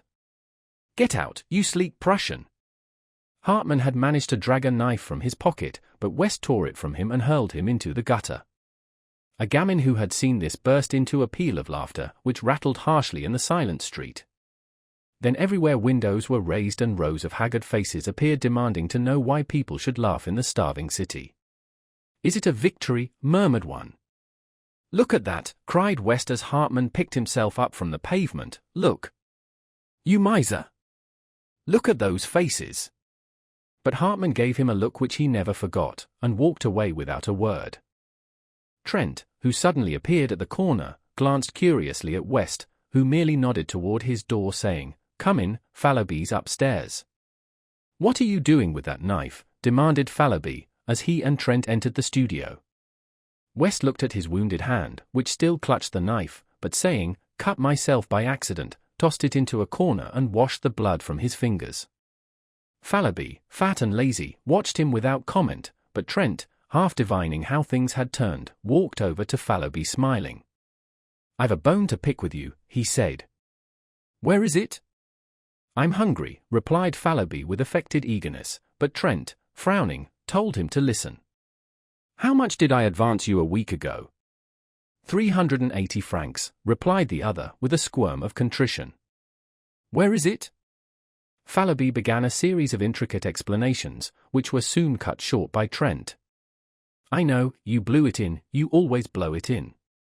I don't care a rap what you did before the siege, I know you are rich and have a right to dispose of your money as you wish to, and I also know that, generally speaking, it is none of my business. But now it is my business, as I have to supply the funds until you get some more, which you won't until the siege is ended one way or another. I wish to share what I have, but I won't see it thrown out of the window. Oh, yes, of course I know you will reimburse me, but that isn't the question, and, anyway, it's the opinion of your friends, old man, that you will not be worse off for a little abstinence from fleshly pleasures. You are positively a freak in this famine-cursed city of skeletons. I am rather stout, he admitted. Is it true you are out of money? Demanded Trent. Yes, I am, sighed the other. That roast-sucking pig on the Rue Saint-Honoré, is it there yet? Continued Trent. Stammered the feeble one. Ah, I thought so. I caught you in ecstasy before that sucking pig at least a dozen times. Then laughing, he presented Fallowby with a roll of 20-franc pieces saying, If these go for luxuries you must live on your own flesh, and went over to aid West, who sat beside the wash-basin binding up his hand. West suffered him to tie the knot, and then said, You remember, yesterday, when I left you and Braith to take the chicken to Colette. Chicken! Good heavens, moaned Fallowby. Chicken, repeated West, enjoying Fallowby's grief. I must explain that things are changed. Colette and I are to be married. What about the chicken? Groaned Fallowby. Shut up, laughed Trent, and slipping his arm through West's, walked to the stairway. The poor little thing, said West, just think, not a splinter of firewood for a week and wouldn't tell me because she thought I needed it for my clay figure. Phew! When I heard it I smashed that smirking clay nymph to pieces, and the rest can freeze and be hanged. After a moment he added timidly, won't you call on your way down and say bonsoir? It's number 17. Yes, said Trent, and he went out softly, closing the door behind. He stopped on the third landing, lighted a match, scanned the numbers over the row of dingy doors, and knocked at number 17. Say Toy George's. The door opened. Oh, pardon, Monsieur Jack, I thought it was Monsieur West, then blushing furiously, oh, I see you have heard. Oh, thank you so much for your wishes, and I'm sure we love each other very much, and I'm dying to see Sylvia and tell her Anne. And what? Laughed Trent. I am very happy, she sighed. Here's pure gold, returned Trent, and then gaily, I want you and George to come and dine with us tonight. It's a little treat, you see tomorrow is Sylvia's fate. She will be 19. I have written to Thorne, and the Gurneleks will come with their cousin Odile. Fallowby has engaged not to bring anybody but himself. The girl accepted shyly, charging him with loads of loving messages to Sylvia, and he said good night. He started up the street, walking swiftly, for it was bitter cold, and cutting across the Rue de la Lune he entered the Rue de Seine. The early winter night had fallen, almost without warning, but the sky was clear and myriads of stars glittered in the heavens. The bombardment had become furious, a steady rolling thunder from the Prussian cannon punctuated by the heavy shocks from Mont Valérien. The shells streamed across the sky leaving trails like shooting stars, and now, as he turned to look back, rockets blue and red flared above the horizon from the fortalice, and the fortress of the north flamed like a bonfire. Good news, a man shouted over by the Boulevard Saint-Germain. As if by magic the streets were filled with people, shivering, chattering people with shrunken eyes. Jack, cried one. The army of the Loire. Eh? Mon views, it has come then at last. I told thee. Tomorrow, tonight, who knows? Is it true? Is it a sortie? Someone said, oh, God, a sortie, and my son. Another cried, to the Seine? They say one can see the signals of the army of the Loire from the Pont Neuf. There was a child standing near Trent who kept repeating, Mama, Mama, then tomorrow we may eat white bread, and beside him, an old man swaying, stumbling, his shriveled hands crushed to his breast, muttering as if insane. Could it be true? Who has heard the news? The shoemaker on the Rue de Bussy had it from a mobile who had heard a franc-tireur repeat it to a captain of the National Guard. Trent followed the throng surging through the Rue de Seine to the river. Rocket after rocket clove the sky, and now, from Montmartre, the cannon clanged, and the batteries on Montparnasse joined in with a crash. The bridge was packed with people. Trent asked, who has seen the signals of the army of the Loire? We are waiting for them, was the reply. He looked toward the north. Suddenly the huge silhouette of the Arc de Triomphe sprang into black relief against the flash of a cannon. The boom of the gun rolled along the quay and the old bridge vibrated.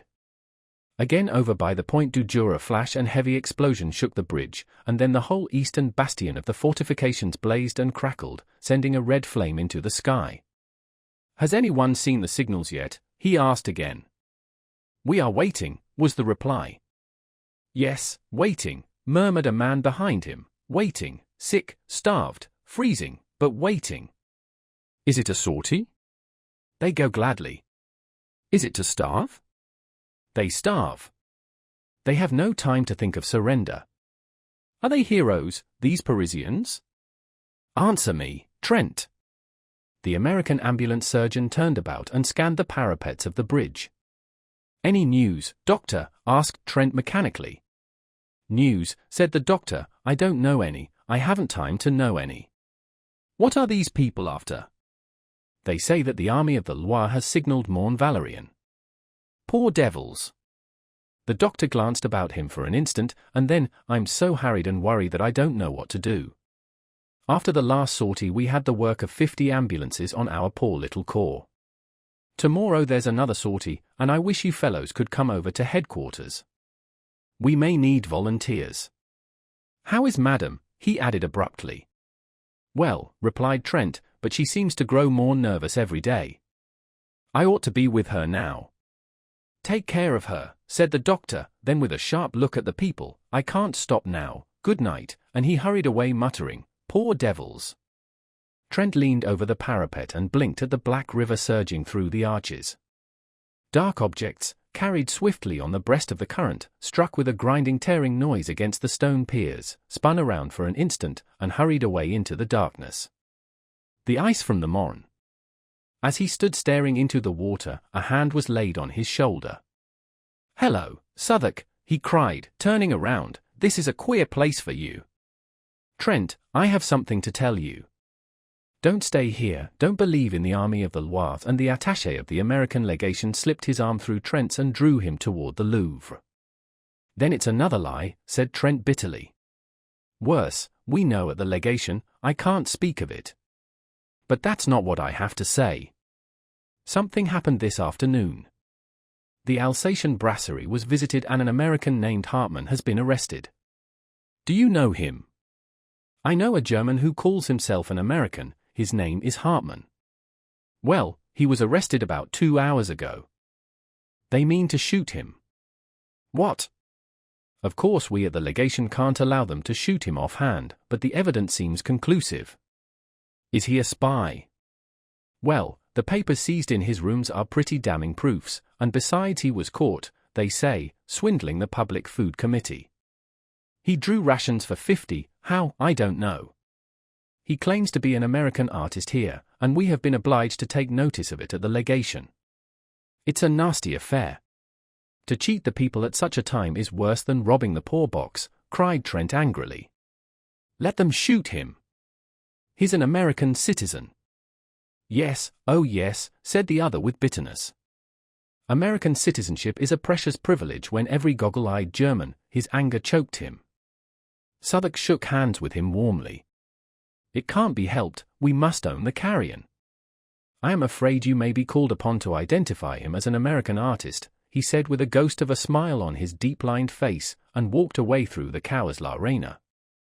Trent swore silently for a moment and then drew out his watch. 7 o'clock. Sylvia will be anxious, he thought, and hurried back to the river. The crowd still huddled shivering on the bridge, a somber pitiful congregation, peering out into the night for the signals of the army of the Loire, and their hearts beat time to the pounding of the guns, their eyes lighted with each flash from the bastions, and hope rose with the drifting rockets. A black cloud hung over the fortifications. From horizon to horizon the cannon smoke stretched in wavering bands, now capping the spires and domes with cloud, now blowing in streamers and shreds along the streets, now descending from the housetops, enveloping quays, bridges, and river, in a sulphurous mist. And through the smoke pall the lightning of the cannon played, while from time to time a rift above showed a fathomless black vault set with stars. He turned again into the Rue de Seine, that sad abandoned street, with its rows of closed shutters and desolate ranks of unlighted lamps. He was a little nervous and wished once or twice for a revolver, but the slinking forms which passed him in the darkness were too weak with hunger to be dangerous, he thought, and he passed on unmolested to his doorway. But there somebody sprang at his throat.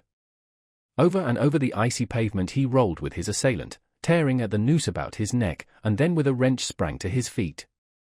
"Get up," he cried to the other. Slowly and with great deliberation, a small gamin picked himself out of the gutter and surveyed Trent with disgust. "That's a nice clean trick," said Trent, "our whelp of your age. You'll finish against a dead wall. Give me that cord." The urchin handed him the noose without a word. Trent struck a match and looked at his assailant. It was the rat killer of the day before. "H.M. I thought so," he muttered. "Tiens, c'est toi," said the gamin tranquilly. "The impudence, The overpowering audacity of the ragamuffin took Trent's breath away. "Do you know, you young strangler," he gasped, "that they shoot thieves of your age?" The child turned a passionless face to Trent. "Shoot, then." That was too much, and he turned on his heel and entered his hotel. Groping up the unlighted stairway, he at last reached his own landing and felt about in the darkness for the door. From his studio came the sound of voices, West's hearty laugh and Fallowby's chuckle, and at last he found the knob and, pushing back the door, stood a moment confused by the light. "Hello, Jack," he cried. "West, you're a pleasant creature, inviting people to dine and letting them wait. Here's Fallowby weeping with hunger." "Shut up," observed the latter, "perhaps he's been out to buy a turkey." "He's been out garrotting, look at his noose," laughed Gurnelec. "So now we know where you get your cash," added West. "Vive le coup du Père François." Trent shook hands with everybody and laughed at Sylvia's pale face. "I didn't mean to be late, I stopped on the bridge a moment to watch the bombardment." "Were you anxious, Sylvia?" She smiled and murmured, "Oh, no," but her hand dropped into his and tightened convulsively. "To the table," shouted Fallowby, and uttered a joyous whoop.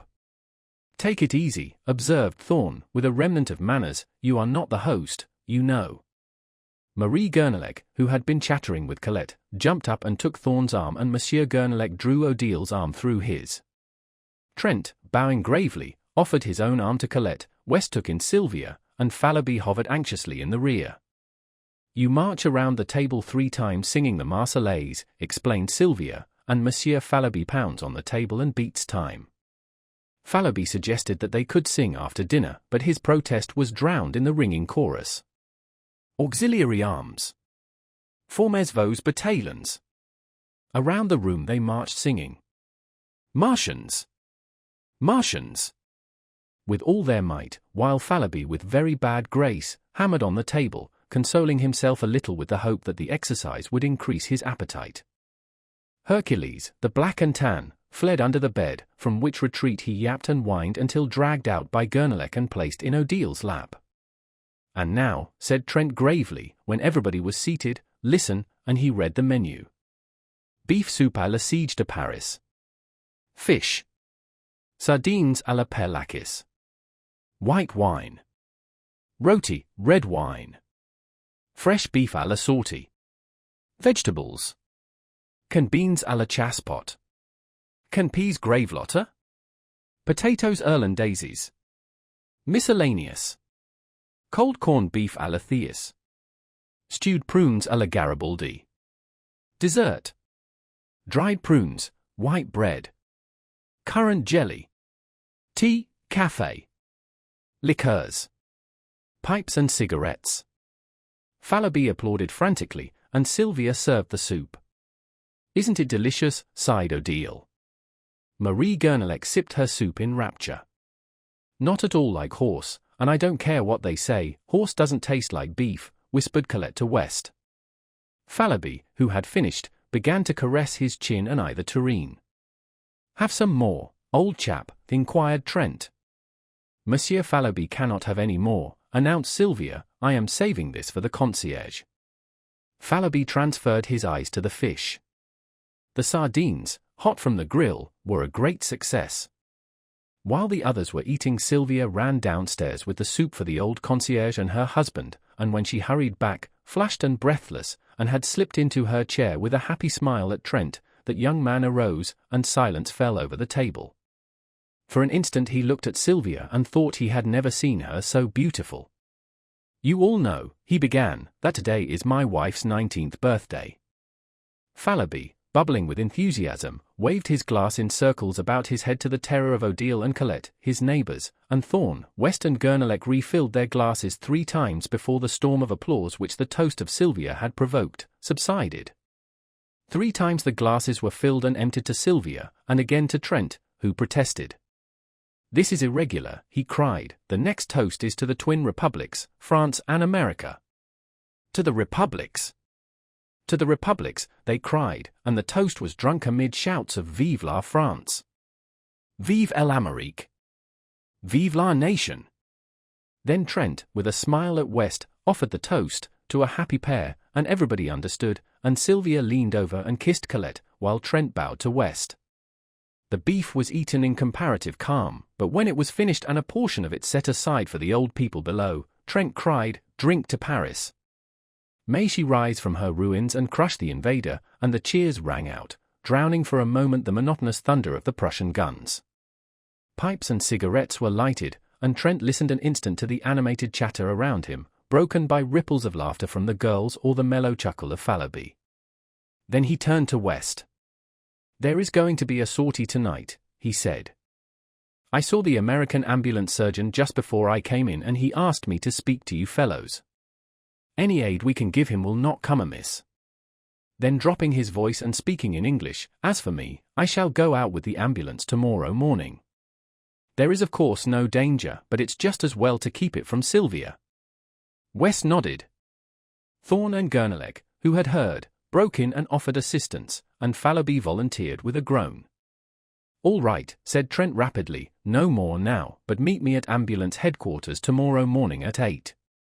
Sylvia and Colette, who were becoming uneasy at the conversation in English, now demanded to know what they were talking about. "What does a sculptor usually talk about?" cried West, with a laugh. Odile glanced reproachfully at Thorne, her fiancé.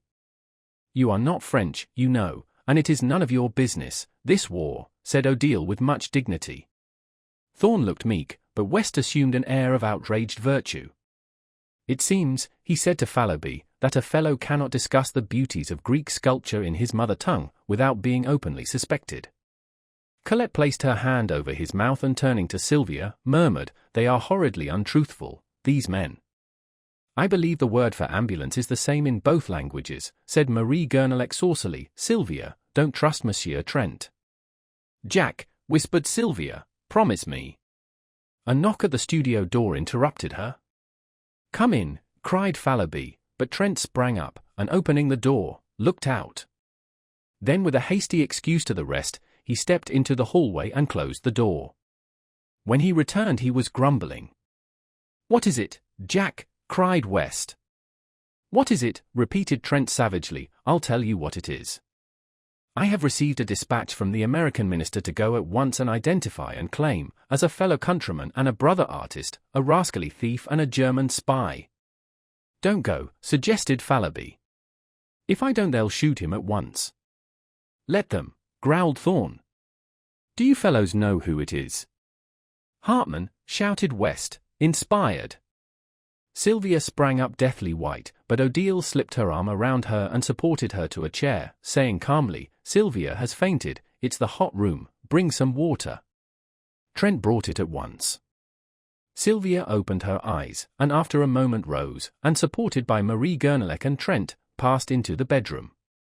It was the signal for breaking up, and everybody came and shook hands with Trent, saying they hoped Sylvia would sleep it off and that it would be nothing. When Marie Gurnelec took leave of him, she avoided his eyes, but he spoke to her cordially and thanked her for her aid. "Anything I can do, Jack?" inquired West, lingering, and then hurried downstairs to catch up with the rest. Trent leaned over the banisters, listening to their footsteps and chatter, and then the lower door banged and the house was silent. He lingered, staring down into the blackness, biting his lips, then with an impatient movement, "I am crazy," he muttered, and lighting a candle, went into the bedroom. Sylvia was lying on the bed. He bent over her, smoothing the curly hair on her forehead. "Are you better, dear Sylvia?" She did not answer, but raised her eyes to his. For an instant he met her gaze, but what he read there sent a chill to his heart and he sat down covering his face with his hands. At last she spoke in a voice, changed and strained, a voice which he had never heard, and he dropped his hands and listened, bolt upright in his chair. "Jack, it has come at last. I have feared it and trembled, how often have I lain awake at night with this on my heart and prayed that I might die before you should ever know of it. For I love you, Jack, and if you go away I cannot live. I have deceived you, it happened before I knew you, but since that first day when you found me weeping in the Luxembourg and spoke to me, Jack, I have been faithful to you in every thought and deed.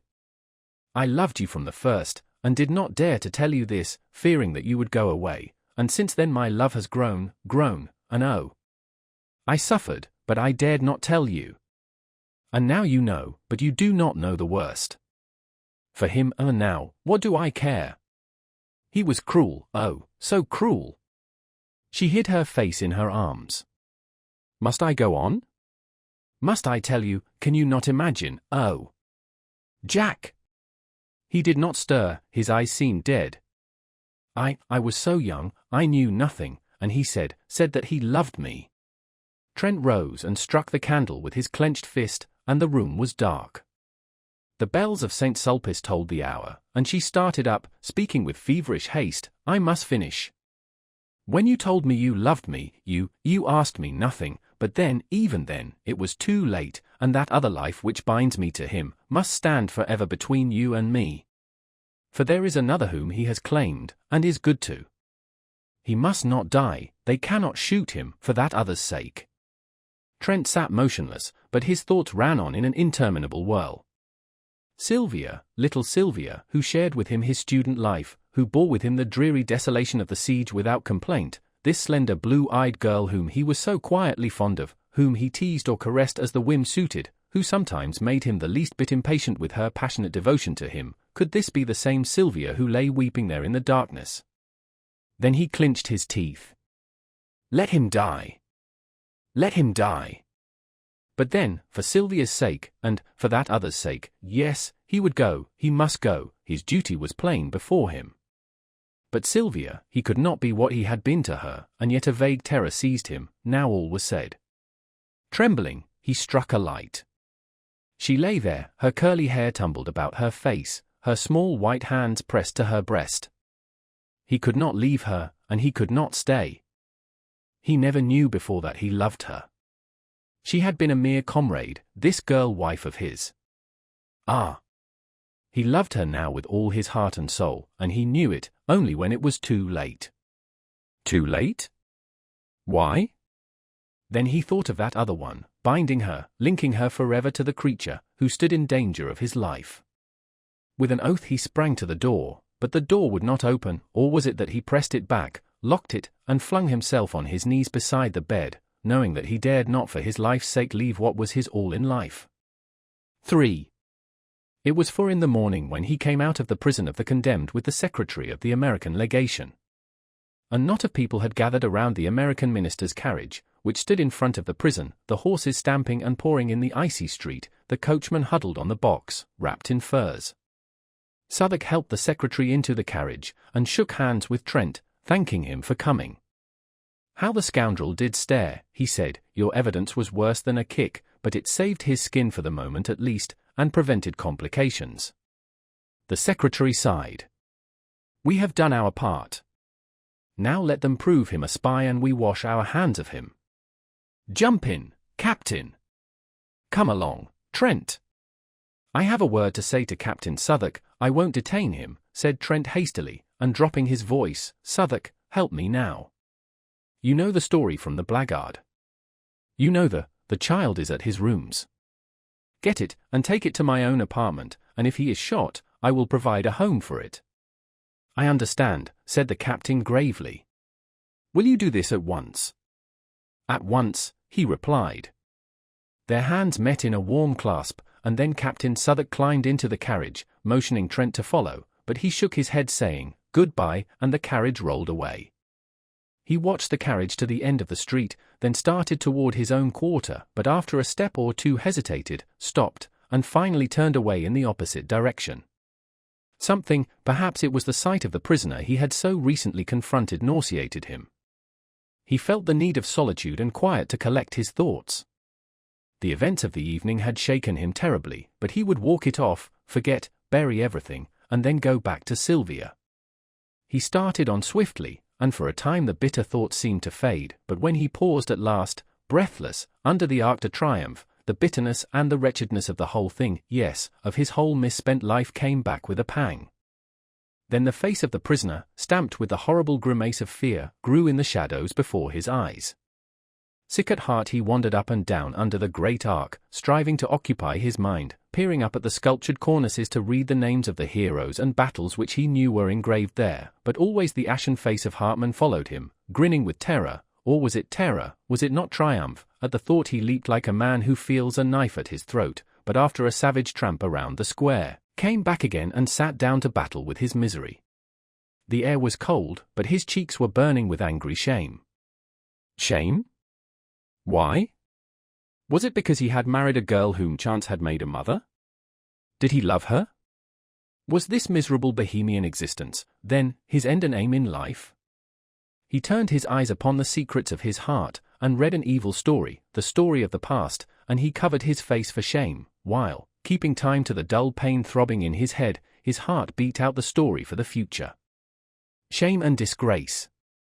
Roused at last from a lethargy which had begun to numb the bitterness of his thoughts, he raised his head and looked about. A sudden fog had settled in the streets, the arches of the arc were choked with it.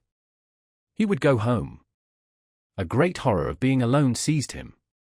But he was not alone. The fog was peopled with phantoms. All around him in the mist they moved, drifting through the arches in lengthening lines, and vanished, while from the fog others rose up, swept past and were engulfed. He was not alone, for even at his side they crowded, touched him, swarmed before him, beside him, behind him, pressed him back, seized, and bore him with them through the mist. Down a dim avenue, through lanes and alleys white with fog, they moved, and if they spoke their voices were dull as the vapor which shrouded them. At last in front, a bank of masonry and earth cut by a massive iron-barred gate towered up in the fog. Slowly and more slowly they glided, shoulder to shoulder and thigh to thigh. Then all movement ceased. A sudden breeze stirred the fog. It wavered and eddied. Objects became more distinct. A pallor crept above the horizon, touching the edges of the watery clouds, and drew dull sparks from 1,000 bayonets. Bayonets, they were everywhere, cleaving the fog or flowing beneath it in rivers of steel. High on the wall of masonry and earth a great gun loomed, and around it figures moved in silhouettes. Below, a broad torrent of bayonets swept through the iron-barred gateway, out into the shadowy plain. It became lighter. Faces grew more distinct among the marching masses and he recognized one. "You, Philippe!" The figure turned its head. Trent cried, "Is there room for me?" but the other only waved his arm in a vague adieu and was gone with the rest. Presently the cavalry began to pass, squadron on squadron, crowding out into the darkness, then many cannon, then an ambulance, then again the endless lines of bayonets. Beside him a cuirassier sat on his steaming horse, and in front, among a group of mounted officers he saw a general, with the astrakhan collar of his dolman turned up about his bloodless face. Some women were weeping near him and one was struggling to force a loaf of black bread into a soldier's haversack. The soldier tried to aid her, but the sack was fastened, and his rifle bothered him, so Trent held it, while the woman unbuttoned the sack and forced in the bread, now all wet with her tears. The rifle was not heavy. Trent found it wonderfully manageable. Was the bayonet sharp? He tried it. Then a sudden longing, a fierce, imperative desire took possession of him. "Tuet!" cried a gamin, clinging to the barred gate, "Encore toi mon vieux!" Trent looked up, and the rat-killer laughed in his face. But when the soldier had taken the rifle again, and thanking him, ran hard to catch his battalion, he plunged into the throng about the gateway. "Are you going?" he cried to a marine who sat in the gutter bandaging his foot. "Yes." Then a girl, a mere child, caught him by the hand and led him into the cafe which faced the gate. The room was crowded with soldiers, some, white and silent, sitting on the floor, others groaning on the leather-covered settees. The air was sour and suffocating. "Choose," said the girl with a little gesture of pity, "they can't go." In a heap of clothing on the floor he found a capote and kepi. She helped him buckle his knapsack, cartridge box, and belt, and showed him how to load the chasspot rifle, holding it on her knees. When he thanked her she started to her feet. "You are a foreigner." "American," he said, moving toward the door, but the child barred his way. "I am a Breton. My father is up there with the cannon of the marine. He will shoot you if you are a spy." They faced each other for a moment. Then sighing, he bent over and kissed the child. "Pray for France, little one," he murmured, and she repeated with a pale smile, "For France and you, beau monsieur." He ran across the street and through the gateway. Once outside, he edged into line and shouldered his way along the road. A corporal passed, looked at him, repassed, and finally called an officer. "You belong to the 60th, growled the corporal looking at the number on his képi. "We have no use for franc-tireurs," added the officer, catching sight of his black trousers. "I wish to volunteer in place of a comrade," said Trent, and the officer shrugged his shoulders and passed on. Nobody paid much attention to him, one or two merely glancing at his trousers. The road was deep with slush and mud, plowed and torn by wheels and hoofs. A soldier in front of him wrenched his foot in an icy rut and dragged himself to the edge of the embankment, groaning. The plain on either side of them was grey with melting snow. Here and there behind dismantled hedgerows stood wagons, bearing white flags with red crosses. Sometimes the driver was a priest in rusty hat and gown, sometimes a crippled mobile. Once they passed a wagon driven by a Sister of Charity. Silent empty houses with great rents in their walls, and every window blank, huddled along the road. Further on, within the zone of danger, nothing of human habitation remained except here and there a pile of frozen bricks or a blackened cellar choked with snow. For some time Trent had been annoyed by the man behind him, who kept treading on his heels. Convinced at last that it was intentional, he turned to remonstrate and found himself face to face with a fellow student from the Beaux Arts. Trent stared. "I thought you were in the hospital." The other shook his head, pointing to his bandaged jaw. "I see, you can't speak. Can I do anything?" The wounded man rummaged in his haversack and produced a crust of black bread. "He can't eat it, his jaw is smashed, and he wants you to chew it for him," said the soldier next to him. Trent took the crust, and grinding it in his teeth morsel by morsel, passed it back to the starving man. From time to time mounted orderlies sped to the front, covering them with slush. It was a chilly, silent march through sodden meadows wreathed in fog. Along the railroad embankment across the ditch, another column moved parallel to their own. Trent watched it, a somber mass, now distinct, now vague, now blotted out in a puff of fog. Once for half an hour he lost it, but when again it came into view, he noticed a thin line detach itself from the flank, and, bellying in the middle, swing rapidly to the west. At the same moment a prolonged crackling broke out in the fog in front. Other lines began to slough off from the column, swinging east and west, and the crackling became continuous. A battery passed at full gallop, and he drew back with his comrades to give it way. It went into action a little to the right of his battalion, and as the shot from the first rifled piece boomed through the mist, the cannon from the fortifications opened with a mighty roar. An officer galloped by shouting something which Trent did not catch, but he saw the ranks in front suddenly part company with his own, and disappear in the twilight. More officers rode up and stood beside him peering into the fog. Away in front the crackling had become one prolonged crash. It was dreary waiting. Trent chewed some bread for the man behind, who tried to swallow it, and after a while shook his head, motioning Trent to eat the rest himself. A corporal offered him a little brandy and he drank it, but when he turned around to return the flask, the corporal was lying on the ground. Alarmed, he looked at the soldier next to him, who shrugged his shoulders and opened his mouth to speak, but something struck him and he rolled over and over into the ditch below. At that moment the horse of one of the officers gave a bound and backed into the battalion, lashing out with his heels. One man was ridden down, another was kicked in the chest and hurled through the ranks. The officer sank his spurs into the horse and forced him to the front again, where he stood trembling. The cannonade seemed to draw nearer. A staff officer, riding slowly up and down the battalion, suddenly collapsed in his saddle and clung to his horse's manet. One of his boots dangled, crimsoned and dripping, from the stirrup. Then out of the mist in front men came running. The roads, the fields, the ditches were full of them, and many of them fell. For an instant he imagined he saw horsemen riding about like ghosts in the vapors beyond, and a man behind him cursed horribly, declaring he too had seen them, and that they were Uhlans, but the battalion stood inactive, and the mist fell again over the meadows. The colonel sat heavily upon his horse, his bullet-shaped head buried in the astrakhan collar of his dolman, his fat legs sticking straight out in the stirrups. The buglers clustered about him with bugles poised, and behind him a staff officer in a pale blue jacket smoked a cigarette and chatted with a captain of hussars. From the road in front came the sound of furious galloping, and an orderly reined up beside the colonel, who motioned him to the rear without turning his head. Then on the left a confused murmur arose which ended in a shout. A hussar passed like the wind, followed by another, and then squadron after squadron whirled by them into the sheeted mists.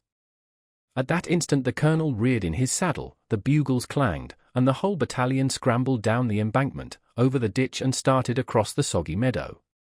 Almost at once Trent lost his cap. Something snatched it from his head. He thought it was a tree branch. A good many of his comrades rolled over in the slush and ice, and he imagined that they had slipped. One pitched right across his path, and he stopped to help him up, but the man screamed when he touched him, and an officer shouted, "Forward! Forward!" so he ran on again. It was a long jog through the mist, and he was often obliged to shift his rifle. When at last they lay panting behind the railroad embankment, he looked about him. He had felt the need of action, of a desperate physical struggle, of killing and crushing. He had been seized with a desire to fling himself among masses and tear right and left. He longed to fire, to use the thin sharp bayonet on his chasspot. He had not expected this. He wished to become exhausted, to struggle and cut until incapable of lifting his arm. Then he had intended to go home. He heard a man say that half the battalion had gone down in the charge, and he saw another examining a corpse under the embankment. The body, still warm, was clothed in a strange uniform, but even when he noticed the spiked helmet lying a few inches further away, he did not realize what had happened. The colonel sat on his horse a few feet to the left, his eye sparkling under the crimson képi. Trent heard him reply to an officer, "I can hold it, but another charge, and I won't have enough men left to sound a bugle." "Were the Prussians here?" Trent asked of a soldier who sat wiping the blood trickling from his hair. "Yes. The hussars cleaned them out. We caught their crossfire." "We are supporting a battery on the embankment," said another. Then the battalion crawled over the embankment and moved along the lines of twisted rails. Trent rolled up his trousers and tucked them into his woolen socks, but they halted again, and some of the men sat down on the dismantled railroad track. Trent looked for his wounded comrade from the Beaux Arts. He was standing in his place, very pale. The cannonade had become terrific. For a moment the mist lifted. He caught a glimpse of the 1st Battalion motionless on the railroad track in front, of regiments on either flank, and then, as the fog settled again, the drums beat and the music of the bugles began away on the extreme left. A restless movement passed among the troops, the colonel threw up his arm, the drums rolled, and the battalion moved off through the fog. They were near the front now, for the battalion was firing as it advanced. Ambulances galloped along the base of the embankment to the rear, and the hussars passed and repassed like phantoms. They were in the front at last, for all about them was movement and turmoil, while from the fog, close at hand, came cries and groans and crashing volleys. Shells fell everywhere, bursting along the embankment, splashing them with frozen slush. Trent was frightened. He began to dread the unknown, which lay there crackling and flaming in obscurity. The shock of the cannon sickened him. He could even see the fog light up with a dull orange as the thunder shook the earth. It was near, he felt certain, for the colonel shouted forward, and the 1st Battalion was hastening into it. He felt its breath, he trembled, but hurried on. A fearful discharge in front terrified him. Somewhere in the fog men were cheering, and the colonel's horse, streaming with blood, plunged about in the smoke. Another blast and shock, right in his face, almost stunned him, and he faltered. All the men to the right were down. His head swam, the fog and smoke stupefied him. He put out his hand for a support and caught something. It was the wheel of a gun carriage, and a man sprang from behind it, aiming a blow at his head with a rammer, but stumbled back shrieking with a bayonet through his neck, and Trent knew that he had killed. Mechanically he stooped to pick up his rifle, but the bayonet was still in the man, who lay, beating with red hands against the sod. It sickened him, and he leaned on the cannon. Men were fighting all around him now, and the air was foul with smoke and sweat. Somebody seized him from behind and another in front, but others in turn seized them or struck them solid blows. The click, click, click of bayonets infuriated him, and he grasped the rammer and struck out blindly until it was shivered to pieces. A man threw his arm around his neck and bore him to the ground, but he throttled him and raised himself on his knees. He saw a comrade seize the cannon and fall across it with his skull crushed in. He saw the colonel tumble clean out of his saddle into the mud, then consciousness fled.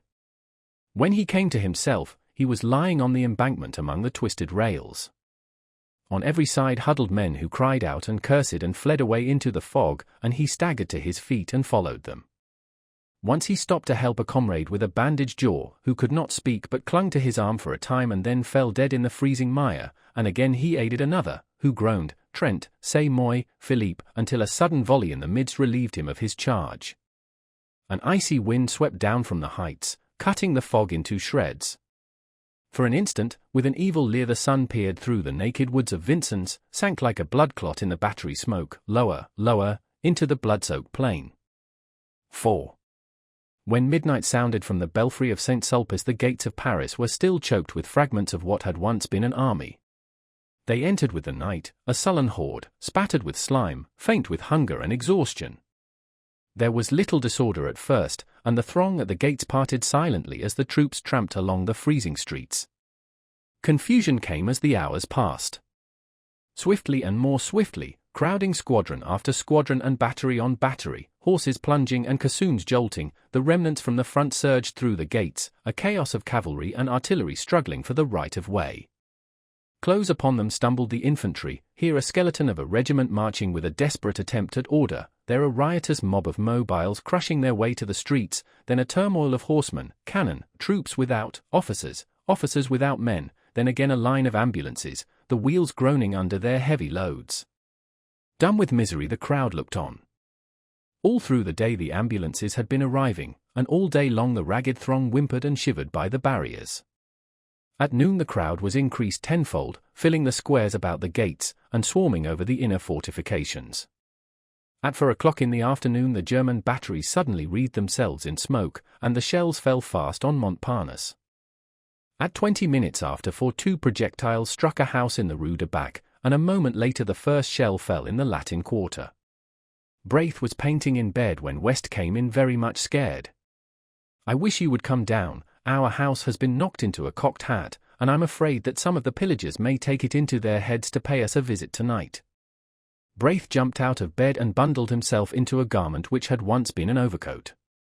"Anybody hurt?" he inquired, struggling with a sleeve full of dilapidated lining. "No. Colette is barricaded in the cellar, and the concierge ran away to the fortifications. There will be a rough gang there if the bombardment keeps up. You might help us." "Of course," said Braith, but it was not until they had reached the Rue Serpent and had turned in the passage which led to West's cellar, that the latter cried, "Have you seen Jack Trent today?" "No," replied Braith, looking troubled. "He was not at ambulance headquarters. He stayed to take care of Sylvia, I suppose." A bomb came crashing through the roof of a house at the end of the alley and burst in the basement, showering the street with slate and plaster. A second struck a chimney and plunged into the garden, followed by an avalanche of bricks, and another exploded with a deafening report in the next street. They hurried along the passage to the steps which led to the cellar. Here again Braith stopped. "Don't you think I had better run up to see if Jack and Sylvia are well entrenched? I can get back before dark." "No. Go in and find Colette, and I'll go." "No, let me go, there's no danger." "I know it," replied West calmly, and, dragging Braith into the alley, pointed to the cellar steps. The iron door was barred. "Colette! Colette!" he called. The door swung inward, and the girl sprang up the stairs to meet them. At that instant, Braith, glancing behind him, gave a startled cry, and pushing the two before him into the cellar, jumped down after them and slammed the iron door. A few seconds later a heavy jar from the outside shook the hinges. "They are here," muttered West, very pale. "That door," observed Colette calmly, "will hold forever." Braith examined the low iron structure, now trembling with the blows rained on it from without. West glanced anxiously at Colette, who displayed no agitation, and this comforted him. "I don't believe they will spend much time here," said Braith. "They only rummage in cellars for spirits, I imagine. Unless they hear that valuables are buried there." "But surely nothing is buried here," exclaimed Braith uneasily. "Unfortunately there is," growled West. "That miserly landlord of mine." A crash from the outside, followed by a yell, cut him short, then blow after blow shook the doors, until there came a sharp snap, a clinking of metal and a triangular bit of iron fell inwards, leaving a hole through which struggled a ray of light. Instantly West knelt, and shoving his revolver through the aperture fired every cartridge. For a moment the alley resounded with the racket of the revolver, then absolute silence followed. Presently a single questioning blow fell upon the door, and a moment later another, and then a sudden crack zigzagged across the iron plate. "Here," said West, seizing Colette by the wrist, "you follow me, Braith," and he ran swiftly toward a circular spot of light at the further end of the cellar. The spot of light came from a barred manhole above. West motioned Braith to mount on his shoulders. "Push it over." "You must." With little effort Braith lifted the barred cover, scrambled out on his stomach, and easily raised Colette from West's shoulders. "Quick, old chap," cried the latter. Braith twisted his legs around a fence chain and leaned down again. The cellar was flooded with a yellow light, and the air reeked with the stench of petroleum torches. The iron door still held, but a whole plate of metal was gone, and now as they looked a figure came creeping through, holding a torch. "Quick," whispered Braith. "Jump," and West hung dangling until Colette grasped him by the collar, and he was dragged out. Then her nerves gave way and she wept hysterically, but West threw his arm around her and led her across the gardens into the next street, where Braith, after replacing the manhole cover and piling some stone slabs from the wall over it, rejoined them. It was almost dark. They hurried through the street, now only lighted by burning buildings or the swift glare of the shells. They gave wide berth to the fires, but at a distance saw the flitting forms of pillagers among the debris. Sometimes they passed a female fury crazed with drink shrieking anathemas upon the world, or some slouching lout whose blackened face and hands betrayed his share in the work of destruction. At last they reached the Seine and passed the bridge, and then Braith said, "I must go back. I am not sure of Jack and Sylvia." As he spoke, he made way for a crowd which came trampling across the bridge and along the river wall by the d'Orsay barracks. In the midst of it West caught the measured tread of a platoon. A lantern passed, a file of bayonets, then another lantern which glimmered on a deathly face behind, and Colette gasped, "Hartman," and he was gone. They peered fearfully across the embankment, holding their breath. There was a shuffle of feet on the quay, and the gate of the barracks slammed. A lantern shone for a moment at the postern, the crowd pressed to the grill, then came the clang of the volley from the stone parade. One by one the petroleum torches flared up along the embankment, and now the whole square was in motion. Down from the Champs-Élysées and across the Place de la Concorde straggled the fragments of the battle, a company here, and a mob there. They poured in from every street followed by women and children, and a great murmur, borne on the icy wind, swept through the Arc de Triomphe and down the dark avenue. "Perdus! Perdus!" A ragged end of a battalion was pressing past, the spectre of annihilation. West groaned. Then a figure sprang from the shadowy ranks and called West's name, and when he saw it was Trent he cried out. Trent seized him, white with terror. "Sylvia!" West stared speechless, but Colette moaned, "Oh, Sylvia! Sylvia, and they are shelling the quarter?" "Trent," shouted Braith, but he was gone, and they could not overtake him. The bombardment ceased as Trent crossed the Boulevard Saint-Germain, but the entrance to the Rue de Seine was blocked by a heap of smoking bricks. Everywhere the shells had torn great holes in the pavement. The café was a wreck of splinters and glass, the bookstore tottered, ripped from roof to basement, and the little bakery, long since closed, bulged outward above a mass of slate and tin. He climbed over the steaming bricks and hurried into the Rue de Tournon. On the corner a fire blazed, lighting up his own street, and on the bank wall, beneath a shattered gas lamp, a child was writing with a bit of cinder. Here fell the first shell. The letters stared him in the face. The rat killer finished and stepped back to view his work, but catching sight of Trent's bayonet, screamed and fled, and as Trent staggered across the shattered street, from holes and crannies in the ruins fierce women fled from their work of pillage, cursing him. At first he could not find his house, for the tears blinded him, but he felt along the wall and reached the door. A lantern burned in the concierge's lodge and the old man lay dead beside it. Faint with fright, he leaned a moment on his rifle, then, snatching the lantern, sprang up the stairs.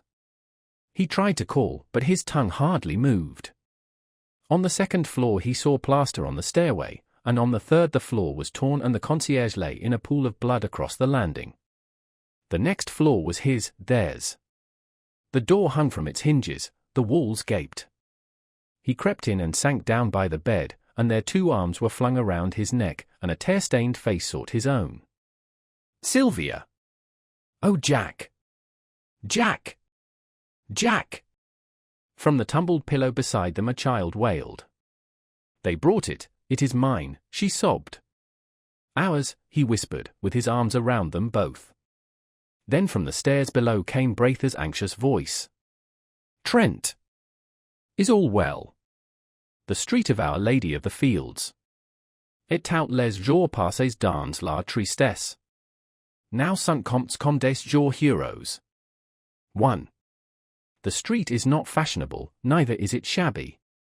It is a pariah among streets, a street without a quarter. It is generally understood to lie outside the pale of the aristocratic Avenue de l'Observatoire. The students of the Montparnasse quarter consider it swell and will have none of it. The Latin quarter, from the Luxembourg, its northern frontier, sneers at its respectability and regards with disfavor the correctly costumed students who haunt it. Few strangers go into it.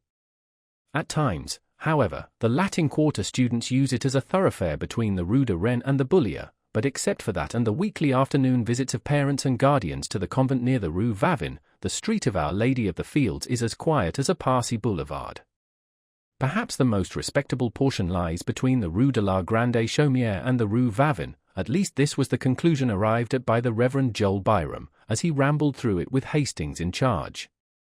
To Hastings the street looked pleasant in the bright June weather, and he had begun to hope for its selection when the Reverend Byram shied violently at the cross on the convent opposite.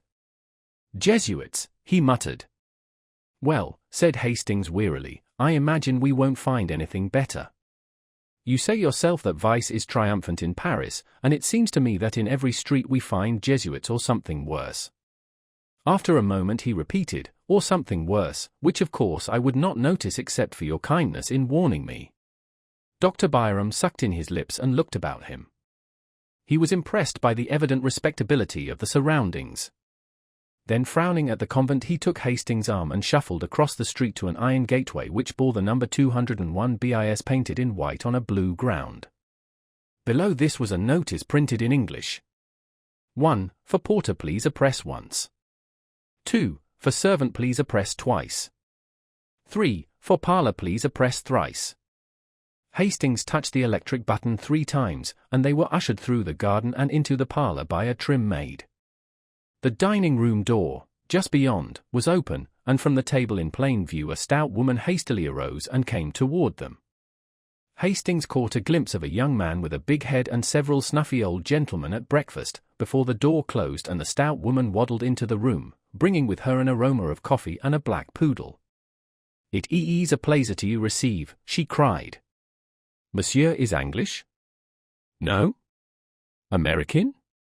"Of course. My pension it is for Americains surtout. Here all speak English, say adieu, the personnel, the servants do speak, plus you moins, a little. I am happy to have you comme pensionnaires." "Madam," began Dr. Byram, but was cut short again. "Ah, yes, I know, ah. Mon Dieu. You do not speak French but you have come to learn." "My husband does speak French with the pensionnaires. We have at the moment a family American who learn of my husband French." Here the poodle growled at Dr. Byram and was promptly cuffed by his mistress. "View 2, she cried, with a slap, "View 2. Oh. Le vilain, oh. Le vilain." "Mais, madam," said Hastings, smiling, "Illinois n'a pas l'air très féroce." The poodle fled, and his mistress cried, "Ah, the accent charming. He does speak already French like a Parisian young gentleman."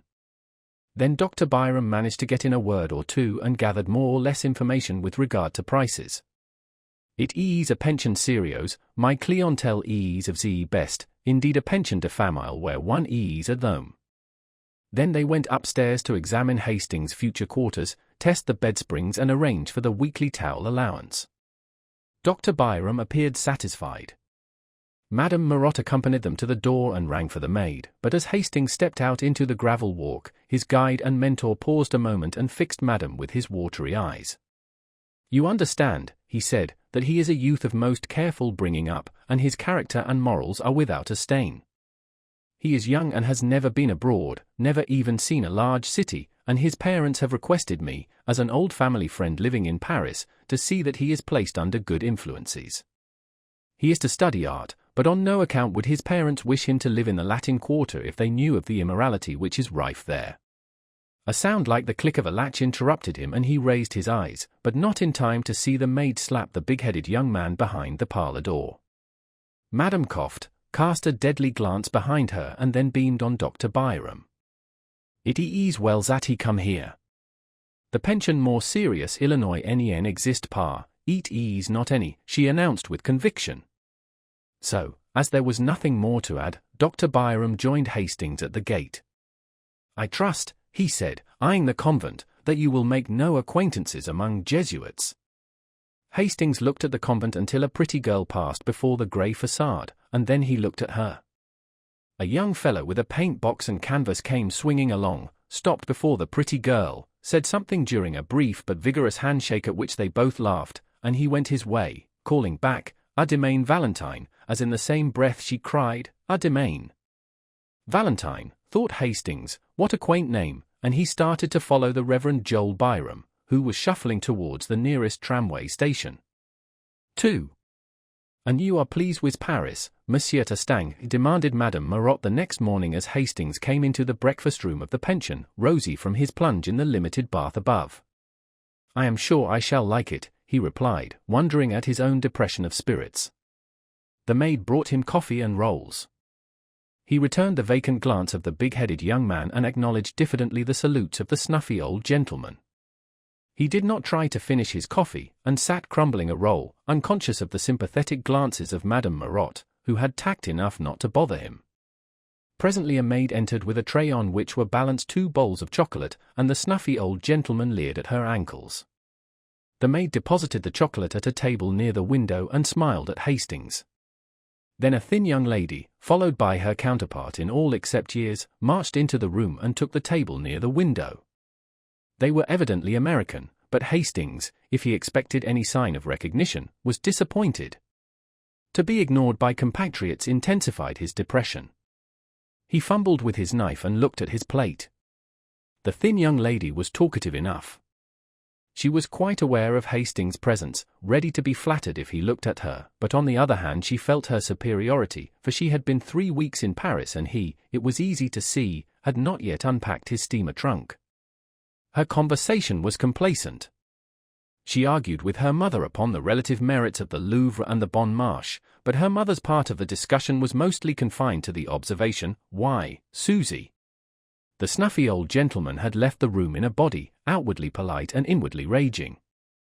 They could not endure the Americans, who filled the room with their chatter. The big-headed young man looked after them with a knowing cough, murmuring, "Gay old birds." "They look like bad old men, Mr. Bladen," said the girl. To this Mr. Bladen smiled and said, "They've had their day," in a tone which implied that he was now having his. "And that's why they all have baggy eyes," cried the girl. "I think it's a shame for young gentlemen."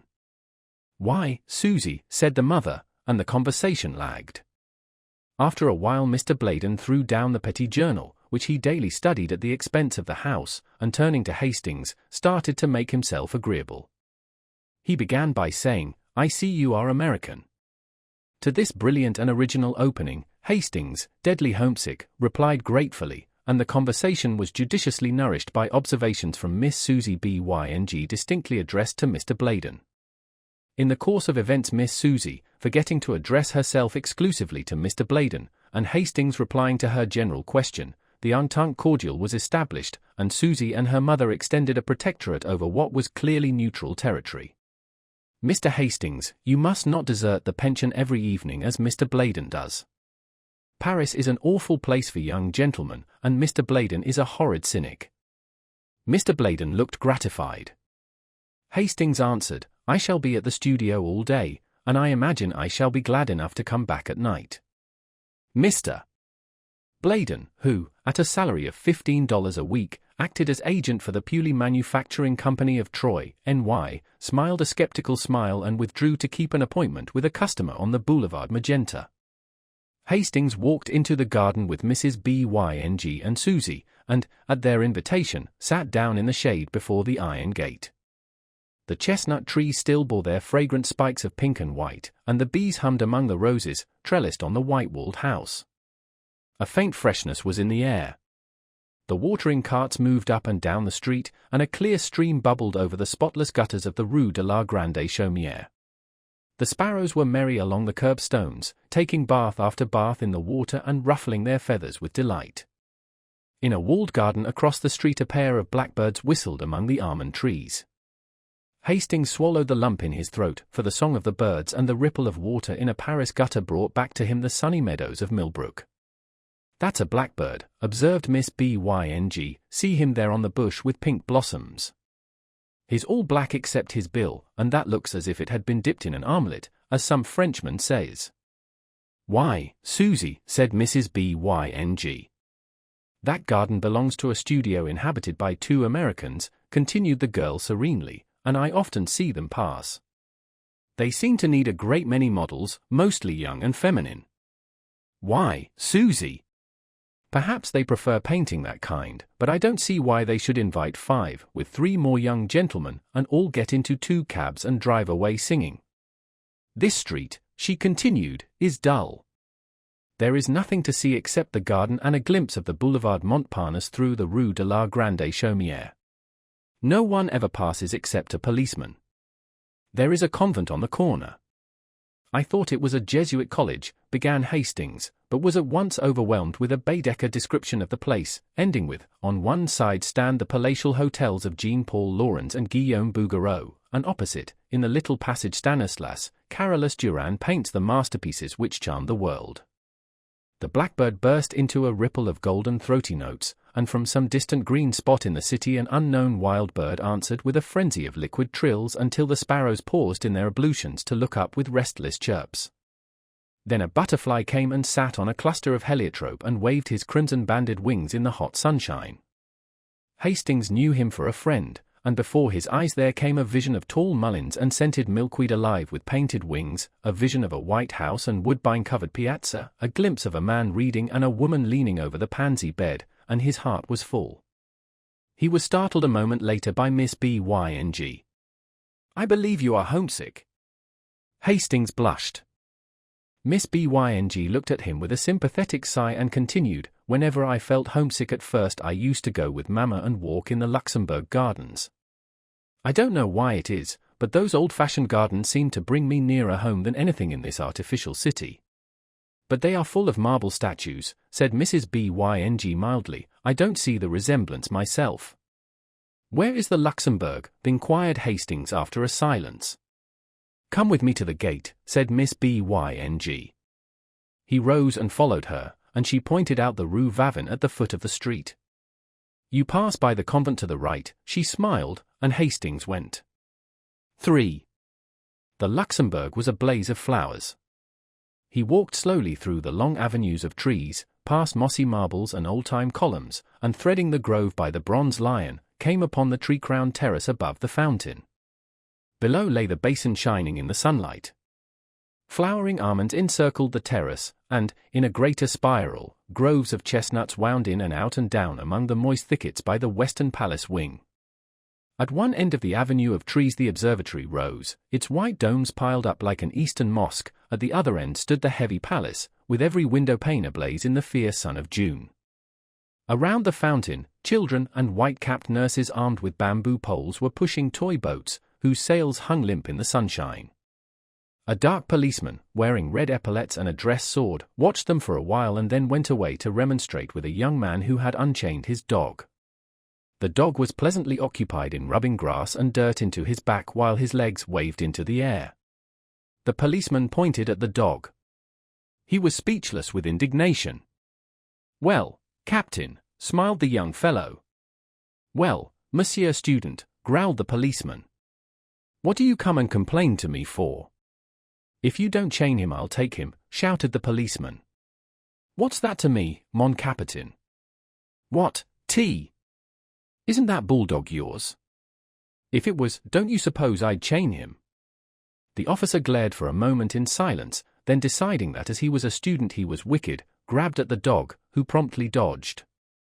Around and around the flower beds they raced, and when the officer came too near for comfort, the bulldog cut across a flower bed, which perhaps was not playing fair.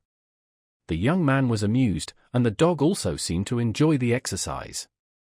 The policeman noticed this and decided to strike at the fountainhead of the evil.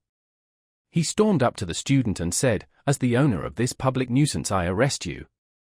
"But," objected the other, "I disclaim the dog." That was a poser.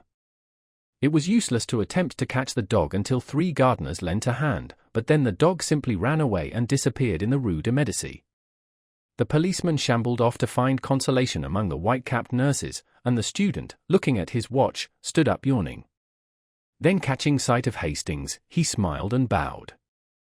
Hastings walked over to the marble, laughing. "Why, Clifford," he said, "I didn't recognize you." "It's my moustache," sighed the other. "I sacrificed it to humor a whim of or a friend. What do you think of my dog?" "Then he is yours," cried Hastings. "Of course. It's a pleasant change for him, this playing tag with policemen, but he is known now and I'll have to stop it. He's gone home. He always does when the gardeners take a hand. It's a pity, he's fond of rolling on lawns." Then they chatted for a moment of Hastings' prospects, and Clifford politely offered to stand his sponsor at the studio. "You see, old Tabby, I mean Dr. Byram, told me about you before I met you," explained Clifford, "and Elliot and I will be glad to do anything we can." Then looking at his watch again, he muttered, "I have just 10 minutes to catch the Versailles train, au revoir," and started to go, but catching sight of a girl advancing by the fountain, took off his hat with a confused smile. "Why are you not at Versailles?" she said, with an almost imperceptible acknowledgement of Hastings' presence. I'm going," murmured Clifford. For a moment they faced each other, and then Clifford, very red, stammered, "With your permission I have the honor of presenting to you my friend, Monsieur Hastings." Hastings bowed low. She smiled very sweetly, but there was something of malice in the quiet inclination of her small Parisian head. "I could have wished," she said, "that Monsieur Clifford might spare me more time when he brings with him so charming an American." Must I go, Valentine?" began Clifford. "Certainly," she replied. Clifford took his leave with very bad grace, wincing, when she added, "And give my dearest love to Cecile." As he disappeared in the Rue d'Assas, the girl turned as if to go, but then suddenly remembering Hastings, looked at him and shook her head. "Monsieur Clifford is so perfectly harebrained," she smiled, "it is embarrassing sometimes." "You have heard, of course, all about his success at the Salon." He looked puzzled and she noticed it. "You have been to the Salon, of course." "Why, no," he answered, "I only arrived in Paris 3 days ago." She seemed to pay little heed to his explanation, but continued, "Nobody imagined he had the energy to do anything good, but on varnishing day the Salon was astonished by the entrance of Monsieur Clifford, who strolled about as bland as you please with an orchid in his buttonhole, and a beautiful picture on the line." She smiled to herself at the reminiscence, and looked at the fountain. "Monsieur Bouguereau told me that Monsieur Julien was so astonished that he only shook hands with Monsieur Clifford in a dazed manner, and actually forgot to pat him on the back. Fancy," she continued with much merriment, "fancy Papa Julien forgetting to pat one on the back." Hastings, wondering at her acquaintance with the great Bouguereau, looked at her with respect. "May I ask," he said diffidently, "whether you are a pupil of Bouguereau?" She said in some surprise. Then she looked at him curiously. Was he permitting himself the liberty of joking on such short acquaintance? His pleasant serious face questioned hers. "Tiens," she thought, "what a droll man." "You surely study art," he said. She leaned back on the crooked stick of her parasol, and looked at him. "Why do you think so?" "Because you speak as if you did." You are making fun of me, she said, and it is not good taste. She stopped, confused, as he colored to the roots of his hair. How long have you been in Paris? She said at length. 3 days, he replied gravely. But surely you are not a nouveau. You speak French too well. Then after a pause, really are you a nouveau? I am, he said. She sat down on the marble bench lately occupied by Clifford, and tilting her parasol over her small head looked at him. I don't believe it. He felt the compliment, and for a moment hesitated to declare himself one of the despised. Then mustering up his courage, he told her how new and green he was, and all with a frankness which made her blue eyes open very wide and her lips part in the sweetest of smiles. You have never seen a studio? Never. Nor a model? No. How funny, she said solemnly. Then they both laughed. And you, he said, have seen studios? Hundreds. And models? Millions. And you know Bouguereau? Yes, and Henier, and Constantin Laurens, and Puvis de Chavans and Dagnan and Courtois, and all the rest of them. And yet you say you are not an artist. Pardon, she said gravely, did I say I was not? Won't you tell me? He hesitated. At first she looked at him, shaking her head and smiling, then of a sudden her eyes fell and she began tracing figures with her parasol in the gravel at her feet. Hastings had taken a place on the seat, and now, with his elbows on his knees, sat watching the spray drifting above the fountain jet. A small boy, dressed as a sailor, stood poking his yacht and crying, I won't go home. I won't go home. His nurse raised her hands to heaven. Just like a little American boy, thought Hastings, and a pang of homesickness shot through him. Presently the nurse captured the boat, and the small boy stood at bay. Monsieur René, when you decide to come here you may have your boat. The boy backed away scowling.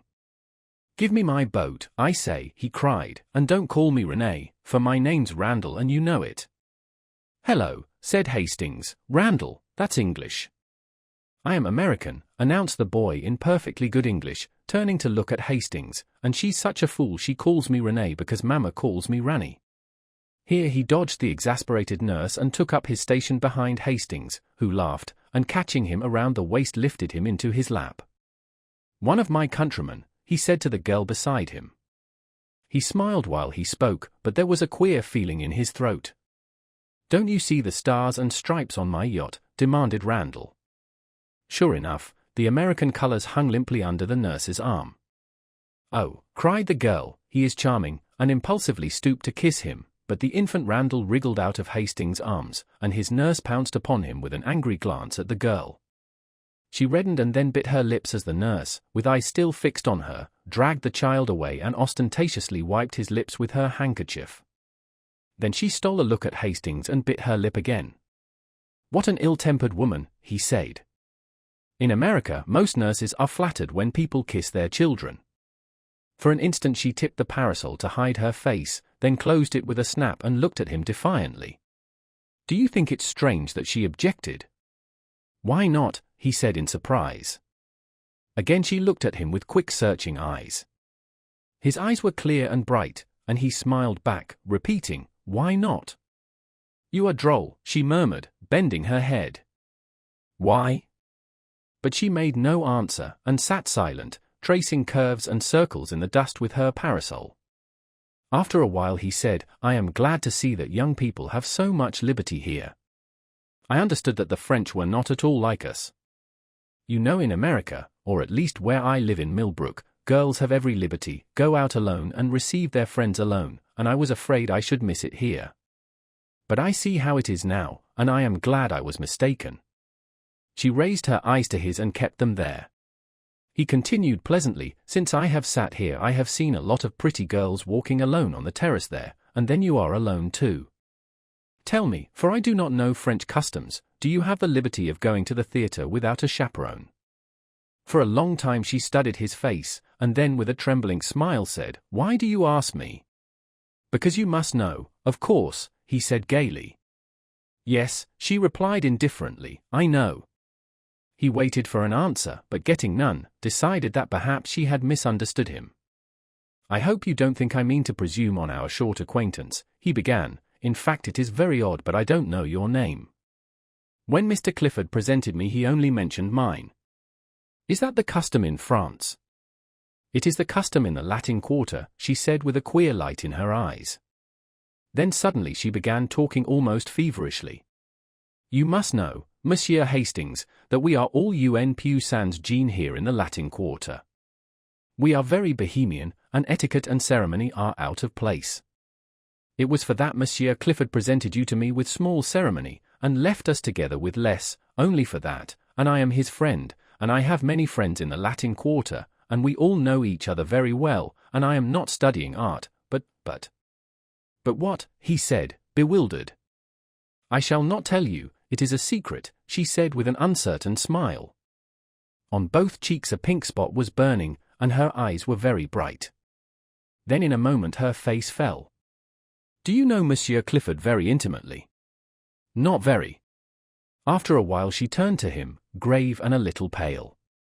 My name is Valentine Tissot. Might I ask a service of you on such very short acquaintance? Oh, he cried, I should be honored. It is only this, she said gently, it is not much. Promise me not to speak to Monsieur Clifford about me. Promise me that you will speak to no one about me. I promise, he said, greatly puzzled. She laughed nervously. I wish to remain a mystery. It is a caprice. But, he began, I had hoped that you might give Monsieur Clifford permission to present me at your house. My house, she repeated. I mean, where you live, in fact, to present me to your family. The change in the girl's face shocked him. I beg your pardon, he cried, I have hurt you. And as quick as a flash she understood him because she was a woman. My parents are dead, she said. Presently he began again, very gently. Would it displease you if I beg you to receive me? It is the custom. I cannot, she answered. Then glancing up at him, I am sorry, I should like to, but believe me. I cannot. He bowed seriously and looked vaguely uneasy. It isn't because I don't wish to. I like you, you are very kind to me. Kind, he cried, surprised and puzzled. I like you, she said slowly, and we will see each other sometimes if you will. At friends' houses. No, not at friends' houses. Where? Here, she said with defiant eyes. Why, he cried, in Paris you are much more liberal in your views than we are. She looked at him curiously. Yes, we are very bohemian. I think it is charming, he declared. You see, we shall be in the best of society, she ventured timidly, with a pretty gesture toward the statues of the dead queens, ranged in stately ranks above the terrace. He looked at her, delighted, and she brightened at the success of her innocent little pleasantry. Indeed, she smiled, I shall be well chaperoned, because you see we are under the protection of the gods themselves. Look, there are Apollo, and Juno, and Venus, on their pedestals, counting them on her small gloved fingers, and Ceres, Hercules, but I can't make out. Hastings turned to look up at the winged god under whose shadow they were seated. Why, it's love, he said. 4. There is a nouveau here, drawled Laffat, leaning around his easel and addressing his friend Bowles. There is a nouveau here who is so tender and green and appetizing that heaven help him if he should fall into a salad bowl. Hayseed, inquired Bowles, plastering in a background with a broken palette knife and squinting at the effect with approval. Yes, Squeedunk or Oshkosh, and how he ever grew up among the daisies and escaped the cows, heaven alone knows. Bowles rubbed his thumb across the outlines of his study to throw in a little atmosphere, as he said, glared at the model, pulled at his pipe and finding it out struck a match on his neighbor's back to relight it. His name, continued Laffat, hurling a bit of bread at the hat rack, his name is Hastings. He is a berry. He knows no more about the world, and here Mr. Laffat's face spoke volumes for his own knowledge of that planet, than a maiden cat on its first moonlight stroll. Bowles, now having succeeded in lighting his pipe, repeated the thumb touch on the other edge of the study and said, Ah. Yes, continued his friend, and would you imagine it, he seems to think that everything here goes on as it does in his little backwoods ranch at home, talks about the pretty girls who walk alone in the street, says how sensible it is, and how French parents are misrepresented in America, says that for his part he finds French girls, and he confessed to only knowing one, as jolly as American girls. I tried to set him right, tried to give him a pointer as to what sort of ladies walk about alone or with students, and he was either too stupid or too innocent to catch on. Then I gave it to him straight, and he said I was a vile-minded fool and marched off. "Did you assist him with your shoe?" inquired Bowles, languidly interested. "Well, no. He called you a vile-minded fool." "He was correct," said Clifford from his easel in front. What do you mean?" demanded Laffat, turning red. "That," replied Clifford. "Who spoke to you?" "Is this your business?" sneered Bowles, but nearly lost his balance as Clifford swung about and eyed him. "Yes," he said slowly, "it's my business." No one spoke for some time. Then Clifford sang out, "I say, Hastings!" And when Hastings left his easel and came around, he nodded toward the astonished Laffat.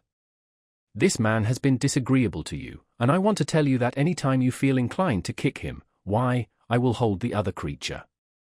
Hastings, embarrassed, said, "Why no, I don't agree with his ideas, nothing more."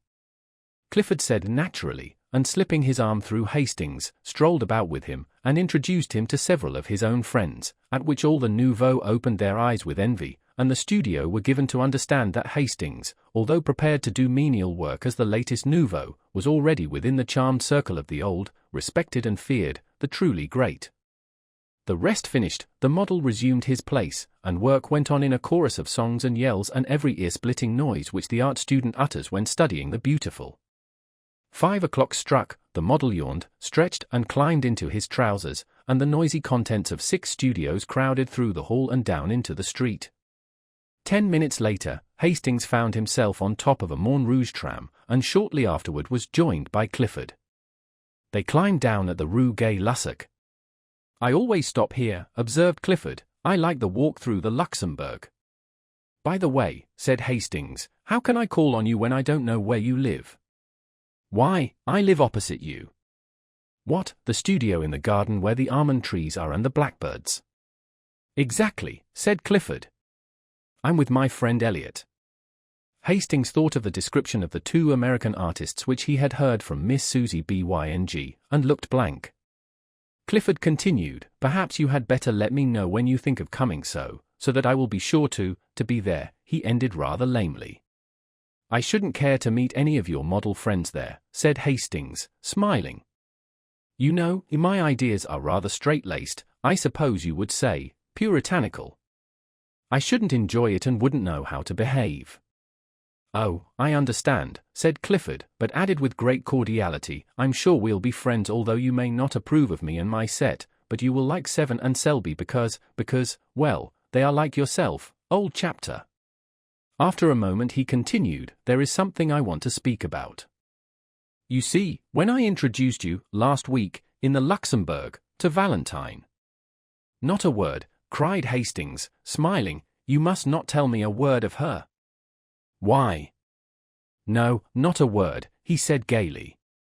"I insist, promise me upon your honor you will not speak of her until I give you permission, promise." "I promise," said Clifford, amazed. "She is a charming girl, we had such a delightful chat after you left, and I thank you for presenting me, but not another word about her until I give you permission." "Oh," murmured Clifford. "Remember your promise," he smiled, as he turned into his gateway. Clifford strolled across the street and, traversing the ivy-covered alley, entered his garden. He felt for his studio key, muttering, I wonder, but of course he doesn't." He entered the hallway, and fitting the key into the door, stood staring at the 2 cards tacked over the panels. Foxhall Clifford. Richard Osborne Elliot. Why the devil doesn't he want me to speak of her? He opened the door, and, discouraging the caresses of 2 brindle bulldogs, sank down on the sofa. Elliot sat smoking and sketching with a piece of charcoal by the window. "Hello," he said without looking around. Clifford gazed absently at the back of his head, murmuring, I'm afraid that man is too innocent." "I say, Elliot," he said, at last, Hastings, you know the chap that old Tabby Byram came around here to tell us about, the day you had to hide Colette in the armoire?" "Yes, what's up?" "Oh, nothing. He's a brick." "Yes," said Elliot, without enthusiasm. "Don't you think so?" demanded Clifford. "Why, yes, but he is going to have a tough time when some of his illusions are dispelled." "More shame to those who dispel them." "Yes, wait until he comes to pay his call on us, unexpectedly, of course." Clifford looked virtuous and lighted a cigar. "I was just going to say," he observed, "that I have asked him not to come without letting us know, so I can postpone any orgy you may have intended." "Ah," cried Elliot indignantly, "I suppose you put it to him in that way." "Not exactly," grinned Clifford. Then more seriously, "I don't want anything to occur here to bother him. He's a brick, and it's a pity we can't be more like him." "I am," observed Elliot complacently, "only living with you." "Listen," cried the other. "I have managed to put my foot in it in great style. Do you know what I've done? Well, the first time I met him in the street, or rather, it was in the Luxembourg, I introduced him to Valentine." "Did he object?" "Believe me," said Clifford, solemnly, "this rustic Hastings has no more idea that Valentine in fact is Valentine, than he has that he himself is a beautiful example of moral decency in a quarter where morals are as rare as elephants. I heard enough in a conversation between that blackguard Loffat and the little immoral eruption, Bowles, to open my eyes. I tell you Hastings is a trump. He's a healthy, clean-minded young fellow, bred in a small country village, brought up with the idea that saloons are way stations to hell, and as for women—" "Well," demanded Elliot. "Well," said Clifford, "his idea of the dangerous woman is probably a painted Jezebel." "Probably," replied the other. "He's a trump," said Clifford, "and if he swears the world is as good and pure as his own heart, I'll swear he's right." Elliot rubbed his charcoal on his file to get a point and turned to his sketch saying, "He will never hear any pessimism from Richard Osborne. He's a lesson to me," said Clifford. Then he unfolded a small perfumed note, written on rose-colored paper, which had been lying on the table before him. He read it, smiled, whistled a bar or two from Miss Elliot, and sat down to answer it on his best cream-laid note-paper. When it was written and sealed, he picked up his stick and marched up and down the studio 2 or 3 times, whistling. "Going out?" inquired the other, without turning. "Yes," he said, but lingered a moment over Elliot's shoulder, watching him pick out the lights in his sketch with a bit of bread. "Tomorrow is Sunday," he observed after a moment's silence. "Well?" inquired Elliot. "Have you seen Colette?" "No, I will tonight. She and Roden and Jacqueline are coming to Boulant's. I suppose you and Cecile will be there." "Well, no," replied Clifford. "Cecile dines at home tonight, and I had an idea of going to Mignon's." Elliot looked at him with disapproval. "You can make all the arrangements for La Roche without me," he continued, avoiding Elliot's eyes. "What are you up to now?" "Nothing," protested Clifford. "Don't tell me," replied his chum, with scorn, "fellows don't rush off to Mignon's when the set dine at Boulant's." "Who is it now? But no, I won't ask that. What's the use?" Then he lifted up his voice in complaint and beat upon the table with his pipe. "What's the use of ever trying to keep track of you? What will Cecile say? Oh, yes, what will she say? It's a pity you can't be constant 2 months, yes, by Jove. And the quarter is indulgent, but you abuse its good nature and mine too." Presently he arose, and jamming his hat on his head, marched to the door. "Heaven alone knows why anyone puts up with your antics, but they all do, and so do I. If I were Cecile or any of the other pretty fools after whom you have toddled and will, in all human probabilities, continue to toddle, I say, if I were Cecile I'd spank you. Now I'm going to Boulant's, and as usual I shall make excuses for you and arrange the affair, and I don't care a continental where you are going, but, by the skull of the studio skeleton, if you don't turn up tomorrow with your sketching kit under one arm and Cecile under the other, if you don't turn up in good shape, I'm done with you, and the rest can think what they please. Good night." Clifford said good night with as pleasant a smile as he could muster, and then sat down with his eyes on the door. He took out his watch and gave Elliot 10 minutes to vanish, then rang the concierge's call, murmuring, oh dear, why the devil do I do it?" "Alfred," he said, as that gimlet-eyed person answered the call, "make yourself clean and proper, Alfred, and replace your sabots with a pair of shoes. Then put on your best hat and take this letter to the big white house in the Rue de Dragon." "There is no answer, mon petit Alfred." The concierge departed with a snort in which unwillingness for the errand and affection for M. Clifford were blended. Then with great care the young fellow arrayed himself in all the beauties of his and Elliot's wardrobe.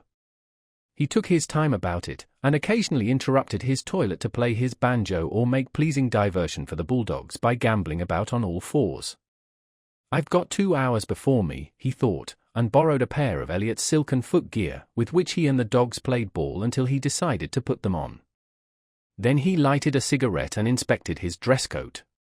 When he had emptied it of 4 handkerchiefs, a fan, and a pair of crumpled gloves as long as his arm, he decided it was not suited to add éclat to his charms and cast about in his mind for a substitute. Elliot was too thin, and, anyway, his coats were now under lock and key. Roden probably was as badly off as himself. Hastings was the man. But when he threw on a smoking jacket and sauntered over to Hastings' house, he was informed that he had been gone over an hour. "Now, where in the name of all that's reasonable could he have gone?" muttered Clifford, looking down the street. The maid didn't know, so he bestowed upon her a fascinating smile and lounged back to the studio.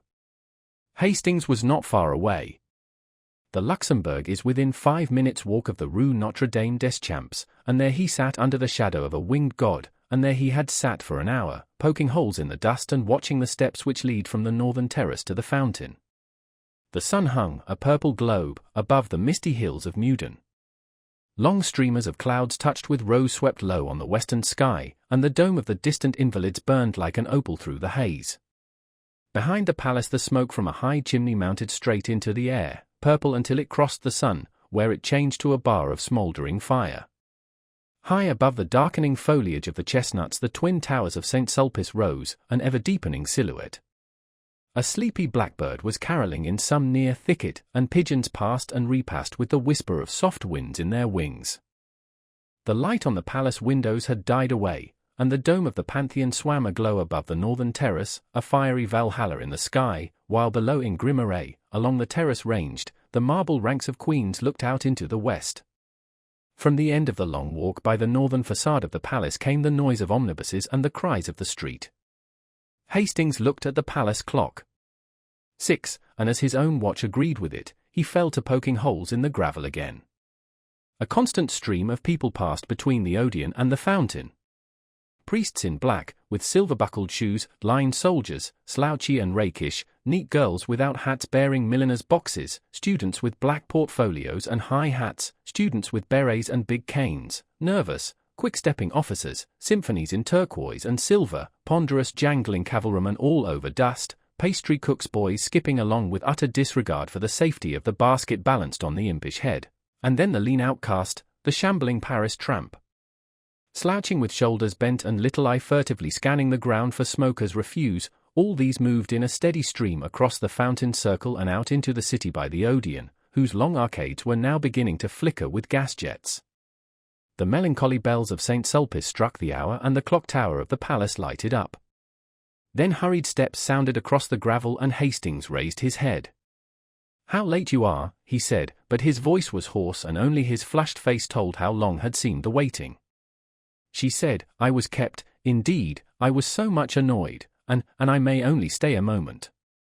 She sat down beside him, casting a furtive glance over her shoulder at the god upon his pedestal. "What a nuisance, that intruding Cupid still there." "Wings and arrows too," said Hastings, and heeding her motion to be seated. "Wings," she murmured, "oh, yes, to fly away with when he's tired of his play." Of course it was a man who conceived the idea of wings, otherwise Cupid would have been insupportable. "Do you think so?" "Foi, it's what men think." "And women?" "Oh," she said, with a toss of her small head, "I really forget what we were speaking of." "We were speaking of love," said Hastings. "I was not," said the girl. Then looking up at the marble god, I don't care for this one at all. I don't believe he knows how to shoot his arrows. No, indeed, he is a coward. He creeps up like an assassin in the twilight. I don't approve of cowardice, she announced, and turned her back on the statue. I think, said Hastings quietly, that he does shoot fairly, yes, and even gives one warning. Is it your experience, Monsieur Hastings? He looked straight into her eyes and said, he is warning me. Heed the warning then, she cried, with a nervous laugh. As she spoke she stripped off her gloves, and then carefully proceeded to draw them on again.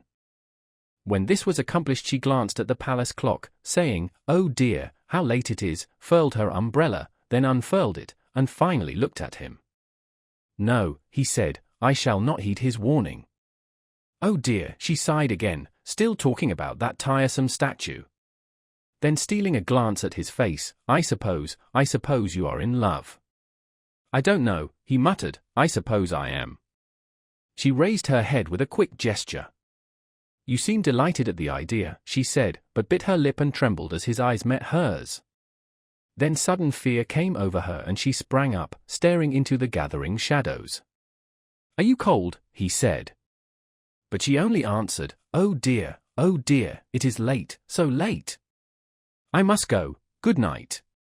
She gave him her gloved hand a moment and then withdrew it with a start.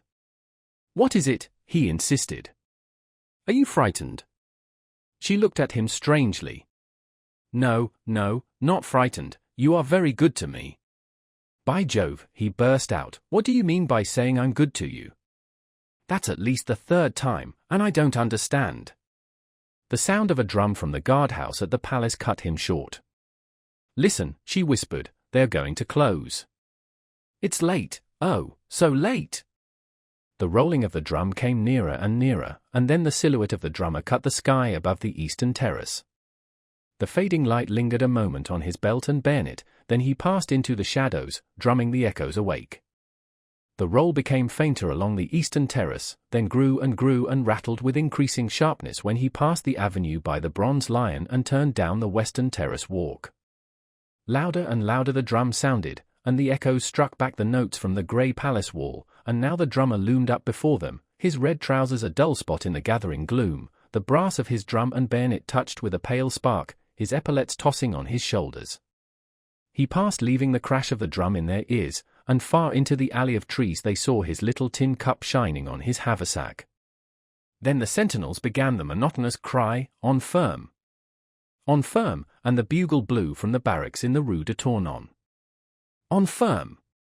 On firm!" "Good night," she whispered, "I must return alone tonight." He watched her until she reached the northern terrace, and then sat down on the marble seat until a hand on his shoulder and a glimmer of bayonets warned him away. She passed on through the grove, and turning into the Rue de Médicis, traversed it to the boulevard. At the corner she bought a bunch of violets and walked on along the boulevard to the Rue des Écoles. A cab was drawn up before Boulan's, and a pretty girl aided by Elliot jumped out. "Valentine," cried the girl, "come with us." "I can't," she said, stopping a moment, "I have a rendezvous at Mignon's."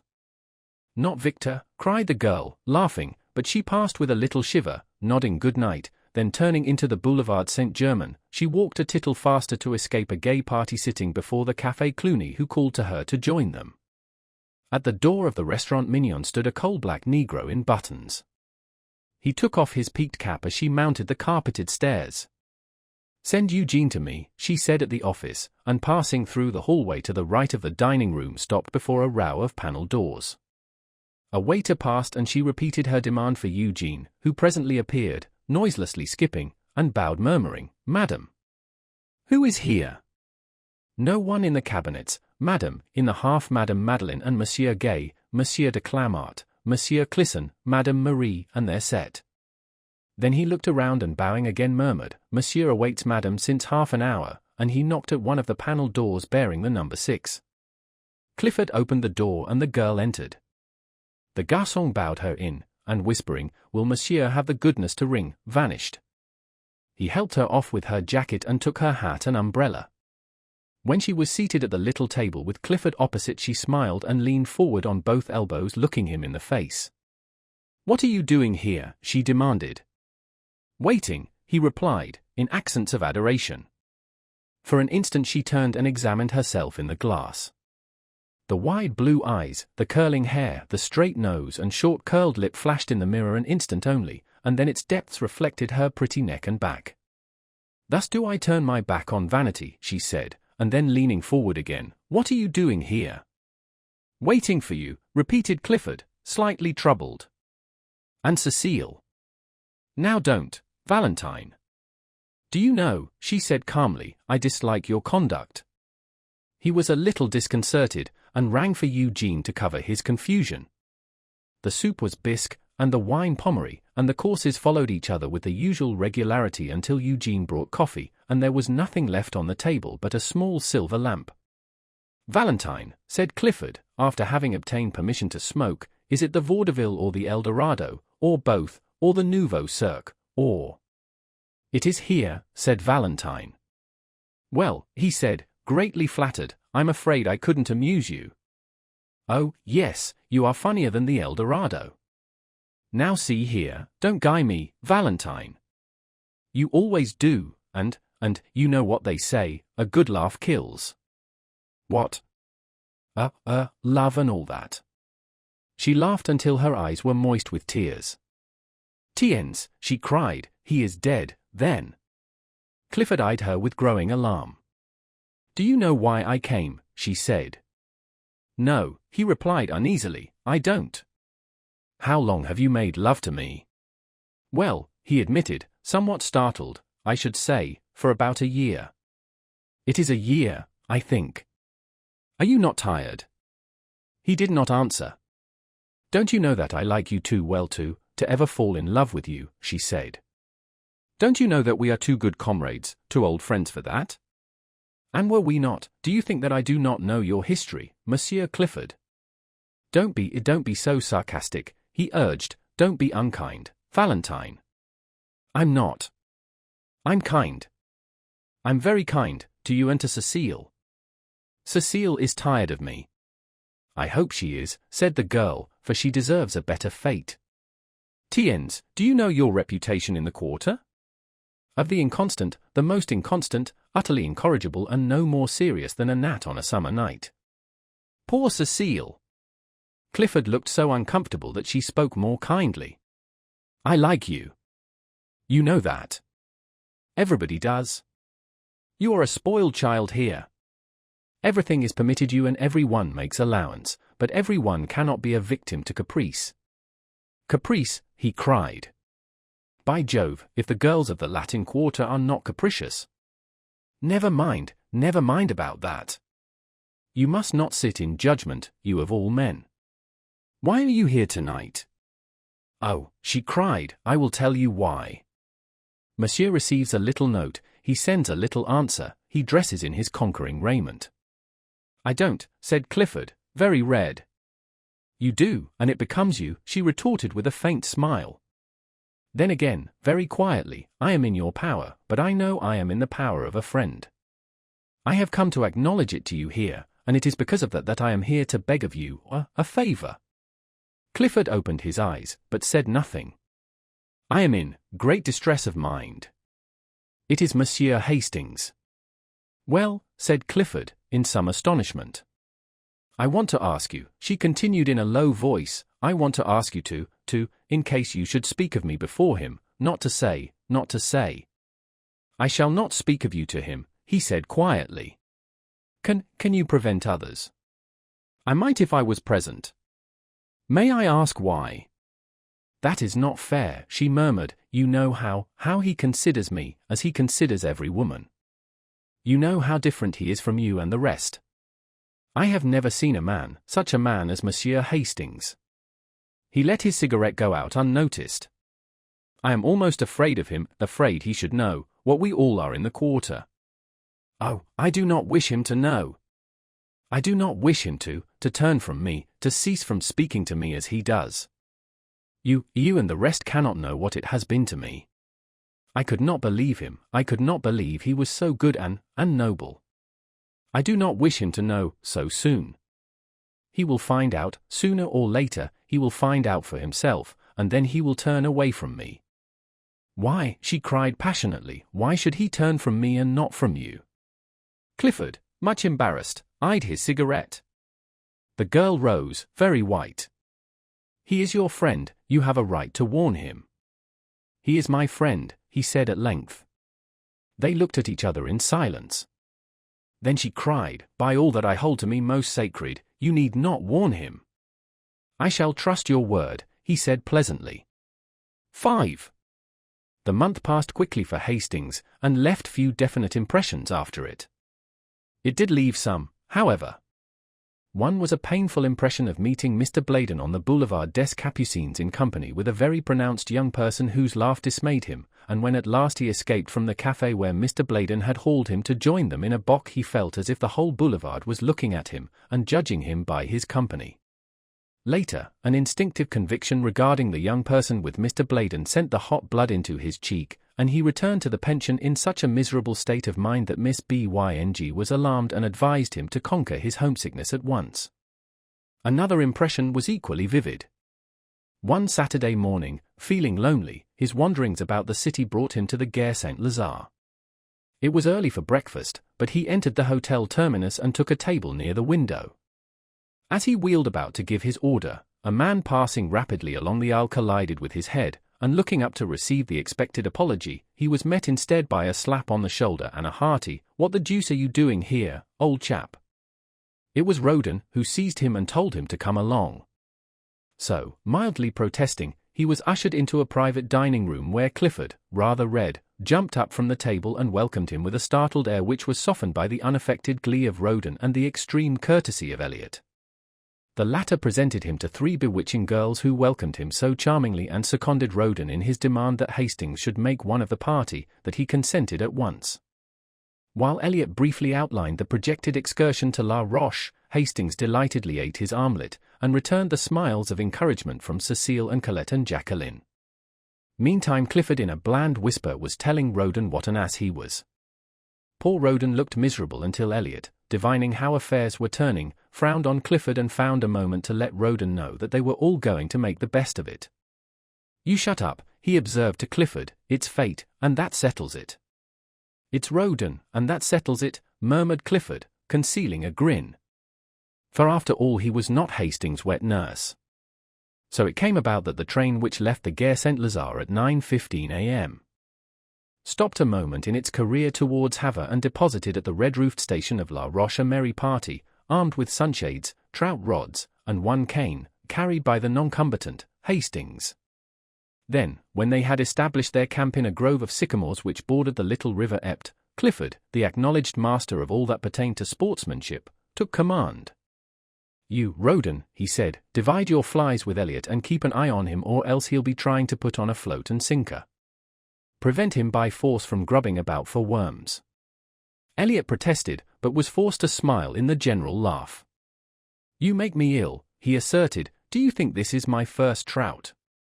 "I shall be delighted to see your first trout," said Clifford, and dodging a fly hook, hurled with intent to hit, proceeded to sort and equip 3 slender rods destined to bring joy and fish to Cecile, Colette, and Jacqueline. With perfect gravity he ornamented each line with a split shot, a small hook, and a brilliant quill float. "I shall never touch the worms," announced Cecile with a shudder. Jacqueline and Colette hastened to sustain her, and Hastings pleasantly offered to act in the capacity of general baiter and taker-off of fish. But Cecile, doubtless fascinated by the gaudy flies in Clifford's book, decided to accept lessons from him in the true art, and presently disappeared up the Epte with Clifford in tow. Eliot looked doubtfully at Colette. "I prefer gudgeons," said that damsel with decision, "and you and Monsieur Roden may go away when you please, may they not, Jacqueline?" "Certainly," responded Jacqueline. Eliot, undecided, examined his rod and reel. "You've got your reel on wrong side up," observed Roden. Eliot wavered, and stole a glance at Colette. I have almost decided to, not to flip the flies about just now," he began. "There's the pole that Cecile left." "Don't call it a pole," corrected Roden. "Rod, then," continued Eliot, and started off in the wake of the 2 girls, but was promptly collared by Roden. "No, you don't." Fancy a man fishing with a float and sinker when he has a fly rod in his hand. You come along.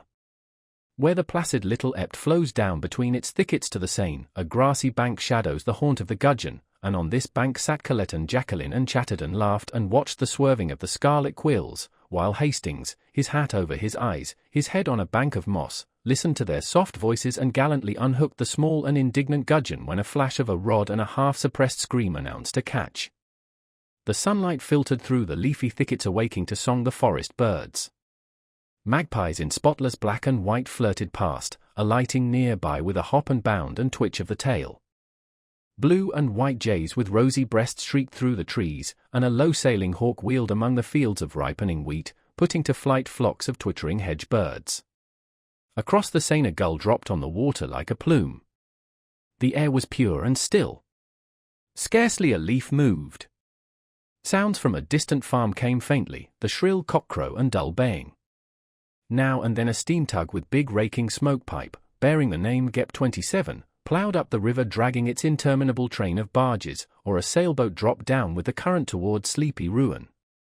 A faint fresh odor of earth and water hung in the air, and through the sunlight, orange-tipped butterflies danced above the marsh grass, soft velvety butterflies flapped through the mossy woods.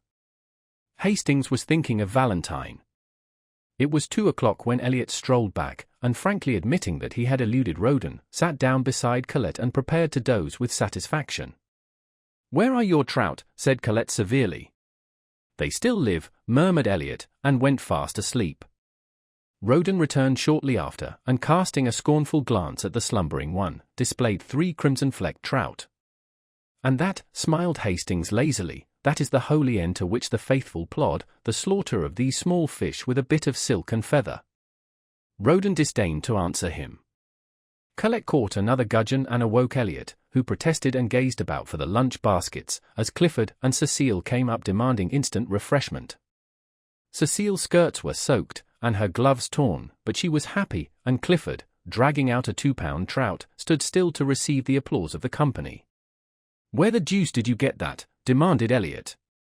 Cecile, wet and enthusiastic, recounted the battle, and then Clifford eulogized her powers with the fly, and, in proof, produced from his creel a defunct chub, which, he observed, just missed being a trout. They were all very happy at luncheon, and Hastings was voted charming.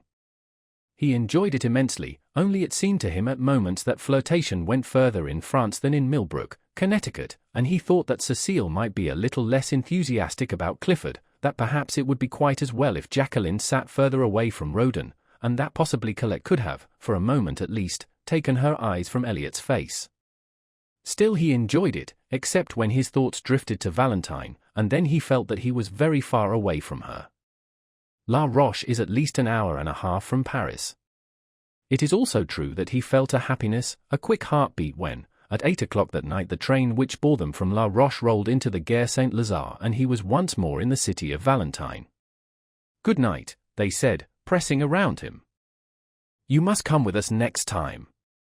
He promised, and watched them, 2 by 2, drift into the darkening city, and stood so long that, when again he raised his eyes, the vast boulevard was twinkling with gas jets through which the electric lights stared like moons. 6. It was with another quick heartbeat that he awoke next morning, for his first thought was of Valentine. The sun already gilded the towers of Notre Dame, the clatter of workmen's sabots awoke sharp echoes in the street below, and across the way a blackbird in a pink almond tree was going into an ecstasy of trills. He determined to awake Clifford for a brisk walk in the country, hoping later to beguile that gentleman into the American church for his soul's sake. He found Alfred the gimlet-eyed washing the asphalt walk which led to the studio. "Monsieur Elliot," he replied to the perfunctory inquiry, "Gene sais pas?" "And Monsieur Clifford," began Hastings, somewhat astonished. "Monsieur Clifford," said the concierge with fine irony, "will be pleased to see you, as he retired early, in fact he has just come in." Hastings hesitated while the concierge pronounced a fine eulogy on people who never stayed out all night and then came battering at the lodge gate during hours which even a gendarme held sacred to sleep. He also discoursed eloquently upon the beauties of temperance, and took an ostentatious draught from the fountain in the court. "I do not think I will come in," said Hastings. "Pardon, monsieur," growled the concierge, perhaps it would be well to see Monsieur Clifford. He possibly needs aid. He drives forth with hairbrushes and boots. It is a mercy if he has not set fire to something with his candle. Hastings hesitated for an instant, but swallowing his dislike of such a mission, walked slowly through the ivy-covered alley and across the inner garden to the studio. He knocked. Perfect silence. Then he knocked again, and this time something struck the door from within with a crash. That, said the concierge, was a boot. He fitted his duplicate key into the lock and ushered Hastings in. Clifford, in disordered evening dress, sat on the rug in the middle of the room. He held in his hand a shoe, and did not appear astonished to see Hastings. "Good morning, do you use Pear's soap?" he inquired with a vague wave of his hand and a vaguer smile. Hastings' heart sank. "For heaven's sake," he said, "Clifford, go to bed. Not while that Alfred pokes his shaggy head in here and I have a shoe left." Hastings blew out the candle, picked up Clifford's hat and cane, and said, with an emotion he could not conceal, "This is terrible, Clifford, I never knew you did this sort of thing." "Well, I do," said Clifford. "Where is Elliot?" "Ole chap," returned Clifford, becoming maudlin, "Providence which feeds, sparrows and that sort of thing watcheth over the intemperate wanderer. Where is Elliot?" But Clifford only wagged his head and waved his arm about. "He's out there, somewhere about." Then suddenly feeling a desire to see his missing chum, lifted up his voice and howled for him. Hastings, thoroughly shocked, sat down on the lounge without a word. Presently, after shedding several scalding tears, Clifford brightened up and rose with great precaution. "Ole chap," he observed, "do you want to see a miracle? Well, here goes. I'm going to begin." He paused, beaming at vacancy. "A miracle," he repeated. Hastings supposed he was alluding to the miracle of his keeping his balance, and said nothing. "I'm going to bed," he announced. "Poor Ole Clifford's going to bed, and now that's a miracle." And he did with a nice calculation of distance and equilibrium which would have wrung enthusiastic yells of applause from Elliot had he been there to assist en connoisseur. But he was not. He had not yet reached the studio. He was on his way, however, and smiled with magnificent condescension on Hastings, who, half an hour later, found him reclining upon a bench in the Luxembourg. He permitted himself to be aroused, dusted, and escorted to the gate. Here, however, he refused all further assistance, and bestowing a patronizing bow upon Hastings, steered a tolerably true course for the Rue Vavin. Hastings watched him out of sight, and then slowly retraced his steps toward the fountain. At first he felt gloomy and depressed, but gradually the clear air of the morning lifted the pressure from his heart, and he sat down on the marble seat under the shadow of the winged god. The air was fresh and sweet with perfume from the orange flowers. Everywhere pigeons were bathing, dashing the water over their iris-hued breasts, flashing in and out of the spray or nestling almost to the neck along the polished basin. The sparrows, too, were abroad in force, soaking their dust-colored feathers in the limpid pool and chirping with might and main. Under the sycamores which surrounded the duck pond opposite the fountain of Marie de Medici, the waterfowl cropped the herbage, or waddled in rows down the bank to embark on some solemn aimless cruise. Butterflies, somewhat lame from a chilly night's repose under the lilac leaves, crawled over and over the white phlox, or took a rheumatic flight toward some sun-warmed shrub. The bees were already busy among the heliotrope, and one or two grey flies with brick-coloured eyes sat in a spot of sunlight beside the marble seat, or chased each other about, only to return again to the spot of sunshine and rub their forelegs, exulting. The sentries paced briskly before the painted boxes, pausing at times to look toward the guardhouse for their relief. They came at last, with a shuffle of feet and click of bayonets, the word was passed, the relief fell out, and away they went, crunch, crunch, across the gravel. A mellow chime floated from the clock tower of the palace, the deep bell of St. Sulpice echoed the stroke. Hastings sat dreaming in the shadow of the god, and while he mused somebody came and sat down beside him. At first he did not raise his head. It was only when she spoke that he sprang up. "You? At this hour?" "I was restless, I could not sleep." Then in a low, happy voice, "And you? At this hour?" I slept, but the sun awoke me." I could not sleep, she said, and her eyes seemed, for a moment, touched with an indefinable shadow. Then, smiling, I am so glad, I seemed to know you were coming. Don't laugh, I believe in dreams. Did you really dream of my being here? I think I was awake when I dreamed it, she admitted. Then for a time they were mute, acknowledging by silence the happiness of being together. And after all their silence was eloquent, for faint smiles, and glances born of their thoughts, crossed and recrossed, until lips moved and words were formed, which seemed almost superfluous. What they said was not very profound. Perhaps the most valuable jewel that fell from Hastings' lips bore direct reference to breakfast. I have not yet had my chocolate, she confessed, but what a material man you are. Valentine, he said impulsively, I do wish that you would, just for this once, give me the whole day, just for this once. Oh dear, she smiled, not only material, but selfish. Not selfish, hungry, he said, looking at her. A cannibal too, oh dear. Will you, Valentine? But my chocolate. Take it with me. But Dejuna. Together, at St. Cloud. But I can't. Together, all day long, will you, Valentine? She was silent. Only for this once. Again that indefinable shadow fell across her eyes, and when it was gone she sighed. Yes, together, only for this once. All day, he said, doubting his happiness. All day, she smiled, and oh, I am so hungry. He laughed, enchanted. What a material young lady it is. On the Boulevard Saint-Michel there is a cremerie painted white and blue outside, and neat and clean as a whistle inside. The auburn-haired young woman who speaks French like a native, and rejoices in the name of Murphy, smiled at them as they entered, and tossing a fresh napkin over the zinc tete-a-tete table, whisked before them 2 cups of chocolate and a basket full of crisp, fresh croissants. The primrose-colored pats of butter, each stamped with a shamrock in relief, seemed saturated with the fragrance of Normandy pastures. How delicious, they said in the same breath, and then laughed at the coincidence. With but a single thought, he began. How absurd, she cried with cheeks all rosy. I'm thinking I'd like a croissant. So am I, he replied triumphant, that proves it.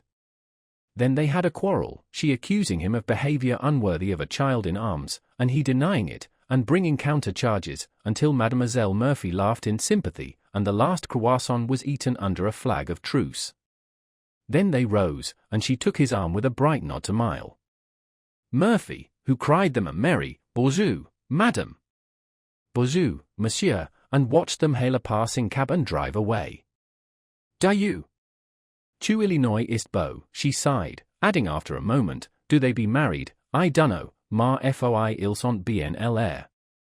The cab swung around the Rue de Médicis, turned into the Rue de Vaugirard, followed it to where it crosses the Rue de Rennes, and taking that noisy thoroughfare, drew up before the Gare Montparnasse. They were just in time for a train and scampered up the stairway and out to the cars as the last note from the starting gong rang through the arched station. The guard slammed the door of their compartment, a whistle sounded, answered by a screech from the locomotive, and the long train glided from the station, faster, faster, and sped out into the morning sunshine. The summer wind blew in their faces from the open window, and sent the soft hair dancing on the girl's forehead. We have the compartment to ourselves, said Hastings. She leaned against the cushioned window seat, her eyes bright and wide open, her lips parted. The wind lifted her hat, and fluttered the ribbons under her chin. With a quick movement she untied them, and, drawing a long hat pin from her hat, laid it down on the seat beside her. The train was flying. The color surged in her cheeks, and, with each quick-drawn breath, her breath rose and fell under the cluster of lilies at her throat. Trees, houses, ponds, danced past, cut by a mist of telegraph poles. Faster! Faster, she cried. His eyes never left her, but hers, wide open, and blue as the summer sky, seemed fixed on something far ahead, something which came no nearer, but fled before them as they fled. Was it the horizon, cut now by the grim fortress on the hill, now by the cross of a country chapel? Was it the summer moon, ghost-like, slipping through the Vega blue above? Faster! Faster, she cried. Her parted lips burned scarlet. The car shook and shivered, and the field streamed by like an emerald torrent. He caught the excitement, and his face glowed. Oh, she cried, and with an unconscious movement caught his hand, drawing him to the window beside her. Look! Lean out with me. He only saw her lips move, her voice was drowned in the roar of a trestle, but his hand closed in hers and he clung to the sill. The wind whistled in their ears. Not so far out. Valentine, take care, he gasped. Below, through the ties of the trestle, a broad river flashed into view and out again, as the train thundered along a tunnel, and away once more through the freshest of green fields. The wind roared about them.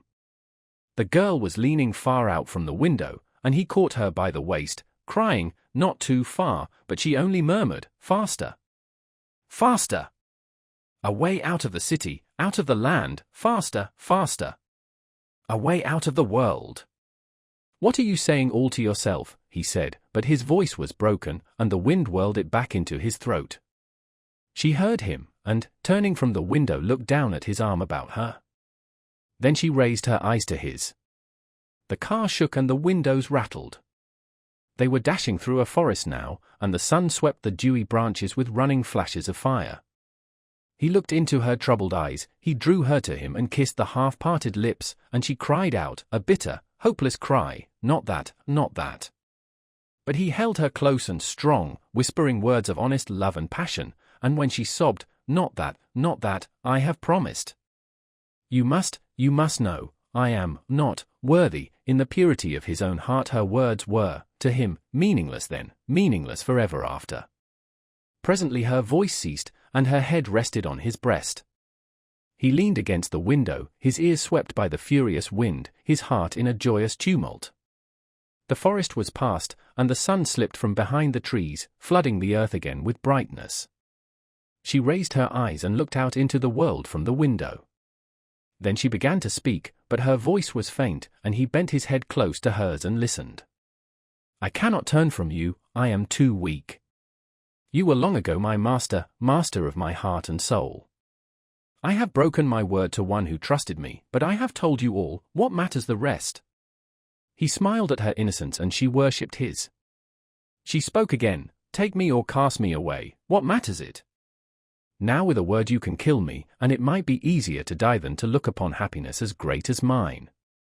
He took her in his arms. Hush, what are you saying? Look out at the sunlight, the meadows, and the streams. We shall be very happy in so bright a world. She turned to the sunlight. From the window, the world below seemed very fair to her. Trembling with happiness, she sighed, is this the world? Then I have never known it. Nor have I, God forgive me, he murmured. Perhaps it was our gentle lady of the fields who forgave them both. Rue Barry. For let philosopher and doctor preach of what they will and what they will not, each is but one link in an eternal chain, that none can slip nor break nor overreach. Crimson nor yellow roses nor the savour of the mounting sea are worth the perfume I adore, that clings to thee. The languid-headed lilies tire, the changeless waters weary me. I ache with passionate desire of thine and thee. There are but these things in the world: thy mouth of fire, thy breasts, thy hands, thy hair upcurled, and my desire. 1. One morning at Julian's, a student said to Selby, that is Foxhall Clifford, pointing with his brushes at a young man who sat before an easel, doing nothing. Selby, shy and nervous, walked over and began, my name is Selby, I have just arrived in Paris, and bring a letter of introduction. His voice was lost in the crash of a falling easel, the owner of which promptly assaulted his neighbor, and for a time the noise of battle rolled through the studios of M. Boulanger and Lefebvre, presently subsiding into a scuffle on the stairs outside. Selby, apprehensive as to his own reception in the studio, looked at Clifford, who sat serenely watching the fight. It's a little noisy here, said Clifford, but you will like the fellows when you know them. His unaffected manner delighted Selby. Then with a simplicity that won his heart, he presented him to half a dozen students of as many nationalities. Some were cordial, all were polite. Even the majestic creature who held the position of massier, unbent enough to say, "My friend," when a man speaks French as well as you do, and is also a friend of Monsieur Clifford, he will have no trouble in this studio. You expect, of course, to fill the stove until the next new man comes. Of course. And you don't mind chaff? No, replied Selby, who hated it. Clifford, much amused, put on his hat, saying, "You must expect lots of it at first." Selby placed his own hat on his head and followed him to the door. As they passed the model stand there was a furious cry of "Chapeau! Chapeau!" and a student sprang from his easel menacing Selby, who reddened but looked at Clifford. "Take off your hat for them," said the latter, laughing. A little embarrassed, he turned and saluted the studio. "Et moi," cried the model. "You are charming," replied Selby, astonished at his own audacity, but the studio rose as one man, shouting, "He has done well. He's all right," while the model, laughing, kissed her hand to him and cried, "A demain beau jeune homme." All that week Selby worked at the studio unmolested. The French students christened him l'enfant prodigue, which was freely translated, the prodigious infant, the kid, Kid Selby, and Kidby. But the disease soon ran its course from Kidby to kidney, and then naturally to Tidbits, where it was arrested by Clifford's authority and ultimately relapsed to Kid. Wednesday came, and with it M. Boulanger. For 3 hours the students writhed under his biting sarcasms, among the others Clifford, who was informed that he knew even less about a work of art than he did about the art of work. Selby was more fortunate. The professor examined his drawing in silence, looked at him sharply, and passed on with a noncommittal gesture. He presently departed arm in arm with Bouguereau, to the relief of Clifford, who was then at liberty to jam his hat on his head and depart. The next day he did not appear, and Selby, who had counted on seeing him at the studio, a thing which he learned later it was vanity to count on, wandered back to the Latin Quarter alone. Paris was still strange and new to him. He was vaguely troubled by its splendor. No tender memory stirred his American bosom at the Place du Châtelet, nor even by Notre Dame. The Palais de Justice with its clock and turrets and stalking sentinels in blue and vermilion, the Place Saint-Michel with its jumble of omnibuses and ugly water-spitting griffins, the hill of the Boulevard Saint-Michel, the tooting trams, the policemen dawdling 2 by 2, and the table-lined terraces of the Café Vacehead were nothing to him, as yet, nor did he even know, when he stepped from the stones of the Place Saint-Michel to the asphalt of the boulevard, that he had crossed the frontier and entered the student zone, the famous Latin Quarter.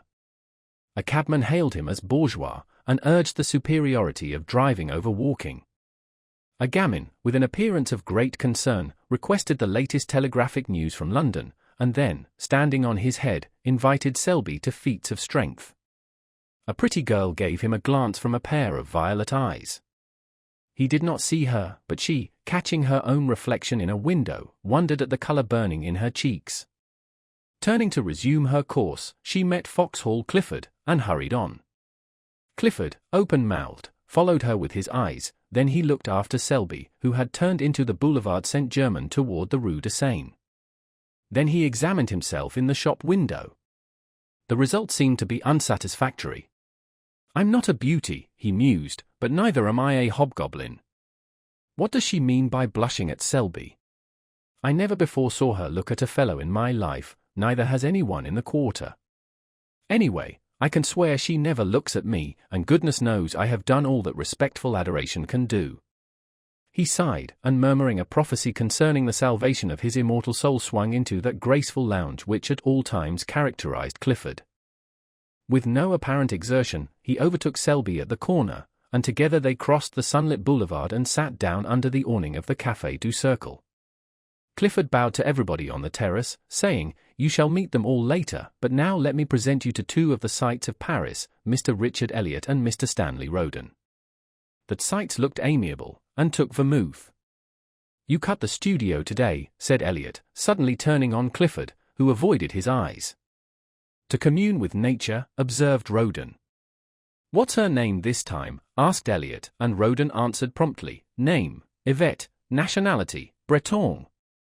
"Wrong," replied Clifford blandly, "it's Rue Barry." The subject changed instantly, and Selby listened in surprise to names which were new to him, and eulogies on the latest Prix de Rome winner.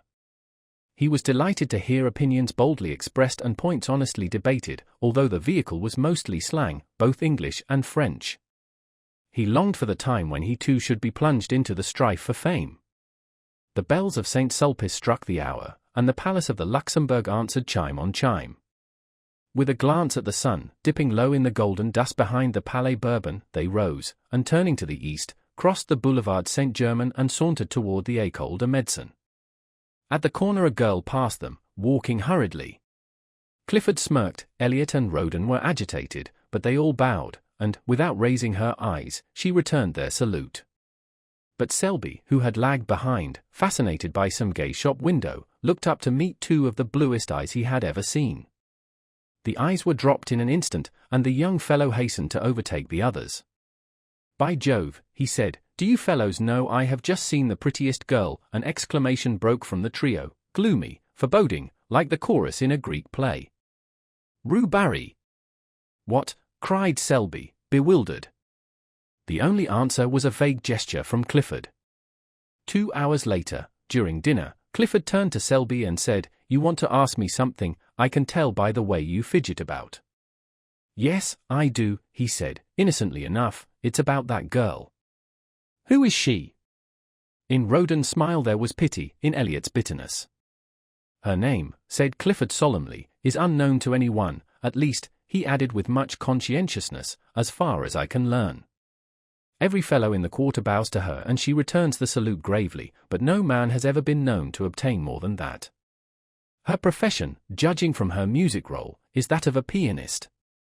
Her residence is in a small and humble street which is kept in a perpetual process of repair by the city authorities, and from the black letters painted on the barrier which defends the street from traffic, she has taken the name by which we know her, Rue Barry. Mr. Roden, in his imperfect knowledge of the French tongue, called our attention to it as Rue Barry. "I didn't," said Roden hotly. "And Rue Barry, or Rue Barry, is today an object of adoration to every rapine in the quarter." "We are not rapines," corrected Elliot. "I am not," returned Clifford, "and I beg to call to your attention, Selby, that these two gentlemen have at various and apparently unfortunate moments, offered to lay down life and limb at the feet of Rue Barry. The lady possesses a chilling smile which she uses on such occasions and," here he became gloomily impressive, "I have been forced to believe that neither the scholarly grace of my friend Elliot nor the buxom beauty of my friend Roden have touched that heart of ice." Elliot and Roden, boiling with indignation, cried out, "And you?"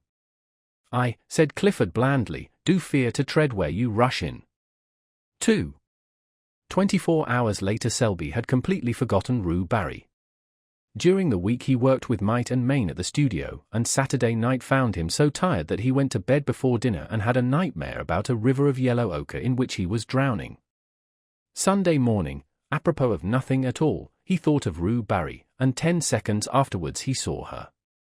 It was at the flower market on the Marble Bridge. She was examining a pot of pansies. The gardener had evidently thrown heart and soul into the transaction, but Rue Barry shook her head. It is a question whether Selby would have stopped then and there to inspect a cabbage rose had not Clifford unwound for him the yarn of the previous Tuesday. It is possible that his curiosity was piqued, for with the exception of a hen turkey, a boy of 19 is the most openly curious biped alive. From 20 until death he tries to conceal it. But to be fair to Selby, it is also true that the market was attractive. Under a cloudless sky the flowers were packed and heaped along the marble bridge to the parapet. The air was soft, the sun spun a shadowy lacework among the palms and glowed in the hearts of 1,000 roses. Spring had come, was in full tide. The watering carts and sprinklers spread freshness over the boulevard, the sparrows had become vulgarly obtrusive, and the credulous Seine angler anxiously followed his gaudy quill floating among the soapsuds of the lavoirs. The white-spiked chestnuts clad in tender green vibrated with the hum of bees. Shoddy butterflies flaunted their winter rags among the heliotrope. There was a smell of fresh earth in the air, an echo of the woodland brook in the ripple of the Seine, and swallows soared and skimmed among the anchored river craft. Somewhere in a window a caged bird was singing its heart out to the sky. Selby looked at the cabbage rose and then at the sky. Something in the song of the caged bird may have moved him, or perhaps it was the dangerous sweetness in the air of May. At first he was hardly conscious that he had stopped, then he was scarcely conscious why he had stopped, then he thought he would move on, then he thought he wouldn't, then he looked at Rue Barry. The gardener said, "Mademoiselle, this is undoubtedly a fine pot of pansies." Rue Barry shook her head. The gardener smiled. She evidently did not want the pansies. She had bought many pots of pansies there, 2 or 3 every spring, and never argued. What did she want then? The pansies were evidently a feeler toward a more important transaction. The gardener rubbed his hands and gazed about him. "These tulips are magnificent," he observed, "and these hyacinths," he fell into a trance at the mere sight of the scented thickets. "That," murmured Rue, pointing to a splendid rosebush with her furled parasol, but in spite of her voice trembled a little. Selby noticed it, more shame to him that he was listening, and the gardener noticed it, and, burying his nose in the roses, scented a bargain. Still, to do him justice, he did not add a centime to the honest value of the plant, for after all, Rue was probably poor, and anyone could see she was charming. 50 francs, mademoiselle." The gardener's tone was grave. Rue felt that argument would be wasted. They both stood silent for a moment. The gardener did not eulogize his prize. The rose tree was gorgeous and anyone could see it. "I will take the pansies," said the girl, and drew 2 francs from a worn purse. Then she looked up. A teardrop stood in the way, refracting the light like a diamond, but as it rolled into a little corner by her nose, a vision of Selby replaced it, and when a brush of the handkerchief had cleared the startled blue eyes, Selby himself appeared, very much embarrassed. He instantly looked up into the sky, apparently devoured with a thirst for astronomical research, and as he continued his investigations for fully 5 minutes, the gardener looked up too, and so did a policeman. Then Selby looked at the tips of his boots, the gardener looked at him, and the policeman slouched on. Rue Barry had been gone some time. "What," said the gardener, "may I offer monsieur?" Selby never knew why, but he suddenly began to buy flowers. The gardener was electrified. Never before had he sold so many flowers, never at such satisfying prices, and never with such absolute unanimity of opinion with a customer. But he missed the bargaining, the arguing, the calling of heaven to witness. The transaction lacked spice. "These tulips are magnificent." "They are," cried Selby warmly. "But alas, they are dear." "I will take them." "You," murmured the gardener in a perspiration, "is madder than most Englishmen. This cactus is gorgeous." "Alas?" "Send it with the rest." The gardener braced himself against the river wall. "That splendid rosebush," he began faintly. "That is a beauty. I believe it is 50 francs. He stopped, very red. The gardener relished his confusion. Then a sudden cool self-possession took the place of his momentary confusion, and he held the gardener with his eye, and bullied him. "I'll take that bush. Why did not the young lady buy it? Mademoiselle is not wealthy." "How do you know?" "Dame, I sell her many pansies. Pansies are not expensive." "Those are the pansies she bought." "These, monsieur, the blue and gold." "Then you intend to send them to her?" "At midday after the market." "Take this rosebush with them, and," here he glared at the gardener, "don't you dare say from whom they came."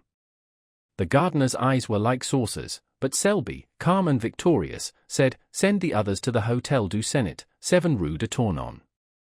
I will leave directions with the concierge." Then he buttoned his glove with much dignity and stalked off, but when well around the corner and hidden from the gardener's view, the conviction that he was an idiot came home to him in a furious blush. 10 minutes later he sat in his room in the Hotel du Sénat repeating with an imbecile smile, "What an ass I am, what an ass." An hour later found him in the same chair, in the same position, his hat and gloves still on, his stick in his hand, but he was silent, apparently lost in contemplation of his boot toes, and his smile was less imbecile and even a bit retrospective. 3. About 5 o'clock that afternoon, the little sad-eyed woman who fills the position of concierge at the Hotel du Sénat held up her hands in amazement to see a wagon-load of flower-bearing shrubs draw up before the doorway. She called Joseph, the intemperate garçon, who, while calculating the value of the flowers in petits verres, gloomily disclaimed any knowledge as to their destination. Voyons, said the little concierge, cherchons la femme. You, he suggested. The little woman stood a moment pensive and then sighed. Joseph caressed his nose, a nose which for gaudiness could vie with any floral display. Then the gardener came in, hat in hand, and a few minutes later Selby stood in the middle of his room, his coat off, his shirt sleeves rolled up. The chamber originally contained, besides the furniture, about 2 square feet of walking room, and now this was occupied by a cactus. The bed groaned under crates of pansies, lilies, and heliotrope, the lounge was covered with hyacinths and tulips, and the washstand supported a species of young tree warranted to bear flowers at some time or other. Clifford came in a little later, fell over a box of sweet peas, swore a little, apologized, and then, as the full splendor of the floral fete burst upon him, sat down in astonishment upon a geranium. The geranium was a wreck, but Selby said, "Don't mind," and glared at the cactus. "Are you going to give a ball?" demanded Clifford. No, I'm very fond of flowers," said Selby, but the statement lacked enthusiasm. "I should imagine so." Then, after a silence, "That's a fine cactus." Selby contemplated the cactus, touched it with the air of a connoisseur, and pricked his thumb. Clifford poked a pansy with his stick. Then Joseph came in with the bill, announcing the sum total in a loud voice, partly to impress Clifford, partly to intimidate Selby into disgorging a pourboire which he would share, if he chose, with the gardener. Clifford tried to pretend that he had not heard, while Selby paid bill and tribute without a murmur. Then he lounged back into the room with an attempt at indifference which failed entirely when he tore his trousers on the cactus. Clifford made some commonplace remark, lighted a cigarette and looked out of the window to give Selby a chance. Selby tried to take it, but getting as far as, "Yes, spring is here at last," froze solid. He looked at the back of Clifford's head. It expressed volumes. Those little perked-up ears seemed tingling with suppressed glee. He made a desperate effort to master the situation, and jumped up to reach for some Russian cigarettes as an incentive to conversation, but was foiled by the cactus, to whom again he fell a prey. The last straw was added. Damn the cactus! This observation was wrung from Selby against his will, against his own instinct of self-preservation, but the thorns on the cactus were long and sharp, and at their repeated prick his pent-up wrath escaped. It was too late now, it was done, and Clifford had wheeled around. "See here, Selby, why the deuce did you buy those flowers?" "I'm fond of them," said Selby. "What are you going to do with them?" "You can't sleep here." "I could, if you'd help me take the pansies off the bed." "Where can you put them?" "Couldn't I give them to the concierge?" As soon as he said it he regretted it. What in heaven's name would Clifford think of him? He had heard the amount of the bill. Would he believe that he had invested in these luxuries as a timid declaration to his concierge? And would the Latin Quarter comment upon it in their own brutal fashion? He dreaded ridicule and he knew Clifford's reputation. Then somebody knocked. Selby looked at Clifford with a hunted expression which touched that young man's heart. It was a confession and at the same time a supplication. Clifford jumped up, threaded his way through the floral labyrinth, and putting an eye to the crack of the door, said, "Who the devil is it?" This graceful style of reception is indigenous to the Quarter. "It's Elliot," he said, looking back, "and Roden too, and their bulldogs." Then he addressed them through the crack. "Sit down on the stairs, Selby and I are coming out directly. Discretion is a virtue. The Latin Quarter possesses few, and discretion seldom figures on the list." They sat down and began to whistle. Presently Roden called out, "I smell flowers." "They feast within." "You ought to know Selby better than that," growled Clifford behind the door, while the other hurriedly exchanged his torn trousers for others. "We know Selby," said Elliot with emphasis. "Yes," said Roden, "he gives receptions with floral decorations and invites Clifford, while we sit on the stairs." "Yes, while the youth and beauty of the Quarter revel," suggested Roden, then, with sudden misgiving, "Is Odette there?" "See here," demanded Elliot, "is Colette there?" Then he raised his voice in a plaintive howl, "Are you there, Colette, while I'm kicking my heels on these tiles?" "Clifford is capable of anything," said Roden, his nature is soured since Rue Barry sat on him. Elliot raised his voice, I say, you fellows, we saw some flowers carried into Rue Barry's house at noon. Posies and roses, specified Roden. Probably for her, added Elliot, caressing his bulldog. Clifford turned with sudden suspicion upon Selby. The latter hummed a tune, selected a pair of gloves and, choosing a dozen cigarettes, placed them in a case. Then walking over to the cactus, he deliberately detached a blossom, drew it through his buttonhole, and picking up hat and stick, smiled upon Clifford, at which the latter was mightily troubled. 4. Monday morning at Julian's, students fought for places, students with prior claims drove away others who had been anxiously squatting on coveted tabourets since the door was opened in hopes of appropriating them at roll call, students squabbled over pallets, brushes, portfolios, or rent the air with demands for scissory and bread. The former, a dirty ex-model, who had in palmier days posed as Judas, now dispensed stale bread at 1 sou and made enough to keep himself in cigarettes. Monsieur Julien walked in, smiled a fatherly smile and walked out. His disappearance was followed by the apparition of the clerk, a foxy creature who flitted through the battling hordes in search of prey. 3 men who had not paid dues were caught and summoned. A 4th was scented, followed, outflanked, his retreat towards the door cut off, and finally captured behind the stove. About that time, the revolution assuming an acute form, howls rose for Jules. Jules came, umpired 2 fights with a sad resignation in his big brown eyes, shook hands with everybody and melted away in the throng, leaving an atmosphere of peace and goodwill. The lions sat down with the lambs, the macias marked the best places for themselves and friends, and, mounting the model stands, opened the roll calls. The word was passed, they begin with C this week. They did. Clisson. Clisson jumped like a flash and marked his name on the floor in chalk before a front seat. Caron. Caron galloped away to secure his place. Bang. Went an easel. Nom de Dieu, in French, where in H.L. are you going, in English? Crash. A paint box fell with brushes and all on board. Dieu de, spat. A blow, a short rush, a clinch and scuffle, and the voice of the massier, stern and reproachful. Cocken. Then the roll call was resumed. Clifford.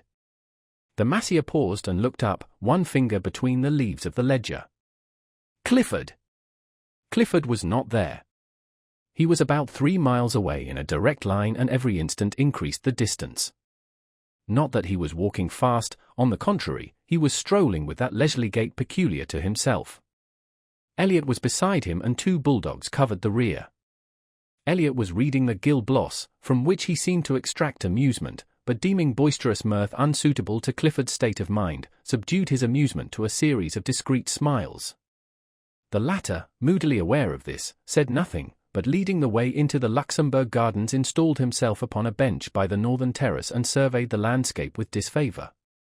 Elliot, according to the Luxembourg regulations, tied the 2 dogs and then, with an interrogative glance toward his friend, resumed the Gil Blas and the discreet smiles. The day was perfect. The sun hung over Notre Dame, setting the city in a glitter. The tender foliage of the chestnuts cast a shadow over the terrace and flecked the paths and walks with tracery so blue that Clifford might here have found encouragement for his violent impressions had he but looked, but as usual in this period of his career, his thoughts were anywhere except in his profession. Around about, the sparrows quarrelled and chattered their courtship songs, the big rosy pigeons sailed from tree to tree, the flies whirled in the sunbeams and the flowers exhaled 1,000 perfumes which stirred Clifford with languorous wistfulness. Under this influence he spoke. Elliot, you are a true friend. You make me ill, replied the latter, folding his paper. It's just as I thought, you are tagging after some new petticoat again. And, he continued wrathfully, if this is what you've kept me away from Julian's for, if it's to fill me up with the perfections of some little idiot. Not idiot, remonstrated Clifford gently. See here, cried Elliot, have you the nerve to try to tell me that you are in love again? Again? Yes, again and again and again and, by George have you. This, observed Clifford sadly, is serious. For a moment Elliot would have laid hands on him, then he laughed from sheer helplessness. Oh, go on, let's see, there's Clemence and Marie Telek and Cosette and Fifine, Colette, Marie Verdier. All of whom are charming, most charming, but I never was serious. So help me, Moses, said Eliot, solemnly, each and every one of those named have separately and in turn torn your heart with anguish and have also made me lose my place at Julian's in this same manner, each and every one, separately and in turn. Do you deny it? What you say may be founded on facts, in a way, but give me the credit of being faithful to one at a time. Until the next came along. But this is really very different. Eliot, believe me, I am all broken up. Then there being nothing else to do, Eliot gnashed his teeth and listened. It's Rue Barry. Well, observed Eliot, with scorn, if you are moping and moaning over that girl, the girl who has given you and myself every reason to wish that the ground would open and engulf us, well, go on. I'm going on, I don't care, timidity has fled. Yes, your native timidity. I'm desperate, Eliot. Am I in love? Never did I feel so den miserable. I can't sleep, honestly, I'm incapable of eating properly. Same symptoms noticed in the case of Colette. Listen, will you? Hold on a moment, I know the rest by heart. Now let me ask you something. Is it your belief that Rue Barry is a pure girl? Yes, said Clifford, turning red. Do you love her, not as you dangle and tiptoe after every pretty inanity, I mean, do you honestly love her? Yes, said the other doggedly, I would. Hold on a moment, would you marry her? Clifford turned scarlet. Yes, he muttered. Pleasant news for your family, growled Eliot in suppressed fury. Dear father, I have just married a charming grisette whom I'm sure you'll welcome with open arms, in company with her mother, a most estimable and cleanly washed lady. Good heavens! This seems to have gone a little further than the rest. Thank your stars, young man, that my head is level enough for us both. Still, in this case, I have no fear. Rue Barry sat on your aspirations in a manner unmistakably final. Rue Barry, began Clifford, drawing himself up, but he suddenly ceased, for there where the dappled sunlight glowed in spots of gold, along the sun-flecked path, tripped Rue Barry. Her gown was spotless, and her big straw hat, tipped a little from the white forehead, threw a shadow across her eyes. Eliot stood up and bowed. Clifford removed his head covering with an air so plaintive, so appealing, so utterly humble that Rue Barry smiled. The smile was delicious, and when Clifford, incapable of sustaining himself on his legs from sheer astonishment, toppled slightly, she smiled again in spite of herself. A few moments later she took a chair on the terrace and drawing a book from her music roll, turned the pages, found the place, and then placing it open downwards in her lap, sighed a little, smiled a little, and looked out over the city. She had entirely forgotten Foxhall Clifford. After a while she took up her book again, but instead of reading began to adjust a rose in her corsage. The rose was big and red. It glowed like fire there over her heart, and like fire it warmed her heart, now fluttering under the silken petals. Rue Barry sighed again. She was very happy. The sky was so blue, the air so soft and perfumed, the sunshine so caressing, and her heart sang within her, sang to the rose in her breast. This is what it sang, out of the throng of passers-by, out of the world of yesterday, out of the millions passing, one has turned aside to me. So her heart sang under his rose on her breast. Then two big mouse-colored pigeons came whistling by and alighted on the terrace, where they bowed and strutted and bobbed and turned until Rue Barry laughed in delight, and looking up beheld Clifford before her. His hat was in his hand and his face was wreathed in a series of appealing smiles which would have touched the heart of a Bengal tiger. For an instant Rue Barry frowned, then she looked curiously at Clifford, then when she saw the resemblance between his bows and the bobbing pigeons, in spite of herself, her lips parted in the most bewitching laugh. Was this Rue Barry? So changed that she did not know herself, but oh! That song in her heart which drowned all else, which trembled on her lips, struggling for utterance, which rippled forth in a laugh at nothing, at a strutting pigeon, and Mr. Clifford. And you think, because I return the salute of the students in the quarter, that you may be received in particular as a friend.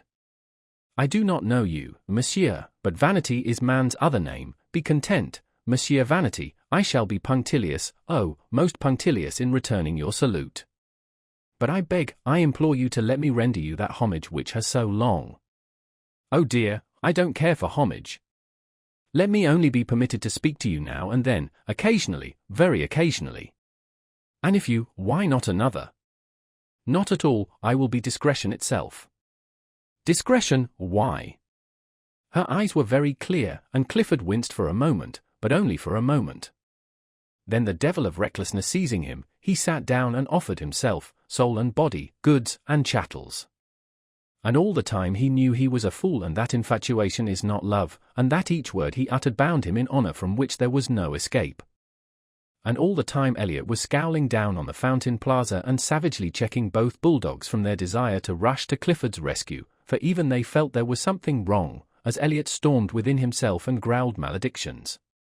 When Clifford finished, he finished in a glow of excitement, but Rue Barry's response was long in coming and his ardor cooled while the situation slowly assumed its just proportions. Then regret began to creep in, but he put that aside and broke out again in protestations. At the first word Rue Barry checked him. I thank you, she said, speaking very gravely. No man has ever before offered me marriage. She turned and looked out over the city. After a while she spoke again. You offer me a great deal. I am alone, I have nothing, I am nothing. She turned again and looked at Paris, brilliant, fair, in the sunshine of a perfect day. He followed her eyes. Oh, she murmured, it is hard, hard to work always, always alone with never a friend you can have in honor, and the love that is offered means the streets, the boulevard, when passion is dead. I know it, we others who have nothing, have no one, and who give ourselves, unquestioning, when we love, yes, unquestioning, heart and soul, knowing the end. She touched the rose at her breast. For a moment she seemed to forget him, then quietly, I thank you, I am very grateful. She opened the book and, plucking a petal from the rose, dropped it between the leaves. Then looking up she said gently, I cannot accept. 5. It took Clifford a month to entirely recover, although at the end of the first week he was pronounced convalescent by Eliot, who was an authority, and his convalescence was aided by the cordiality with which Rue Barry acknowledged his solemn salutes.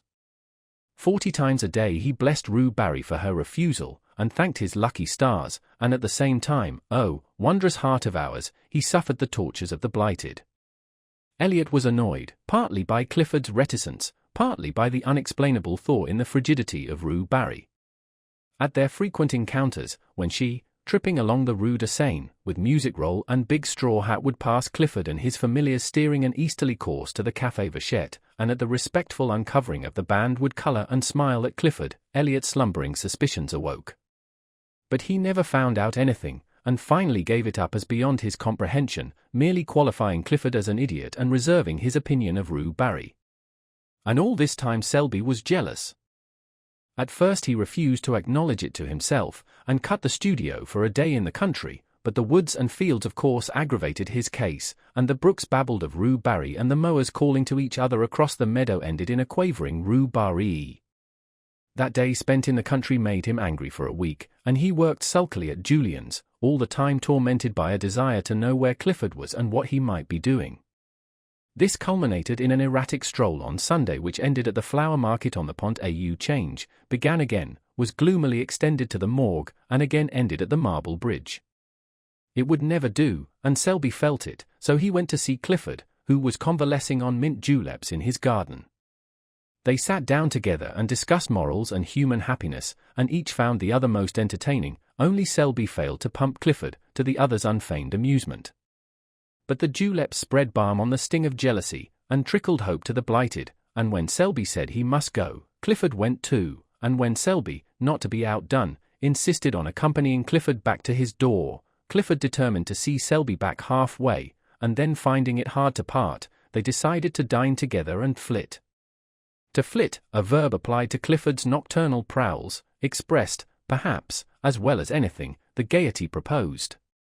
Dinner was ordered at Mignon's, and while Selby interviewed the chef, Clifford kept a fatherly eye on the butler. The dinner was a success, or was of the sort generally termed a success. Toward the desert Selby heard someone say as at a great distance, "Kid Selby, drunk as a lord." A group of men passed near them. It seemed to him that he shook hands and laughed a great deal, and that everybody was very witty. There was Clifford opposite swearing undying confidence in his chum Selby, and there seemed to be others there, either seated beside them or continually passing with the swish of skirts on the polished floor.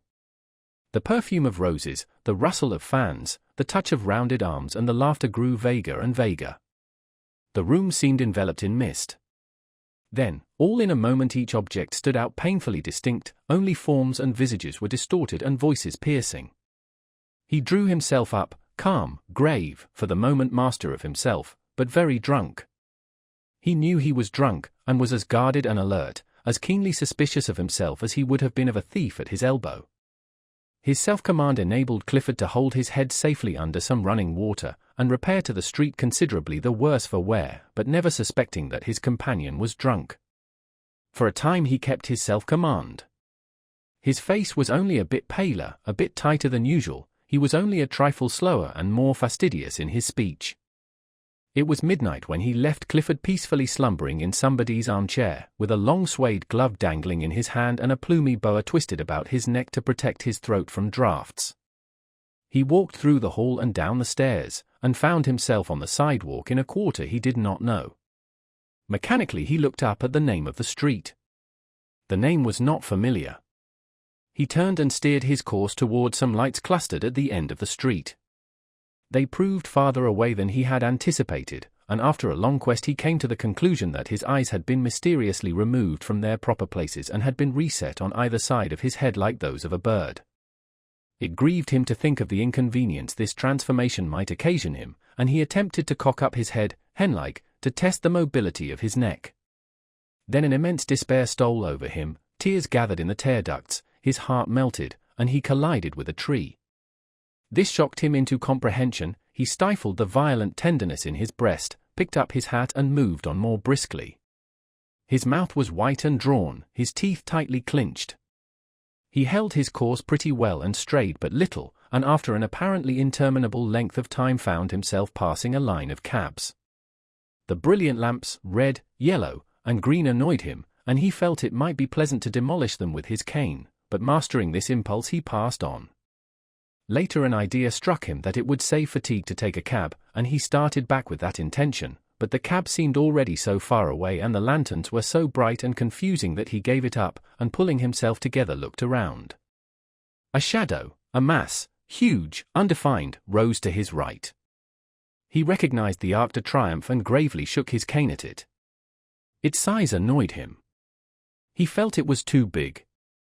Then he heard something fall clattering to the pavement and thought probably it was his cane, but it didn't much matter.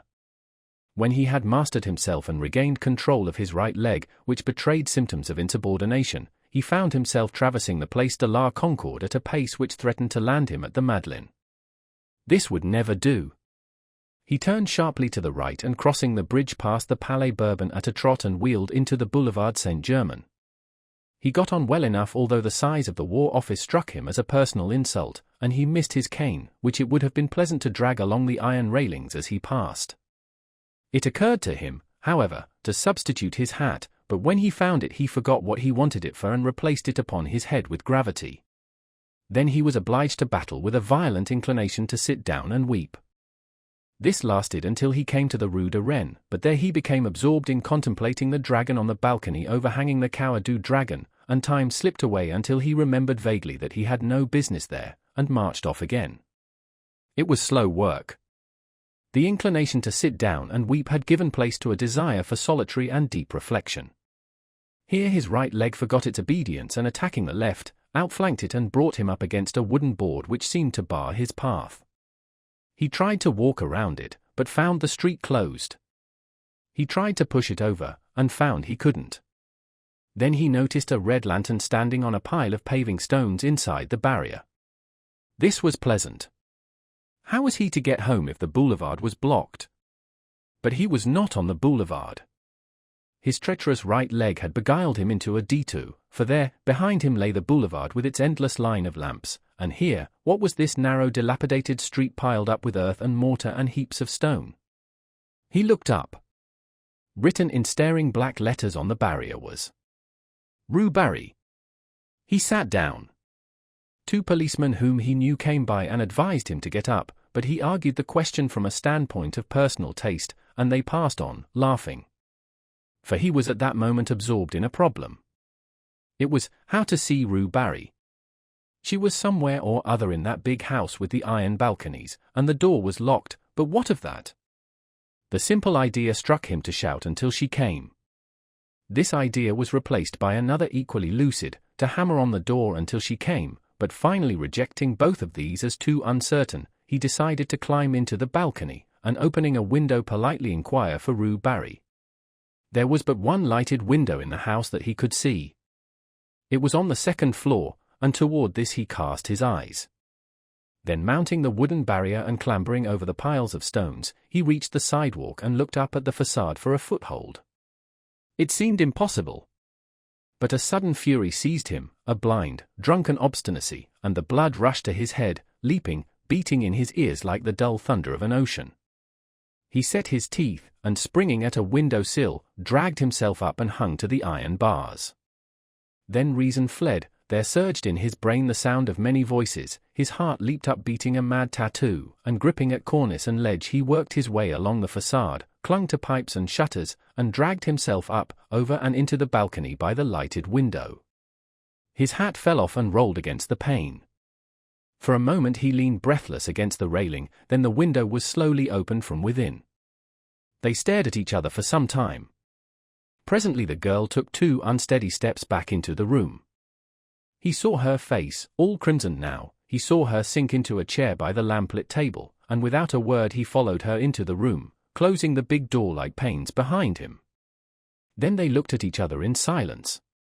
The room was small and white, everything was white about it, the curtained bed, the little washstand in the corner, the bare walls, the china lamp, and his own face, had he known it, but the face and neck of Rue were surging in the color that dyed the blossoming rose tree there on the hearth beside her. It did not occur to him to speak. She seemed not to expect it. His mind was struggling with the impressions of the room. The whiteness, the extreme purity of everything occupied him, began to trouble him. As his eye became accustomed to the light, other objects grew from the surroundings and took their places in the circle of lamplight. There was a piano and a coal scuttle and a little iron trunk and a bathtub. Then there was a row of wooden pegs against the door, with a white chintz curtain covering the clothes underneath. On the bed lay an umbrella and a big straw hat, and on the table, a music roll unfurled, an inkstand, and sheets of ruled paper. Behind him stood a wardrobe faced with a mirror, but somehow he did not care to see his own face just then. He was sobering. The girl sat looking at him without a word. Her face was expressionless, yet the lips at times trembled almost imperceptibly. Her eyes, so wonderfully blue in the daylight, seemed dark and soft as velvet, and the color on her neck deepened and whitened with every breath.